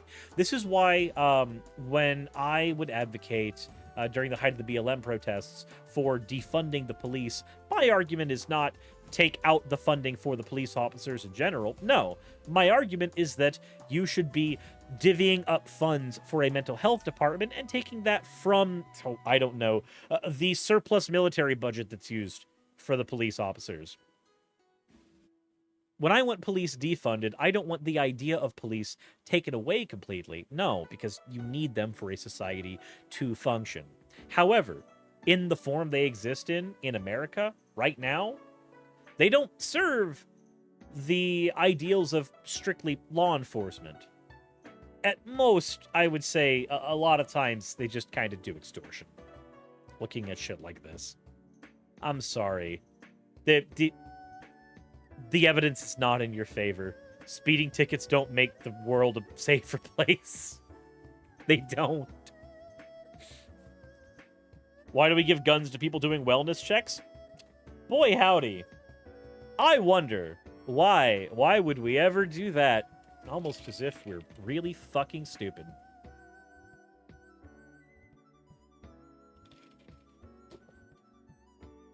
I bet the man who shot the guy to death got his rocks off doing that.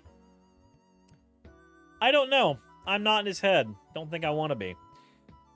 In at least 178 cases over 3 years, law enforcement killed the individuals they were called to assist. Oh, 178 cases in just the wellness checks. That's not good. We're not in double digits, we're in triple digits. The Glasses tearfully described their son to reporters as a sensitive, creative person who was coming into his own as an artist. Sally Glass said her son suffered from depression and was recently diagnosed with ADHD, but was wary of characterizing her son as paranoid. The family said they were frustrated the officers who shot her son was back to work within days of the incident and decried the number of civilian killings by law enforcement in the United States. A problem they say is not matched by any other industrialized nation. Police talk about training, but really training is not enough. It's in the recruitment. You know an aggressive bully is always going to be an aggressive bully, and I don't know how you train that characteristic out. Haha, you don't. People don't change unless they want to change. Instead, she urged that police be paid better to evaluate the status of the profession and called for departments to root out the rot and hire people with a moral compass and a kind heart. The problem is, this is hard to measure. Body camera footage showed officers responding to Glass's call and spent more than an hour speaking to him, aggressively and soothingly at varying times. He sat in the driver's seat. They tried to coax him out of the vehicle by offering food, soda, and cigarettes. I see you're doing the heart thing with your hands, an officer said after Glass curled his fingers into a heart shape from behind the driver's side window. When the police had been on scene for 20 minutes. We love you too. We just want you to be safe.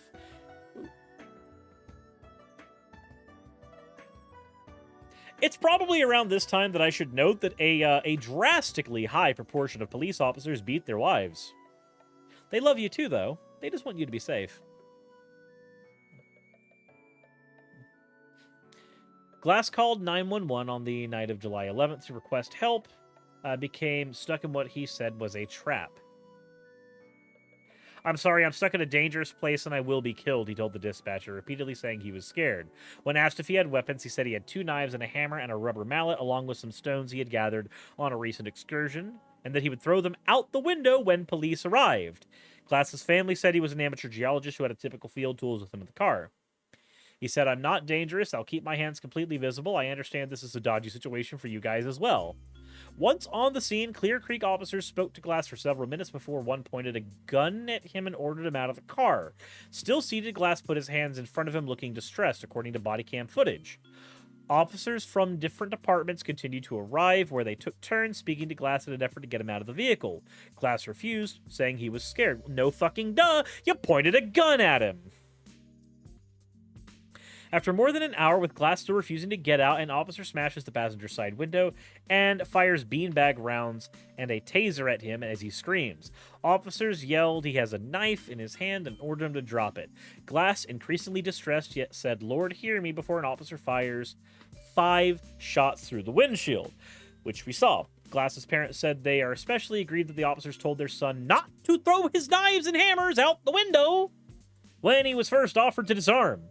I wish he had ignored them and chucked them out the window. Use of force experts say they were similarly confused by the officer's decision, with one telling the Associated Press that they even thought that even though knives can pose a threat, the officers had chances to move far enough away that they weren't at risk. I'm kind of astonished they didn't take advantage of what looked like a very clear opportunity to have him separate himself from the weapons. Rathod, the Glass's attorney, said police are heard on body camera acknowledging that Christian Glass had not committed any crime, so there was no reason for police to continue to try to force him out of the vehicle. An autopsy report is pending. I wonder what the autopsy is going to find. Burns from the tase? Bullet wounds? Boy, howdy. I wonder what new information you'll find that will incriminate different people in here. And at least 1,050 people have been shot and killed by police in the past year. Boy, isn't that wonderful?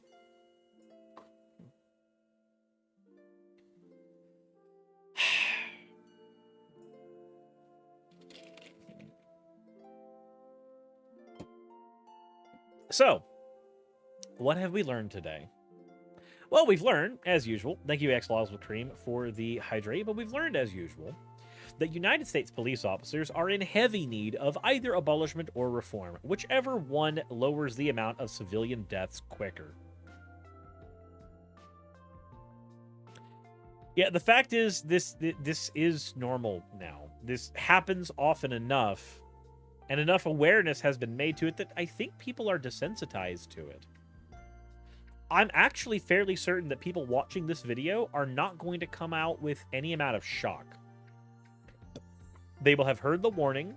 They've already watched things like what happened to George Floyd. They're going to see this video, and it's going to register as just another event. Rabbit Ears Blog, thank you for the 100 bits. That's my thought. I sincerely hope that us as a society have not become so deadened inside by the proclivity of our nation to do this to its citizens, that this is just... I hope it hasn't gone that far. That's what I'll say. I hope it hasn't gone that far. I hope that we are not that desensitized. And I sincerely hope that the family, the Glass family, finds a path forward here. I hope they have all of the best luck in their legal case. And I sincerely hope this case, piled on top of the myriad of others, can be a step in changing this. But I hate to be the Debbie Downer, but I don't think it will.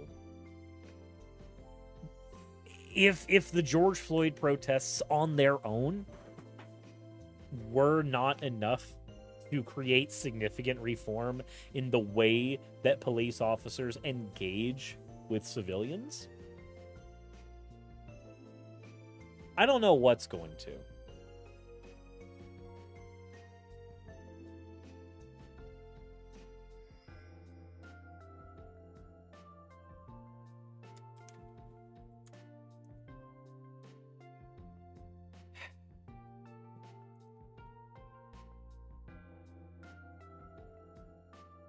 So what I describe happens enough that it's a fucking trope.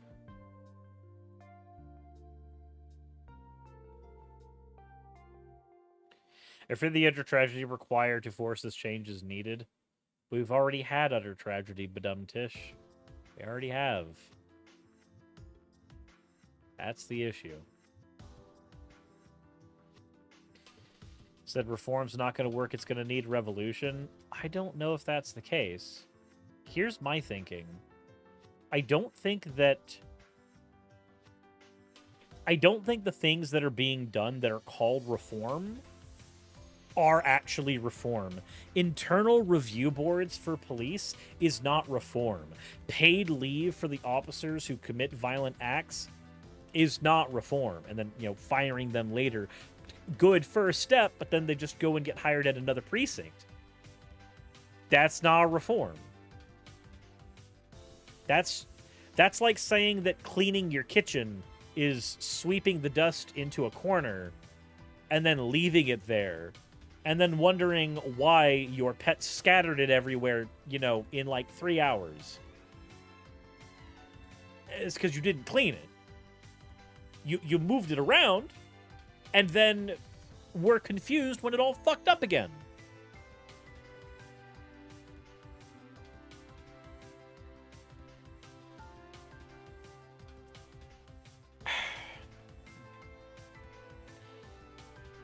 That said, let me know what you guys think in the comments section below. I don't have much more to add to this besides just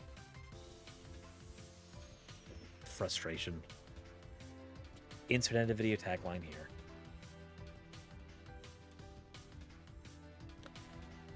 And I'm glad that I had already decided that that was the last one I was going to be doing today, because I do not have the mental energy after that.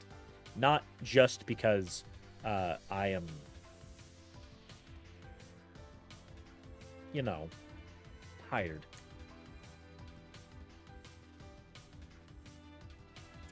But add on to that everything that we just had to say.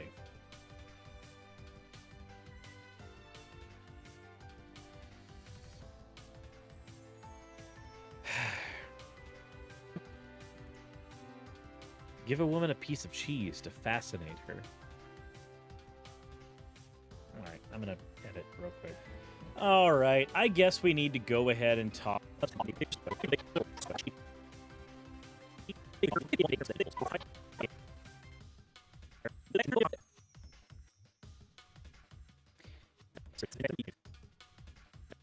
about that here in just a second. First, but we'll get into the actual video talking about that. Different faiths, not just Christianity. Okay.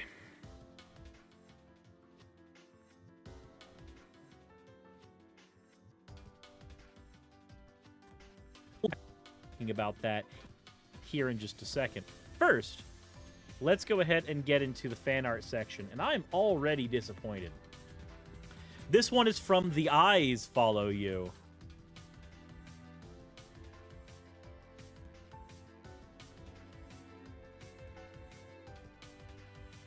Okay. There we go.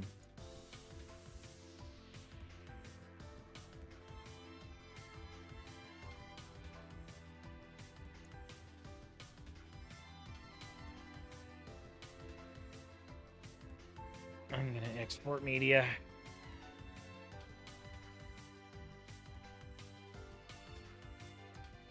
I need... fuck, what is this?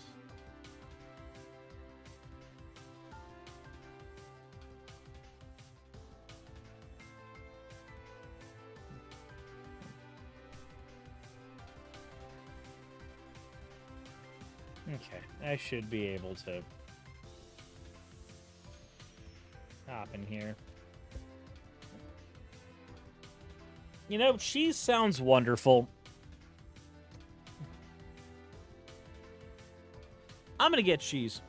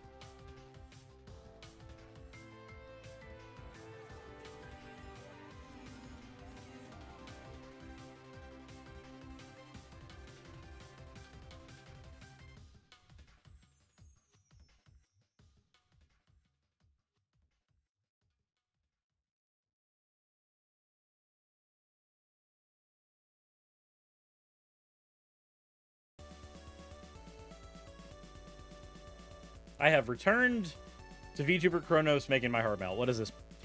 Thank you for this hero and subscription. Said, sir, thank you so much for being an inspiration, for being such a down-to-earth person, and for talking sense in this senseless world. I appreciate that, Kronos. Truth be told, though, I'm literally an idiot on the internet. Any dumb schmuck with a mic and a camera can do exactly what I'm doing.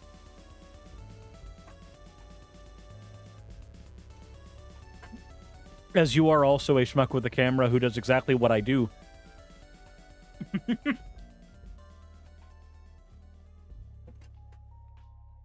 Why would I share my cheese?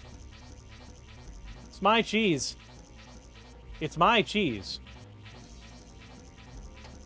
It's mine. It's not yours. Fuck you.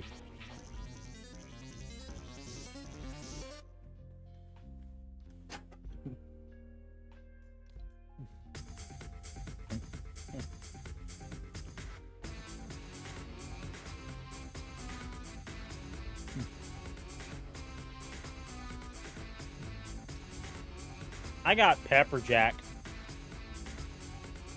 Snugglefuzz, thank you for redeeming your points for an owl.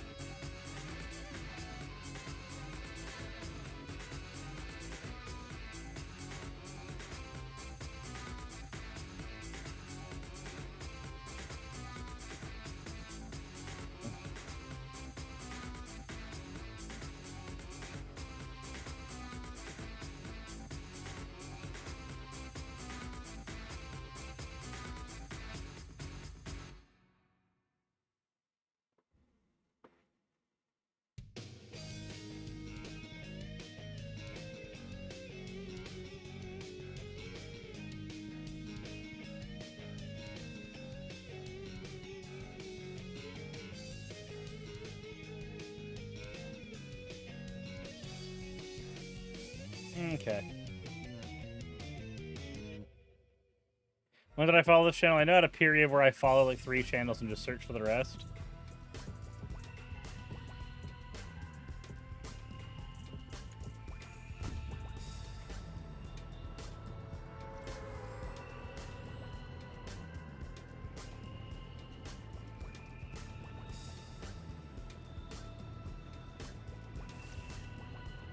Guys, the tree is dead.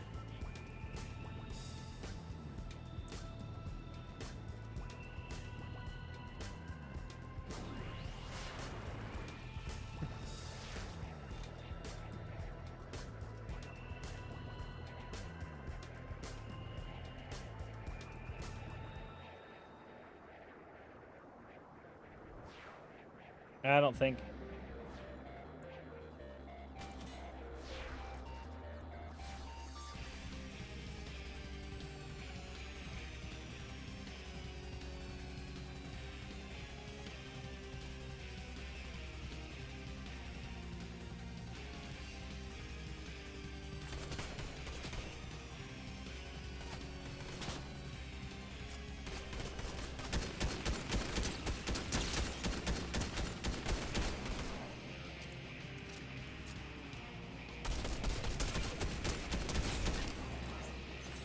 I don't need frames to beat you, buddy.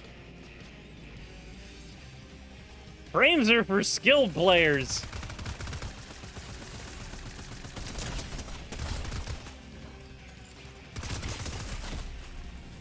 Oh, well. I hesitated.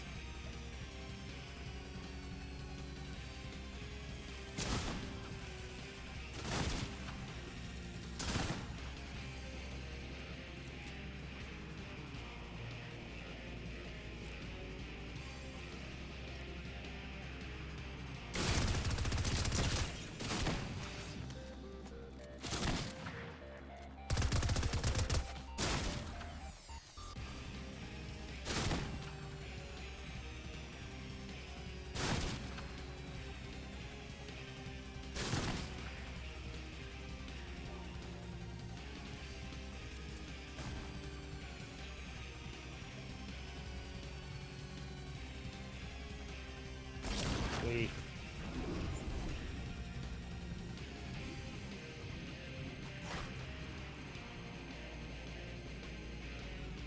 The grapple hook is gone? What?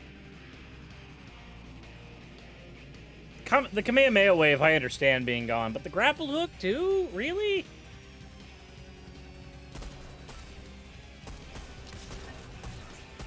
Why did we lose the grapple hook? The grapple hook is love.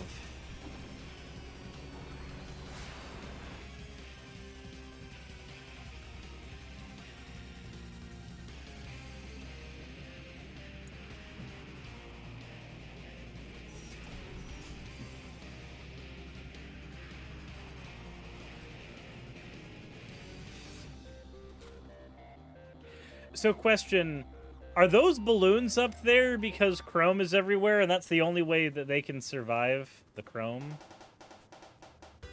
Is the chrome the metal virus? Chrome's the metal virus. I'm calling it. Chrome is just the metal virus.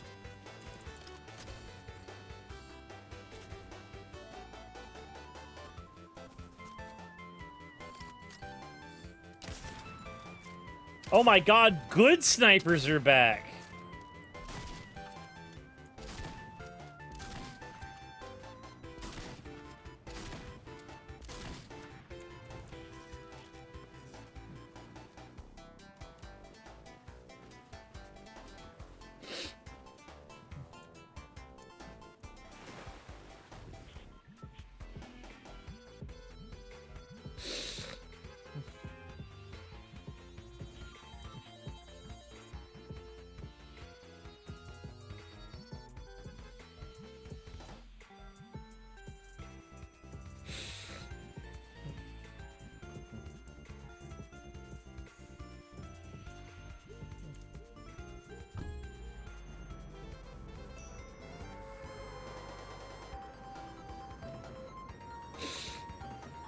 Everything is chromed.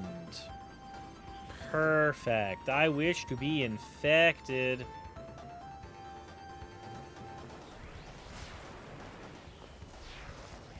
God, wouldn't it be cool? Oh my, it's a chrome tornado?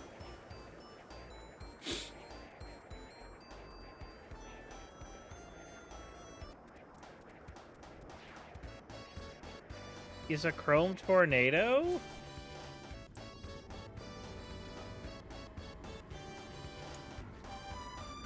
Oh, I like this music. Hold on.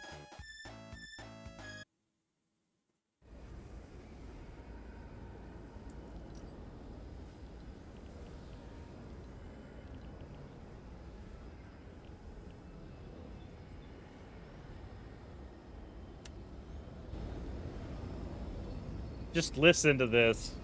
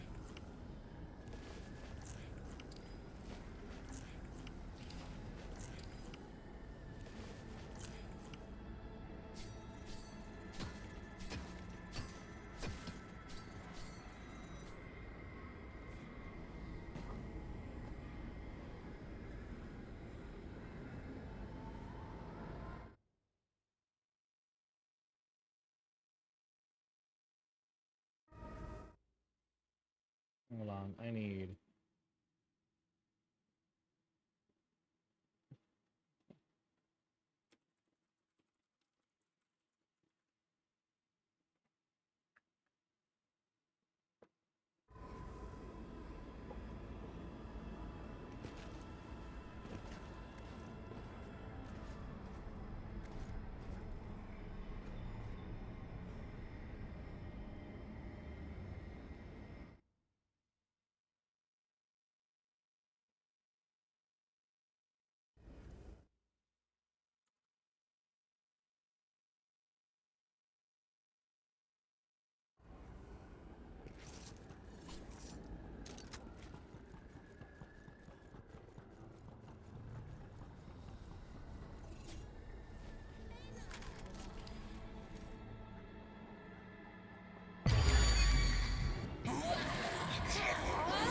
Oh, what the fuck?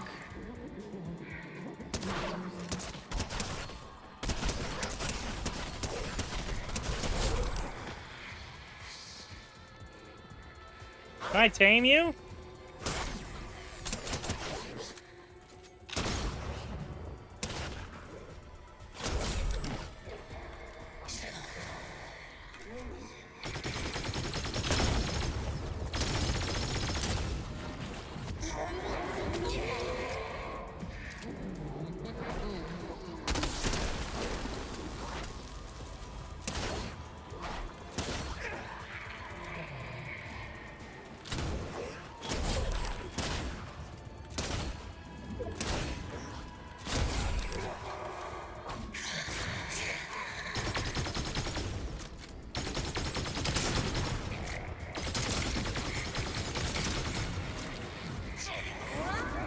I don't have the ammo to fight you, hun.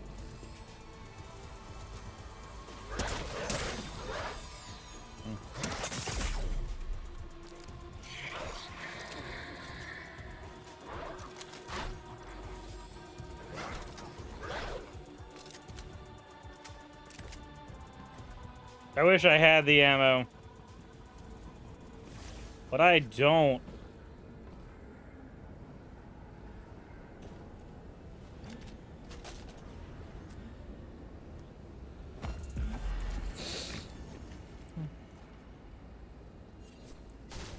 What does a birthday present do?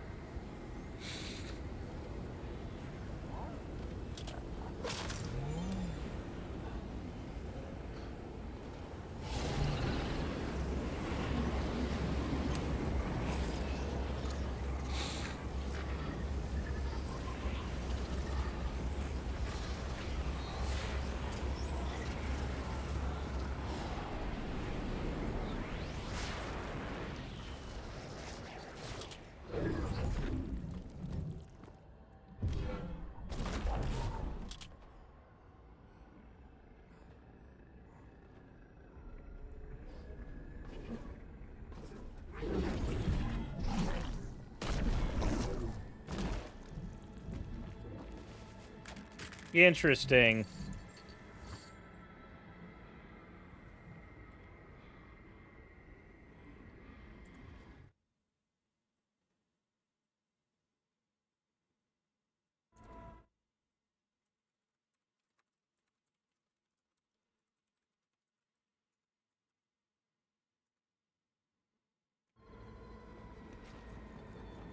Oh, is Chrome is temporary?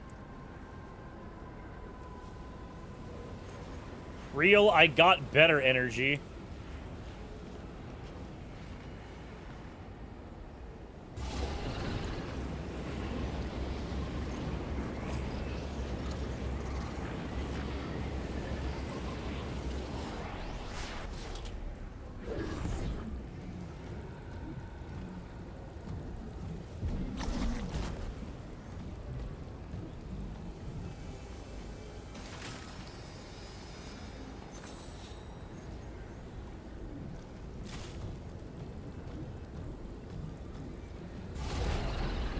Damn it.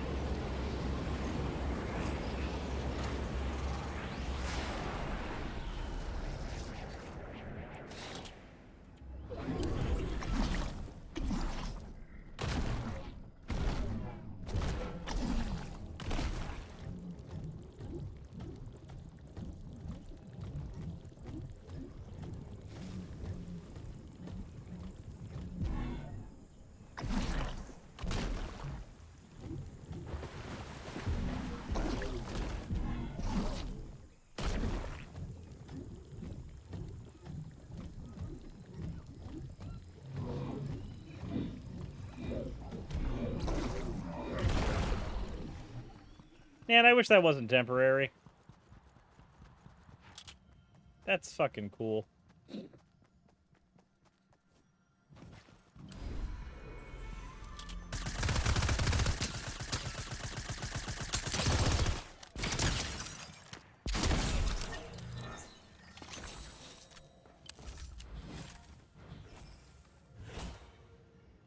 Chrome splash.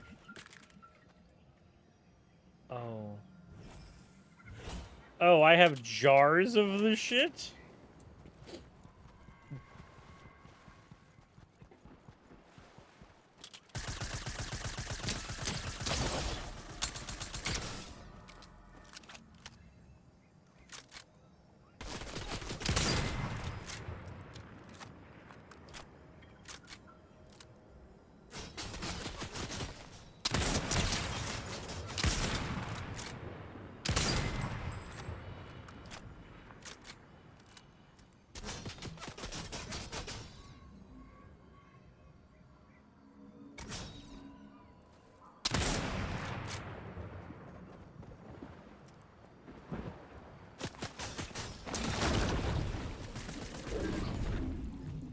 Nope.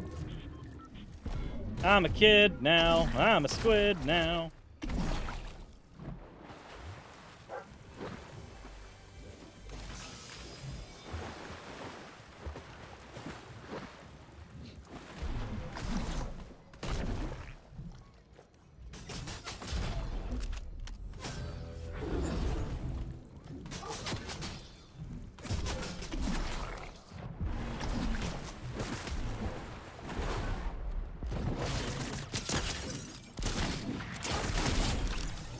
Rally girl.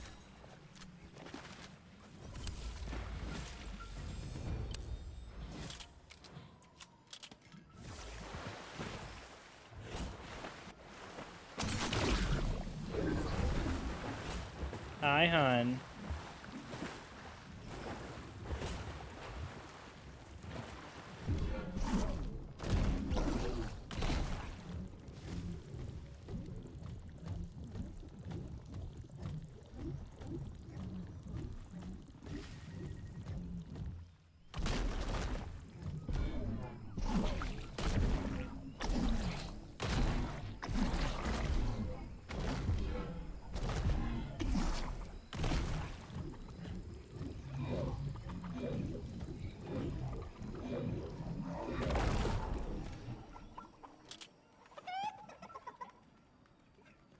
Okay.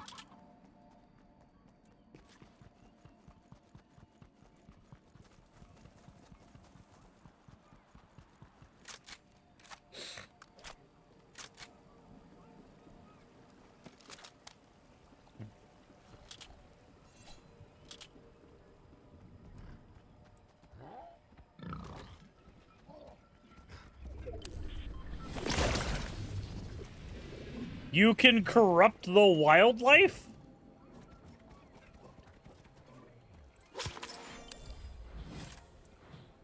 Oh my god. Bonbon, hello! I was wondering when the chat was going to get 10% more awesome.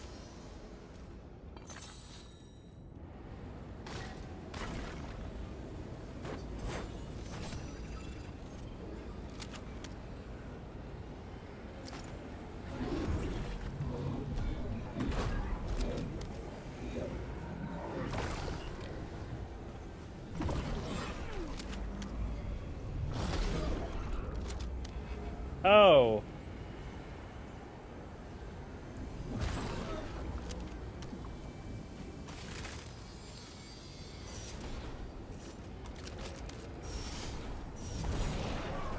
Oh, that's so weird.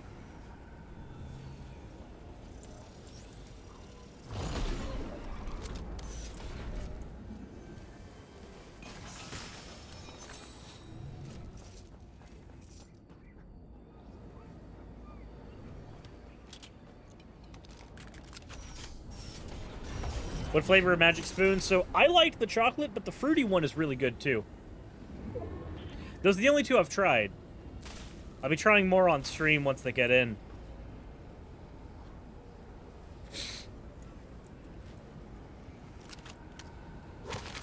My chromed buddy.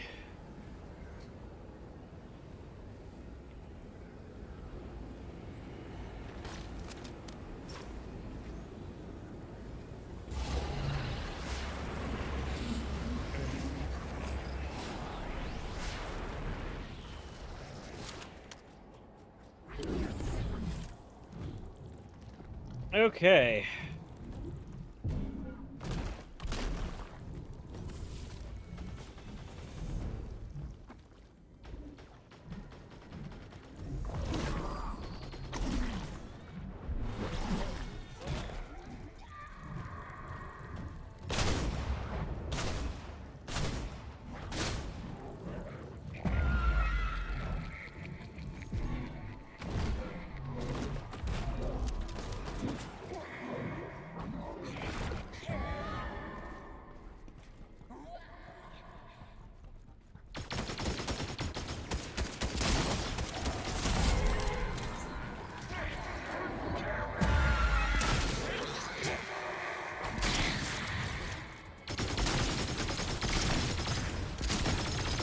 I lived, bitch!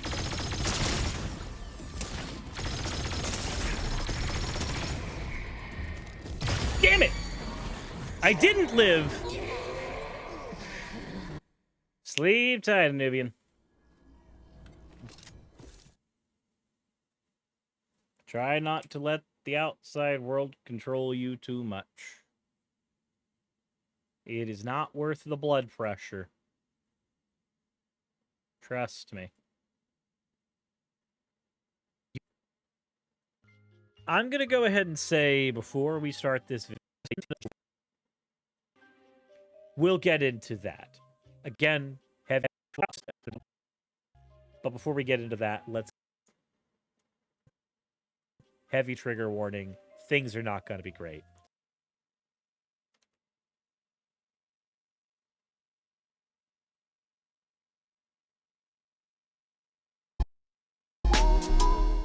I'm going to make it brief. This one is from the Shadow Wolf, a cottage cheese Cirrus, because no meme truly dies on this channel except bread. Bread died.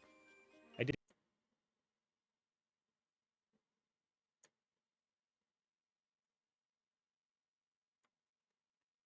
And export. What was the video about? Kid got shot here in the States. And we have another magic spoon.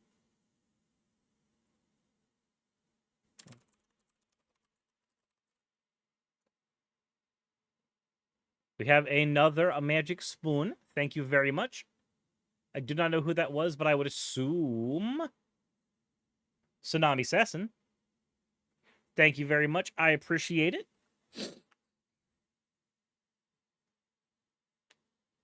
Okay.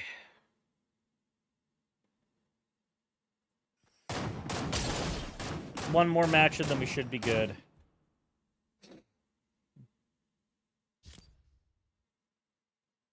I'm going to listen to the rest of this video from the professor, though. A Magic the Gathering card, and that a game that is not Magic the Gathering is recognized as not Magic the Gathering. Think of it this way. If a Magic card can look like anything and can feature anything, which these days it can, then in some ways does that not mean that a Magic card doesn't have its own look, doesn't feature a style or even world of its own, maybe even in just a small degree? Don't get me wrong, I love showcase art, and I'm mostly okay with secret layers. And as for Universes Beyond, well, I love showcase art, but I do feel that it is healthy to give a critical eye to things that you love, and Disney's Lorcana's similarity of look and feel to present-day wacky new Magic cards makes me wonder about just what Magic's identity is becoming. But hey, that only goes back to my original point that only Magic the Gathering could ever truly unseat Magic the Gathering, and despite videos joking otherwise, I do not think Magic the Gathering is dead, dying, or even diminishing in the slightest today, tomorrow, or anytime soon. Lorcana may take hold like Flesh and Blood managed, but it is also possible that it will come and go the way of many other new TCGs on the block. But now I want to hear for you. Are you interested in Disney's Lorcana? And if so, and I'm especially interested in this next part, what is it that interests you? That's what interests me. What interests you interests me.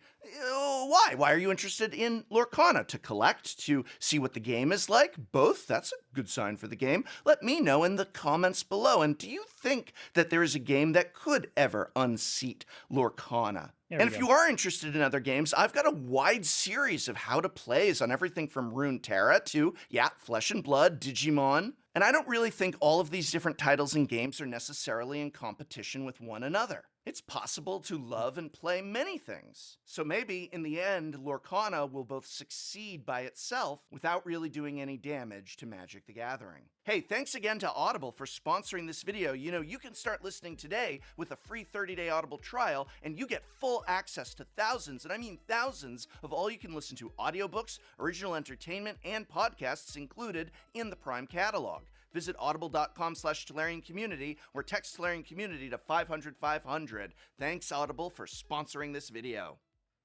I know that's a plug, but I'm not about to do it. Thank you.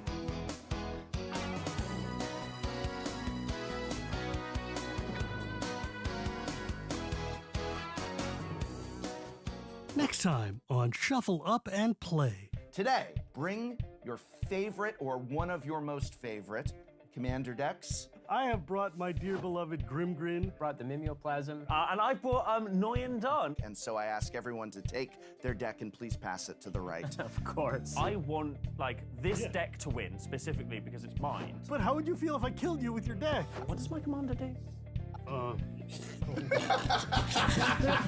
He's getting a better draw than I've ever gotten out of that deck. What do you want me to do? The thing is he's like good at Magic, and that's usually not the case. Oh, good, a land that comes into play untapped, unlike every other land in this deck. I'm like a proud father watching his son take his first steps. Lady Luck smiles upon a British man. Don't meow! Okay. I click the next video because I have problems. MagicMadhouse.com, and this entire channel is made possible thanks to the generous support of patrons like BJ, who was my first new patron in January. Thank you very much, BJ. God, I'm so glad it's you that was the first Patreon. Excellent. Fascinating analysis, Mr. Jackson. You really do have some excellent advice. Oh, hello, spicy people of the internet. Spice8Rack here, aka a beast, a foul beast, and welcome back to the channel. As is tradition at this point in this waste of a time that I call gainful employment, in January I release one video that has very little to do with the rest of the content of my channel. Last year it was an incredibly dry critique and analysis of a bunch of COVID propaganda posters as they appeared in my local Wetherspoons pub, and the year before that I ranted about the time that I saw Cats 2019 drunk out of my mind. But this year I'm doing something that I have done before on this channel, albeit very early on in its existence, and that is an EDH deck test. And the reason for that is because the process behind building this deck was one that I found deeply interesting, amusing, and one that I wanted to share with the rest of you. So let's set the scene. Distinctly I remember. It was in mid-December when I went to Twitter and asked them to build a deck for me. I don't have any more of the poem. Don't worry, the rest of the video isn't going to be some weird parody of The Raven. I do know it all off by heart, as you can probably already tell by the general air of patheticness that I give off. Anyway, I went to Twitter with my brain partially melted from all of the D&D analysis that I've been doing for the past 2 months. And posited a question, a challenge, if you would. I put out this tweet asking people to suggest a new EDH commander, and the one that got the most likes would win. No shit, you can't eat gold? Actually, Victor, you can. Gold is considered edible. Underground build. Like this suggestion from Cascadia Carnage, who posited a relentless Rats Golgari deck with Gyome at the helm. For the record, this deck idea is brilliant, and I am just waiting for my midlife crisis to kick in so that my brain decides that spending $250 on 31 copies of the Secret Lair Rat Colony card is a less harmful breakdown than hijacking a bus and starting a manhunt.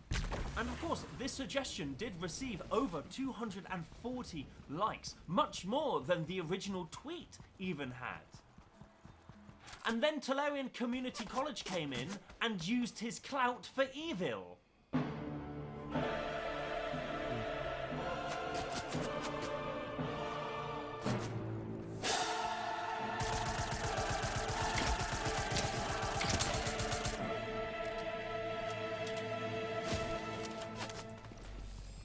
And I stand by that tweet. I am a man of my word, Brian, and this video is proof of that. I'm gonna build the greatest Kentaro deck the world has ever seen.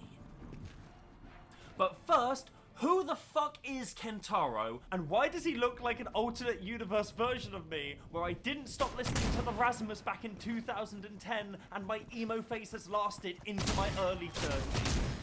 Welcome to Storytime with Spice8, where we're going to be today delving into the lore. I love this shotgun. I love this shotgun. The only official Magic the Gathering story that I believe Kentaro is a story from original Kamigawa block called Redemption Smiles by David A. Page. Our story begins, and we see a man named Hoshusai butchering Nozumi in a cursed swamp. This is a dishonored man, but he will be guided to redemption through the intervention of Kentaro. Hoshusai was a samurai, ejected from his daimyo's realm and now forced to scavenge to survive in the Takenuma swamp. He is accosted by Kentaro. Cirrus loved the shotgun, it's so bad. And then But is this shotgun actually bad? Invites him to join his band of 'Cause, samurai like, as they go I like hunt it. down a murderous Oni, a Kamigawan and Japanese demon. During his journey, Kentaro tricks and traps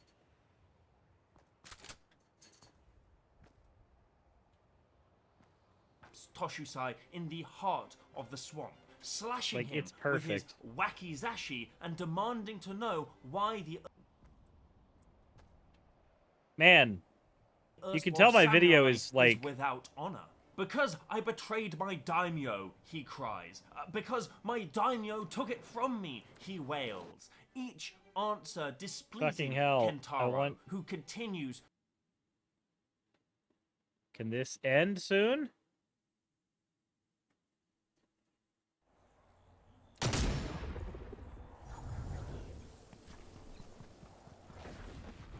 Fuck.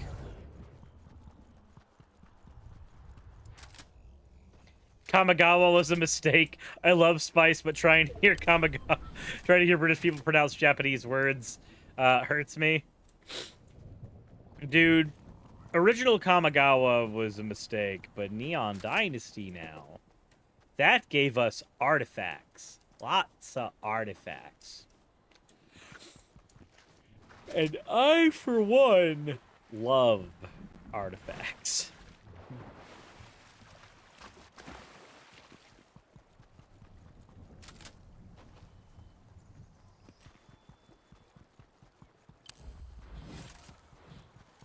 Give me toys I can put on the board.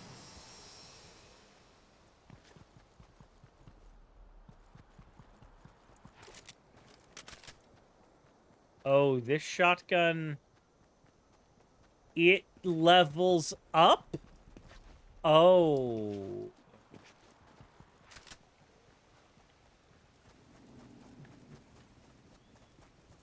Hi, Growly. Hi, baby girl. I just need this game to end so that I could go to sleep.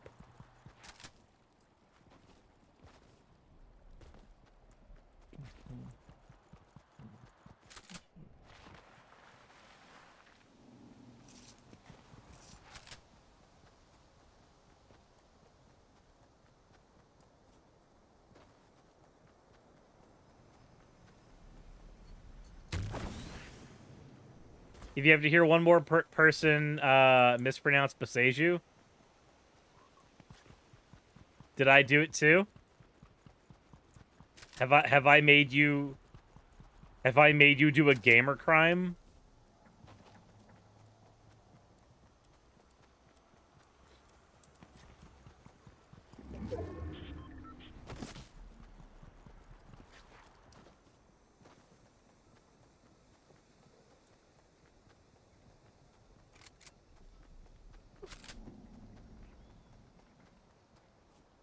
No, you said it right. How do people say it then?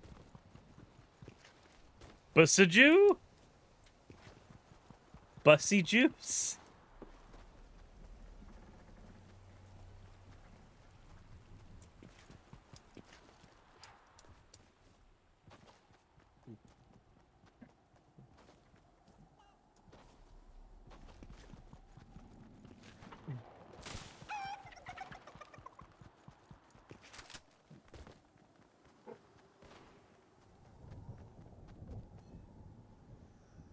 Pizza party.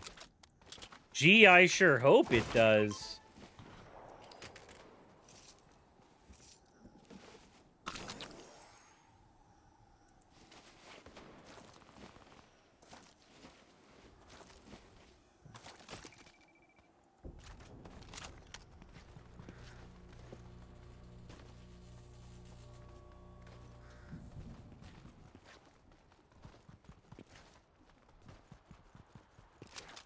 Bosage you. So besage you. So the way I said it.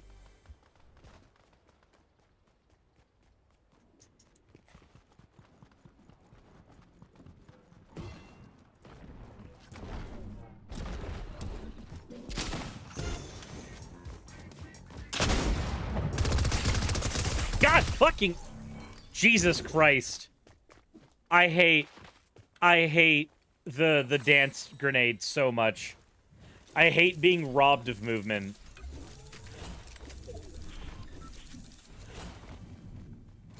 That makes me angry. Okay, it's fine. It's fine. I'm not so upset. I just don't like being told I can't move in a multiplayer video game.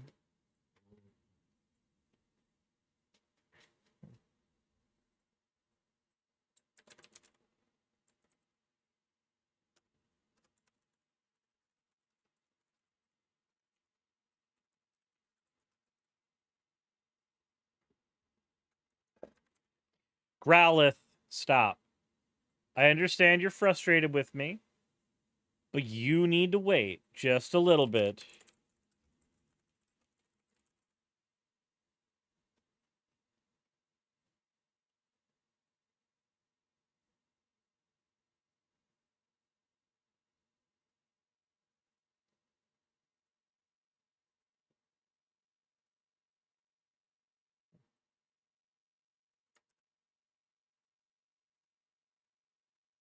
There we go. There we are. I love Growlithe with all of my heart. There's only so many times your puppo can huff at you in frustration before you have to be like, hey, stop. Get some help. You're a lovely doggo bean. Just thought you ought to know.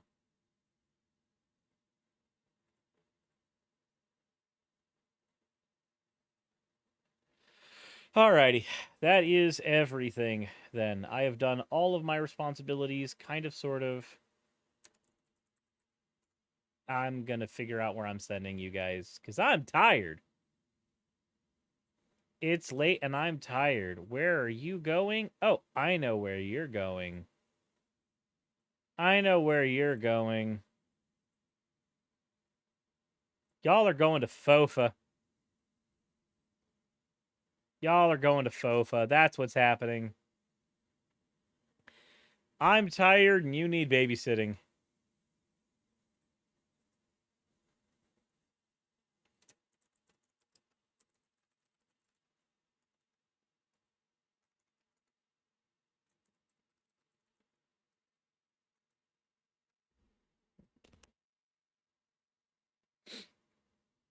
Go the heck to sleep.